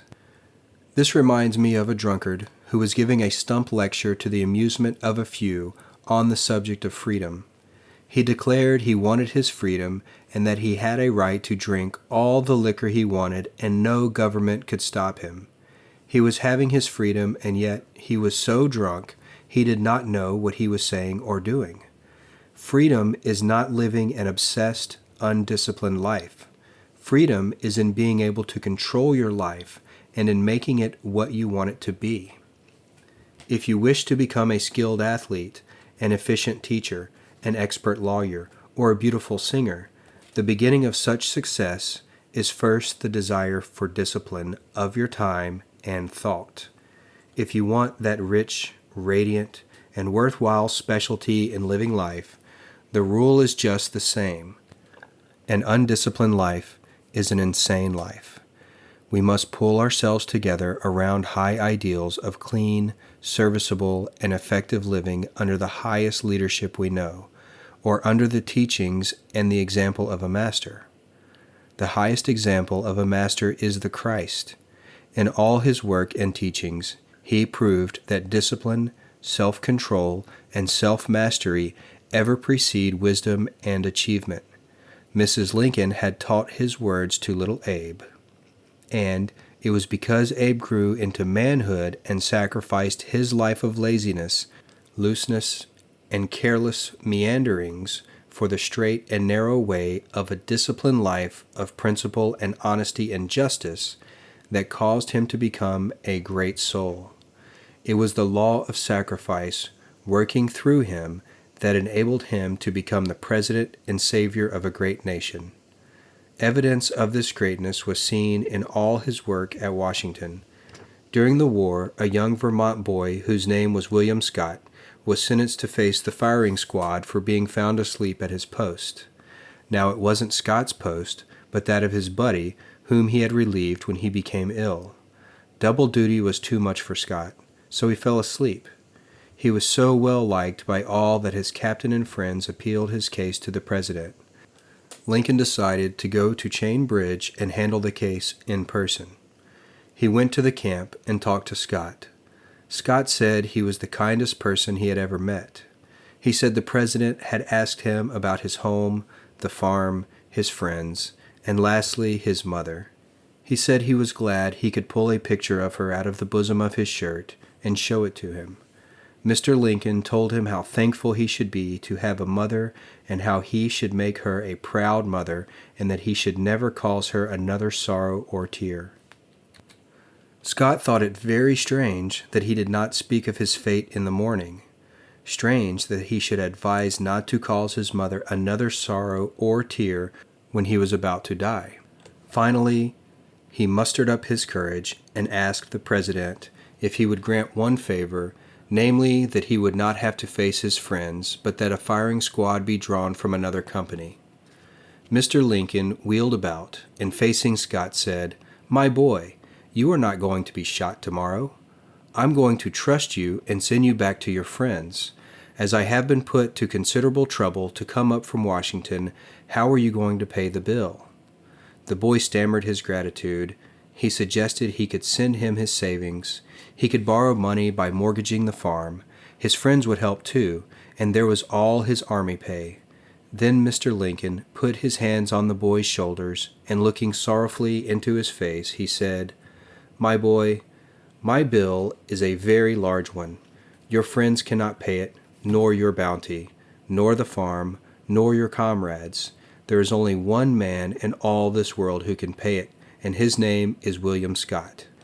If from this day William Scott does his duty, so that if I were to be there when he comes to die, he can look me in the face, as he is now doing, and say, 'I have kept my promise,' then my debt will be fully paid." William Scott kept that promise. He learned the secret that Mr. Lincoln's mother had taught him when a boy. It was this law of sacrifice, and that the beginning of such wisdom was first the desire and love of discipline, that it was the straight and narrow way that led to the high road of everything that makes life worth living. It was the road that led Mr. Lincoln to the White House. It was the road that leads back to the Vermont hills, to home, to happiness, and to mother. It is the road for all who persevere and find it. It is the road that Jesus followed to triumph and mastery. It is the road I recommend to you, for on it you will find the law of sacrifice, ever working to bring to you the joys and pleasures that result always from the wisdom and understanding that accompany it. Blessed is the man who endures temptation, for when he is tired, he shall receive the crown of life, which the Lord, law, has promised to them that love the Lord. Invictus by W. E. Henley. Out of the night that covers me, black as the pit from pole to pole, I thank whatever gods may be for my unconquerable soul. In the fell clutch of circumstance, I have not winced nor cried aloud. Under the bludgeonings of chance, my head is bloody but unbowed. Beyond this place of wrath and tears looms but the horror of the shade, and yet this menace of the years finds and shall find me unafraid. It matters not how strait the gate, how charged with punishment the scroll, I am the master of my fate, I am the captain of my soul. Chapter 11.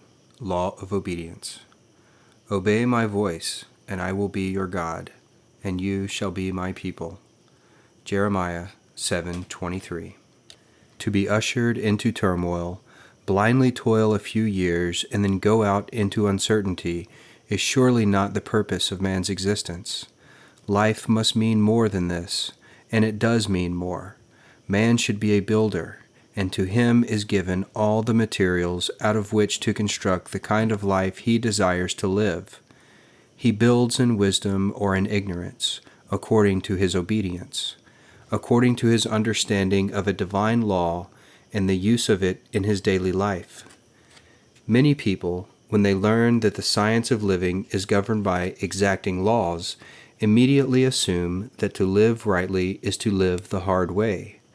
They are afraid of a law that is exacting and its demands when it touches their relationship with the finer things.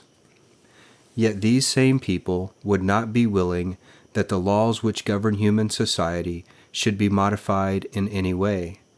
They recognize that the laws which govern social conduct and activity must be properly enforced if organized society is to function harmoniously and safely. In other words, they recognize that government is for the good of mankind and that without it, human life and welfare would be in continual jeopardy. If this is true of human government and established by constitution and law, it is even more true of divine government, and the more exacting the law, the more certain the safety, prosperity, and happiness of him who fulfills the law's demands. In the realm of science, no laws are more exacting than those which govern the science of mathematics. An accountant, even when he fails immediately to solve a problem, knows it can be solved only by calling into operation the exacting laws that govern all mathematical calculations. Were those laws subject to change, the solution of mathematical problems would be utterly hopeless. Perhaps in no way has religion gone so far astray as in its conception or understanding of God, whether it be the God of the Christians or of the heathen. Instead of recognizing that the supreme intelligence is law, operating according to and as surely as the laws of nature, men have created in their ideas a God who is partial, subject to appeal from saint and sinner alike, a God who can be persuaded and bargained with, a God who gives life and takes it away, a God who heals sickness and causes it, a God who impoverishes and enriches, a God who rewards and punishes. And having accepted this wrong idea, it has made prayer largely a matter of doubts, lacking in that strong assurance that a thing will be so because it is according to the divine law. To many folks, this aspect of truth creates an illusion of a God for all, a God who is not interested in man's needs and problems, a God who is not a father to whom we can take our cares and with whom we can converse. "They have taken away my Lord," cried Mary. Sooner or later, however, they discover that this divine knowledge of the nature of God as law has given them their Lord in a sense so close and intimate that all doubt in claiming their God is ended. For once the law is understood, we hold the secret of eternal happiness, peace, and dominion or mastery over all the forces around us. The word obey means to submit to rule or to comply with orders or instructions. Obedience, then, is the governor of all movement, whether it be mechanical, literal, or spiritual. A giant machine without its governor would tear itself apart, would be utterly destroyed because it failed to obey its own laws of momentum or gravity. An intellectual giant who fails to comply with the laws of learning will become as an idiot. A student failing to comply with or to obey the instructions of spirit, the law of God, will reverse that good and create evil. We are dependent entirely on obedience for our success or failure in this life. Our societies, cities, states, and nation are supported by it. Our properties and lives are dependent upon it. Because of our respect for obedience, we, as a whole, support it. But woe unto the man who tries to break through to pillage, to plunder for selfish gain. As we look into the home, we see the mother training her child into habits of discipline. Tomorrow, we see a happy mother because her child has grown into youth and manhood and has earned success. A success because, back in the beginning of his life, the seed of obedience was placed there, which brought forth respect, obedience, and unselfish thought. On the other hand, we may see where others fail because they have been allowed to grow up being disobedient, disrespectful, and selfish. Business is founded upon obedience, and as each member obeys the laws of commerce, he will succeed. It is only when man expands these laws by over-speculation and by wildcat schemes, inflated values, or lack of cooperative agency that he brings upon himself failures and causes bankruptcies and loss.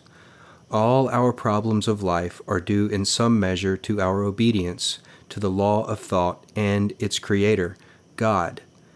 Our difficulties have been in knowing what to obey and what not to obey.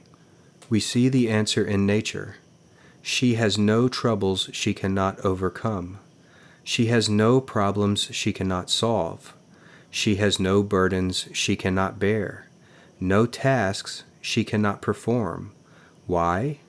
All her operations are governed by the mighty law of harmony and order, which constantly removes every discord, which heals all diseases, which rights every wrong, which supplies every need. If, in the winter, a young sprout attempts to break through the soil before season, Mother Nature destroys that sprout, reels it off, or freezes it out. Yet, at the same time, the very snow and ice that freeze the little unruly sprout serve as a blanket of warmth and protection to the other seedlings complying with her laws. When man wishes to use nature in his work, such as farming or gardening, he must know how to comply with nature's law.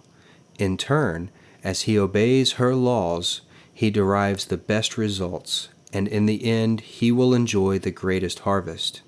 He who obeys the laws of nature and acts as her obedient servant later becomes the master and reaps a full harvest.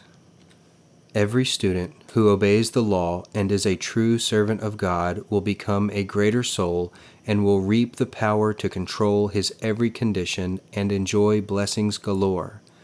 This is what the Master tried to tell us when he said, "He that is greatest among you shall be your servant. Whosoever shall exalt himself shall be humbled. Whosoever shall humble himself shall be exalted." Yet this does not picture for us a weakling, one who gives way to the stronger or is easily brushed aside by the more aggressive. For Paul says, "When I am weak, I am strong," meaning, of course, that when he is weak to obey the law of good, he is strong and spirited. Our mistakes are largely due to the fact that we have obeyed more readily the laws of earth than the laws of spirit. We have subjected our ideas to the outward appearances of things rather than to the inner truths as the law teaches them. Peter and the apostles said to those who gathered about them in the marketplace, "We must obey God rather than man. We must obey the law of good rather than the law of man. They knew that an individual is only as he thinks he is, and if he obeys the promptings of the Spirit or the urge of his senses, his results will be accordingly. Paul says, "Know ye not to whom ye yield yourselves servants to obey? His servants ye are to whom ye obey, whether of sin unto death or obedience unto righteousness."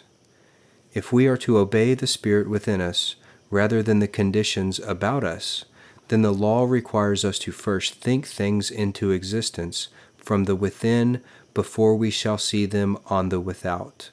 Most of our experiences are the outgrowth of our own created activities. These created activities are first to be bound in thought that we think in our minds. The law reads, "As ye sow, so shall ye reap," which is mathematically accurate and true.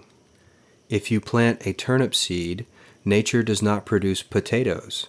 If you plant a corn seed, nature does not make a mistake and bring forth a giant oak tree. On the same reasoning, if you plant thoughts of worry, the law you obey will give you something to worry about. It will produce more and more circumstances to increase your worries. If you think of disease and lack, you will receive exactly what you are expecting. Whatever law you obey will in turn serve you. The most important thing then is to know what to obey. You laugh at the troubles of little ones because you view them from their true value. To the child, his tiny task seems real and all-important, and not until he outgrows his childish ways can he look back with amusement and not feel regret. Not until we can rise superior to our problems and our troubles can we ever hope to cease to have further troubles. A mother put her little boy to bed one night, but later she found him restless, unable to sleep. He called down and asked that the light be left lighted for him. The mother knew something was wrong, so she went up to his room and gained his confidence by talking with him. She learned that during the day other children had threatened to send the boogeyman after him because he would not give over his toy to them. The mother then explained that there was no boogeyman. She said that the principle of it was to frighten him into submission so that he would give over his toy to the other children. She told him he could go to sleep because there was no real boogeyman. The child had obeyed the illusion of things and was frightened, but the mother saw the truth. In knowing the truth, she could see through the principle of fear involved, and, by dispelling it from the mind of her son, enable him to go peacefully to sleep. The purpose of our lesson is to learn how we might properly choose and serve the law for our highest good. We either serve principle or things in all that we think and do. Things are the events or the results of invisible causes, whereas principle is the true cause and is spirit. Principle is that which we think in our minds, and things are the results of those thoughts. A man who obeys illusions or worships things will have burdens to carry. A man's burdens are the things which he claims as his personal property. Things that he feels are his very own, and therefore he must protect and serve them. Years ago, a relative of mine worshipped illusions and things. He strove to accumulate riches. He worked so hard gaining his wealth that he lost his health. Then he turned about and tried to gain his health by spending his wealth. And in the end, he passed away, a disappointed and disillusioned man. That man, like so many others, had started out in life with the wrong conception of the law of God. Strange, but man does not own an earthly thing. All that he has been loaned to him according to his understanding of the law he serves. Man was born naked, and he dies in that nakedness. All his earthly things are stripped off of him. Even his many burdens become illusions again. His real task in life is to find his place according to his understanding, and that understanding determines the way he lives life. Analyze your burdens. They arise from some ideas of possession that you think. You may have dependents, others who must be supplied, and you feel you must care for them, as they have no other protector or provider. But when you realize the allness of God, who sees even the sparrows fall, you will then change your idea of responsibility. Then, your mental release will permit a greater flow of good to come to you, and it will come to you in many other ways than before. Thousands today are held in bondage to the idea that they must be helped by others, that they must have relief. Their greatest need is not your help or mine, so much as it is a new understanding of life itself. The fear of the future has become a race belief, and it affects all ages. As you obey the law of fear instead of the law of God, you will have many more burdens. For only as we are able to cast our burdens upon the law shall we be free. If you are obedient to the law, you will not suffer these burdens to be heaped high upon you. You will live in the present, do your highest duty every day, forget the past, and let the future take care of itself. For to trust the law, you must know of its guidance by experience and practice. To those who have not learned this guidance, the experience must be acquired. God does not require you to follow His leading on blind trust. Behold the evidence of an invisible intelligence, pervading everything, even your own mind and body. Disobedience to the law is refusal to do what we know is right. We all know the right, but we do not always do it because it seems to interfere or delay our immediate attainment of the object we see. We want quick returns, forgetting that the law moves slowly, yet it works perfectly and well. We want instantaneous healing of our diseases, but we are loath to give up the net of habits that caused them. When we speak of a man of principle, we mean a man who is governed by the law of right thinking and living, a man who is not easily swayed, a man who is not an opportunist, a man who will not deviate from the path of what he deems to be right for the sake of personal profit or popular acclaim, a man, in short, whom one may trust absolutely to be true to his convictions regardless of the temptation to change or modify them.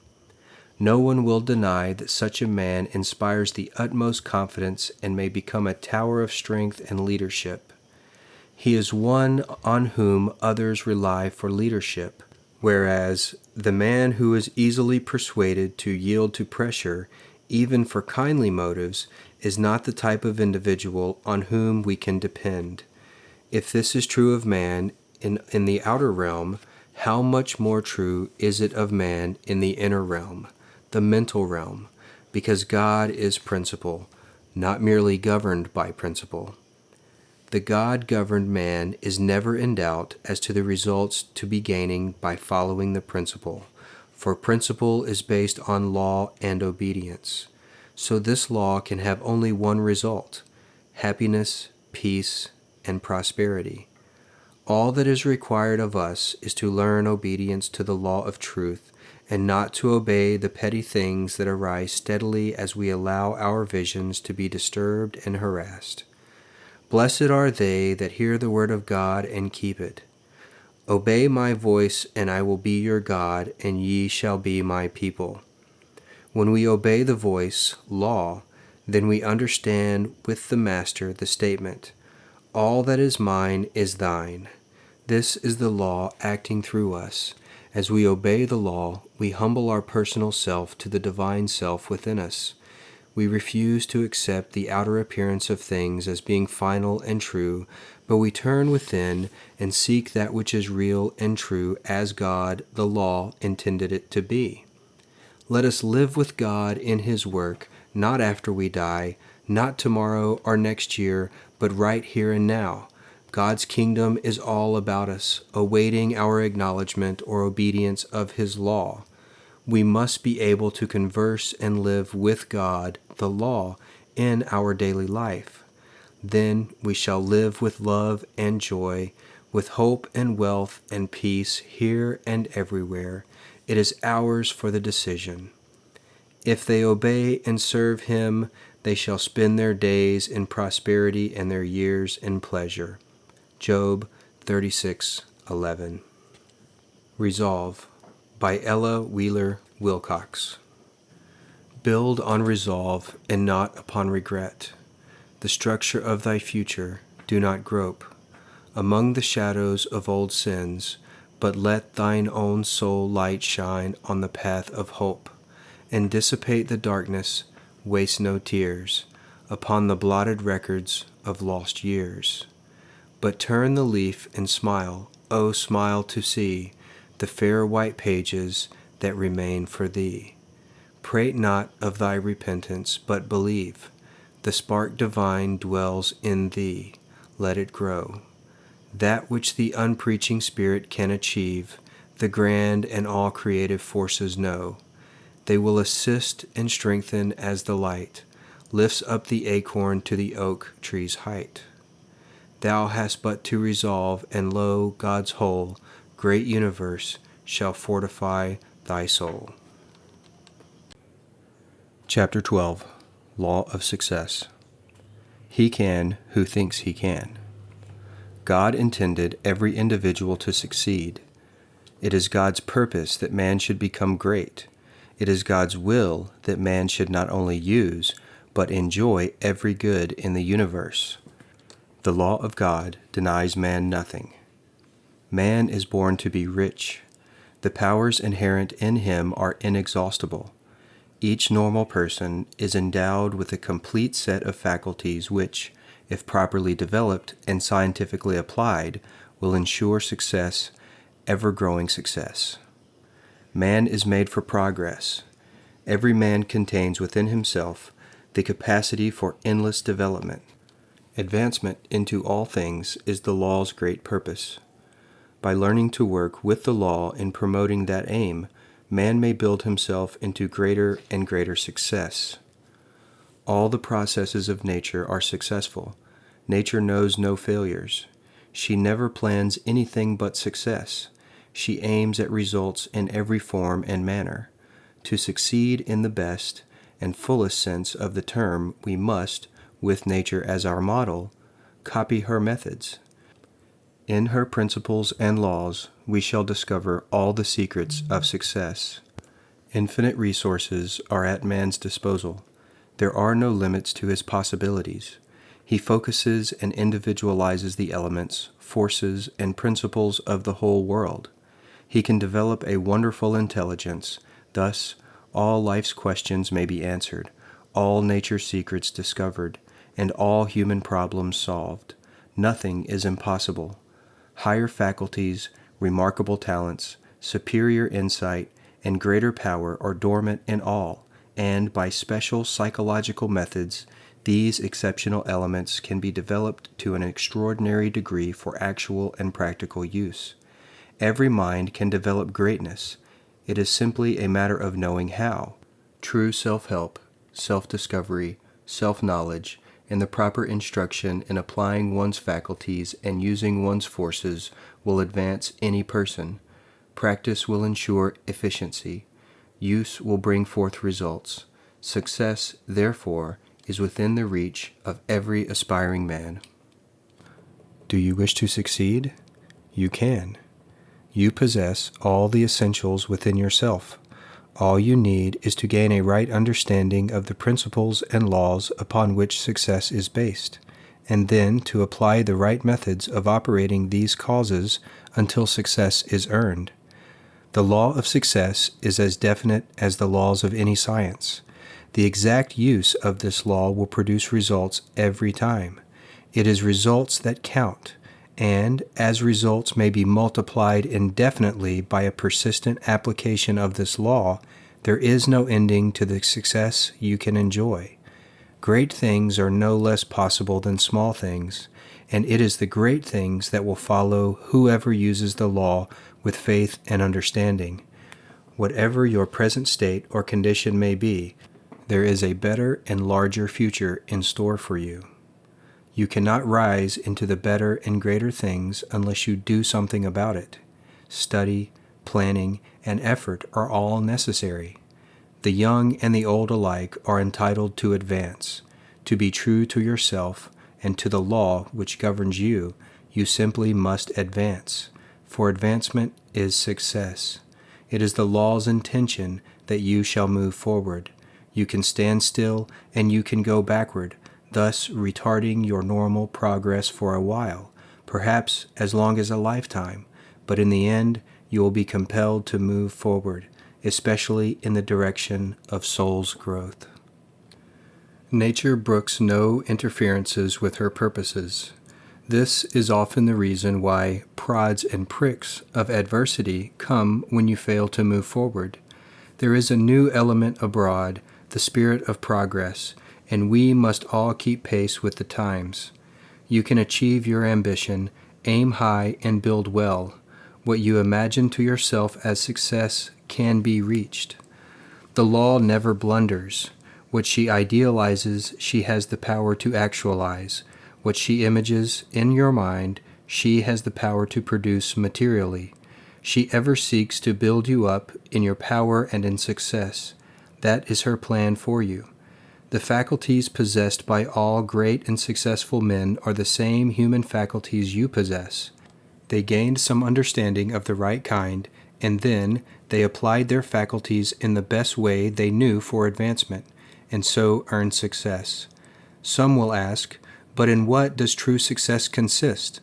Almost every other person will hold a different view as to what constitutes real success. To avoid confusion of ideas, let us define our meaning of the terms. Most people consider success as being a high state of worldly prosperity, others as the realization of personal hopes, or fulfillment of heart's desires, still others as the achievement of their ambitions or the performance of great deeds. Real success, however, is something more than this. We do not define it in terms of money, position, fame, or wealth, although it may include all these. True, genuine success of the largest kind lies in the results obtained, harvests reaped and distributed, so that our fellow beings at large are benefited and the world enriched. Yet for the purpose of our lesson, the term success will be interpreted in a more individual sense as meaning personal advancement and increase, and the favorable termination of anything attempted.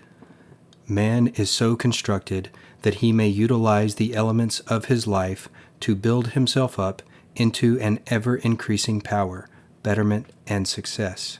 He is also subtly related to everything outside of himself, that this purpose may be fulfilled. Such fulfillment, however, will depend on the actual use he makes of his mind, and whether he chooses to serve in ignorance or to govern with knowledge the forces in his life. Success is bringing oneself and one's actions to a standard higher than the ordinary human standard. Most all the failures and defeats in life are due to mental blindness. When the heart is right, the head thinks right. All our acts are judged by our inner motives, not by the outer accomplishments. Out of the heart are the issues of life. Moral cowardice, indecision at critical moments, a desire to have one's own way, inability to cooperate, have shattered the hopes of millions. They have wrecked their prospects of success. To eliminate these mental handicaps is the first move for all who wish to aim high. Success depends upon adopting a true course, upholding what is just and right in thought and action. Adherence to a principle is most essential.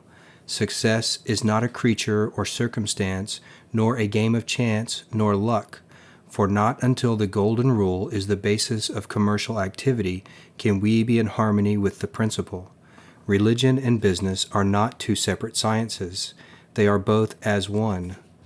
Lord Leverhulme said, "It is frequently stated that modern business cannot be conducted on the line of the Sermon on the Mount. I can only say that a business conducted on any other basis will never be permanently successful. Business is an expression of man's highest aim, man's religion. The fact that a man is honest and truthful and industrious does not ensure his success. More may be necessary than this, for if a man is timid, backward, or fearful, fear will act as a brake to retard his progress. If a man is an efficient engineer, yet has an inferiority complex, that complex will make him mediocre, and he will not be able to extend himself according to his skillful training. Fear is largely the cause of failures. It cannot be eliminated either by drugs or by the surgeon's knife. The only remedy known for fear is understanding. When one understands that the universe is filled with the presence of God, there is nothing to fear. Most of us could meet our obligations if it were not for fear of some kind that tells us differently. We hypnotize ourselves into a belief which incapacitates our power. Fear clouds our vision. It benumbs our faculties. It paralyzes our mental forces, which must be free and active if we are to avert calamity. When man's mind is confused by fear, he is in no condition to accept an opportunity. God does not give us the spirit of fear, but of courage and a sound mind. Man's religion does not make for him a success. If a man wears glasses to improve his vision, for the same reason, man gets more out of life with a religion that serves to enlarge his vision. A true religion serves to expand or to enlarge man's vision, whereas the practical, irreligious man is cramped by his narrow and limited view. If we think supply depends upon people or material conditions, and then are worried when people fail us, conditions go from bad to worse. The only safeguard is to feel and know that God, the law, is our supply, and to affirm it constantly. If we desire success, we must think success. We must talk and act success, and we can do this more easily if we know that God, the law, is on our side. No good thing will God, the law, withhold from them that walk uprightly. The religious-minded man realizes that he that is for us is greater than that which is against us. It is said that half our failures are a result of our pulling up on our horses and checking them as they are about to leap the barrier. Expert riders let the horse have his head, and this ensures a safe jump. Half our failures, then, are that we pull in at the moment when we should let all our forces out to have full vent as we make a leap. We jerk ourselves back into failure just when we could be riding on to victory.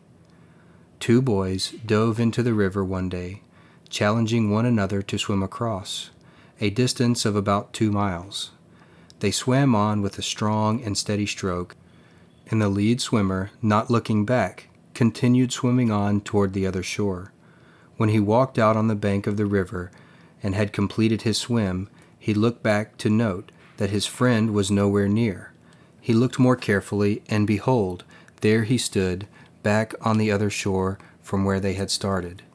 When he met his friend, he said to him, "How was it that you did not follow me across the stream and reach the other shore?"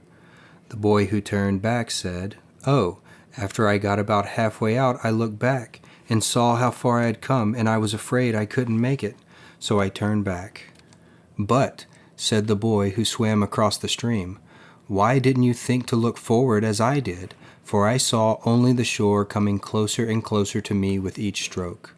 Why didn't you think it was just as hard to turn back to safety as it was to continue swimming to your goal?" When Moses led the children of Israel out of Egypt to the Promised Land, they met with what seemed to be an impossible barrier, the Red Sea. Some wanted to turn back. Many murmured and complained because they had ventured so far from Egypt. Moses cried out, "God, what shall I do?" And word came back to him, "Why criest thou unto me? Speak to thy children, that they go forward." Moses spoke to his people, and as they marched into the sea, the waters parted, and they crossed over on dry land. Moses burned his bridges behind him as he went. Then there could be no retreat. Success is a matter of advancement by grade. No man can become a success except by training. An athlete will train for weeks and months to fit himself for a contest that may last for only a few minutes. The real secret consists in moving forward, and that peculiar mental attitude which promotes this constant progress is the ruling factor in the art of success. No person can succeed who is not imbued with a desire to advance. In fact, the first step is to become thoroughly saturated with the spirit of progress, so one feels stimulated with a persistent desire to work for better and greater things. The desire to advance implies the power to advance. That is the law as absolute in its actions as any law of science. The fact that you desire to succeed is evidence that you have the power to succeed. Otherwise, you would not have been urged to aspire successward. You cannot aspire to succeed unless you have the power to succeed. Desire creates the power. Power inspires the mind of the individual, and success is the result of that inspiration rightly applied. Investigating the lives of successful men, we find a very striking fact. We find a common quality that is responsible for their success, which consists of a constructive state of mind. Psychologists term this constructive state of mind as a successful attitude. Simple as it may seem, in most every case, the difference which decides success or failure is the ruling mental attitude. It is at fault, and it is the cause of failure. The discovery of this remarkable fact by modern psychology probes to the very root of some deep, practicable problems and indicates a way out of adversity and failure. In short, the positive mental attitude of the man who thinks he can, in contrast with the negative attitude of another who thinks he can't, is practically the only difference between the one who succeeds and the one who fails.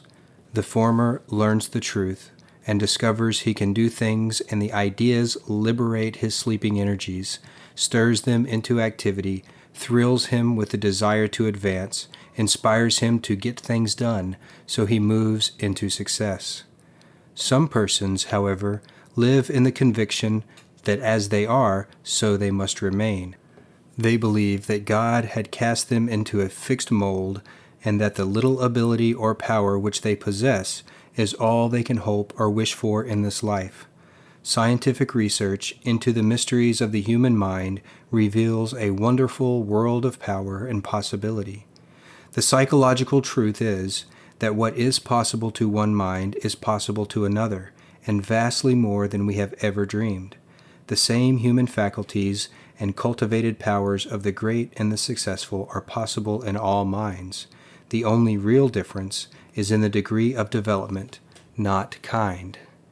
Begin now to take a superior view of yourself, your life and circumstances, and of things and persons in general. As you mentally perceive the better and greater, you will consciously and unconsciously reach out for the better and the greater. In other words, your thoughts, desires, words, and mental actions will gradually become filled with the spirit of progress, and your faculties will grow stronger and your powers will increase. Catch the spirit of the words "I can," and you have the key to the successful attitude. Know you can succeed, and proceed to think, live, and act in that strong conviction. You may search everywhere, anywhere, to discover the mystic secret of success, only to find that in the end it is all contained in these two little words, "I can." Modern psychology has discovered that the person who thinks he can will speedily develop the power that can. This is a demonstrable law of the mind. Persistently think you can do what you want to do, and it will not be long before you find yourself actually doing that thing. There is no miracle about it. The law works that way. The principle involved is that if the "I can" attitude is adopted, the mind will proceed to direct all energies into those faculties which are employed in doing that which it is desired to accomplish, and steadily build them up until they become large enough and strong enough actually to perform what previously appeared to be impossible. When Napoleon sought to conquer Italy, he was faced with an apparently insurmountable obstacle, the towering Alps. They were considered by the people who lived around them to be absolutely unscalable, but the words "I can't" were not in Napoleon's mind. He, being determined to conquer, persistently said to himself, "I can." His descent on the other side of the mountains so surprised the people in that country that they were practically conquered without opposition. The shock of his doing what was deemed impossible took away their power of opposition. Thus, his greatest obstacle proved his sure means of victory. So it is with all difficulties. Obstacles viewed from a higher point of view are invariably stepping stones to success. John Bunyan was thrown into prison, and while imprisoned there, he faced a problem equal to the Alps. He wanted to continue with his religious work. He was not easily defeated, so on the twisted paper that was brought to him as a cork in the milk jug, he wrote his immortal Pilgrim's Progress. This book alone has reached more people than he could have ever preached to in a whole lifetime. Obstacles serve as an opportunity to call up our latent powers. They draw us out and make us strong. They lead us to the goal we have in view. When you are up against it, when you desire to progress, declare to yourself these words, I can. Remember, those simple words contain the magic formula to all success, and no goal worthwhile has ever been won without the realization of them. One's state in life is largely determined by one's mental attitude. Men radiate discouragement, gloom, and failure because they accept the I can't attitude. Others positively emanate success through a cheerful, confident, energetic I can attitude. We meet them everywhere. One gravitates to conditions of adversity, ill luck, and misfortune. The other attracts the very best and rises on and on to success. The negative, weak one, the I can't individual, repels us. We instinctively shun him. That is the law warning us to avoid him because he is out of tune with the divine order of things. On the other hand, the strong type of I can individual attracts and draws us to him. He is optimistic, and we are glad to associate with and to do business with him. Everyone has his own individual atmosphere, the same as a flower has its aroma. So let us seek to build up a positive, strong I can attitude which will lead us to success. In all circumstances, you are greater than the things or the conditions. If not actually, you are potentially. Whatever you aim at, be certain of winning. Aim high, aim well, and your mistakes will come few and far between. Keep the I can attitude. Affirm it constantly. You will succeed. You are bound to win. John D. Rockefeller states, "The man who starts out with the idea of getting rich won't succeed. He must have a larger ambition." There is no mystery to business success. If he does each day's tasks successfully, stays faithfully within natural operations of commercial law, and keeps his head clear, he will come out all right.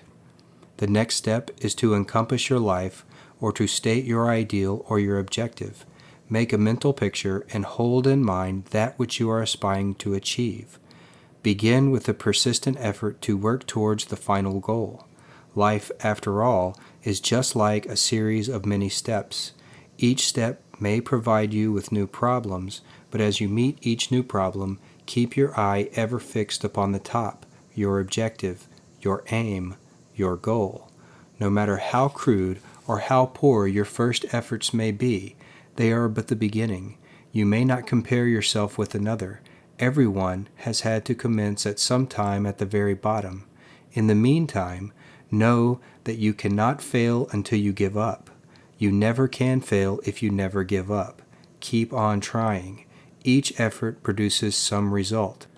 Success, after all, is only the collection of many good results. Never leave till tomorrow that which can be done today, said Benjamin Franklin. The worst enemy you will encounter on life's highway is within your own self. Its name is procrastination. Procrastination kills ambition. It gets one into the habit of indecision, which causes failure.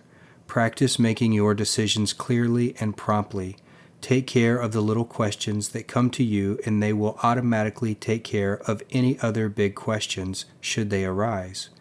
One who cannot decide for himself clearly subordinates his judgment. He becomes receptive to the racial thought around him, and then he becomes one of the masses and can attract only what the masses supply. What do you do with your spare time? How do you spend it? Where do you spend it? Do you give it any value? In these days, much profit and sometimes the whole success depends upon the using of the odds and ends, the so-called byproducts. Byproducts are something apart from the main article manufactured, and yet they have a value of their very own. All types of big business have their byproducts, odds and ends, that pay them well. The Armour Meat Packing Company uses all their byproducts to advantage. From the pigtails to the hair, there are endless byproducts. The pigtails are dried and sold as a delicacy. The hair is made into brushes and strong rope. Now, if Armour neglected to use the byproducts, there would be a great difference in the amount of dividends they pay their stockholders. The point for us is this. We may not be manufacturers like the Armour Meat Packing Company. We are dealers in time. Our success depends upon the use of our time and its many byproducts, which we call odd moments. What about those odd moments? The real success of some started in the odd moments. What one does with his spare time not only is clear profit, but it increases his mental activities. Every minute you save by making it useful and profitable adds to your life and the possibility of a successful one. Every minute lost is a neglected byproduct. Once it is gone, it can never be returned. Think of the quarter hour before breakfast, the half hour after, and 20 minutes on the trolley, the time wasted awaiting appointments during the day, and the scores of chances each day when you might read, or figure, or concentrate, or work for your goal. Use all your time constructively.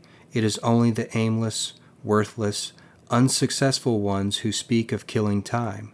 The one who is killing time is destroying his opportunities, while the man who is succeeding is making his time live and making it useful. I always like to hear a person say that there isn't enough time in the day for him. That person is getting the most out of his life, and I venture to say he is succeeding.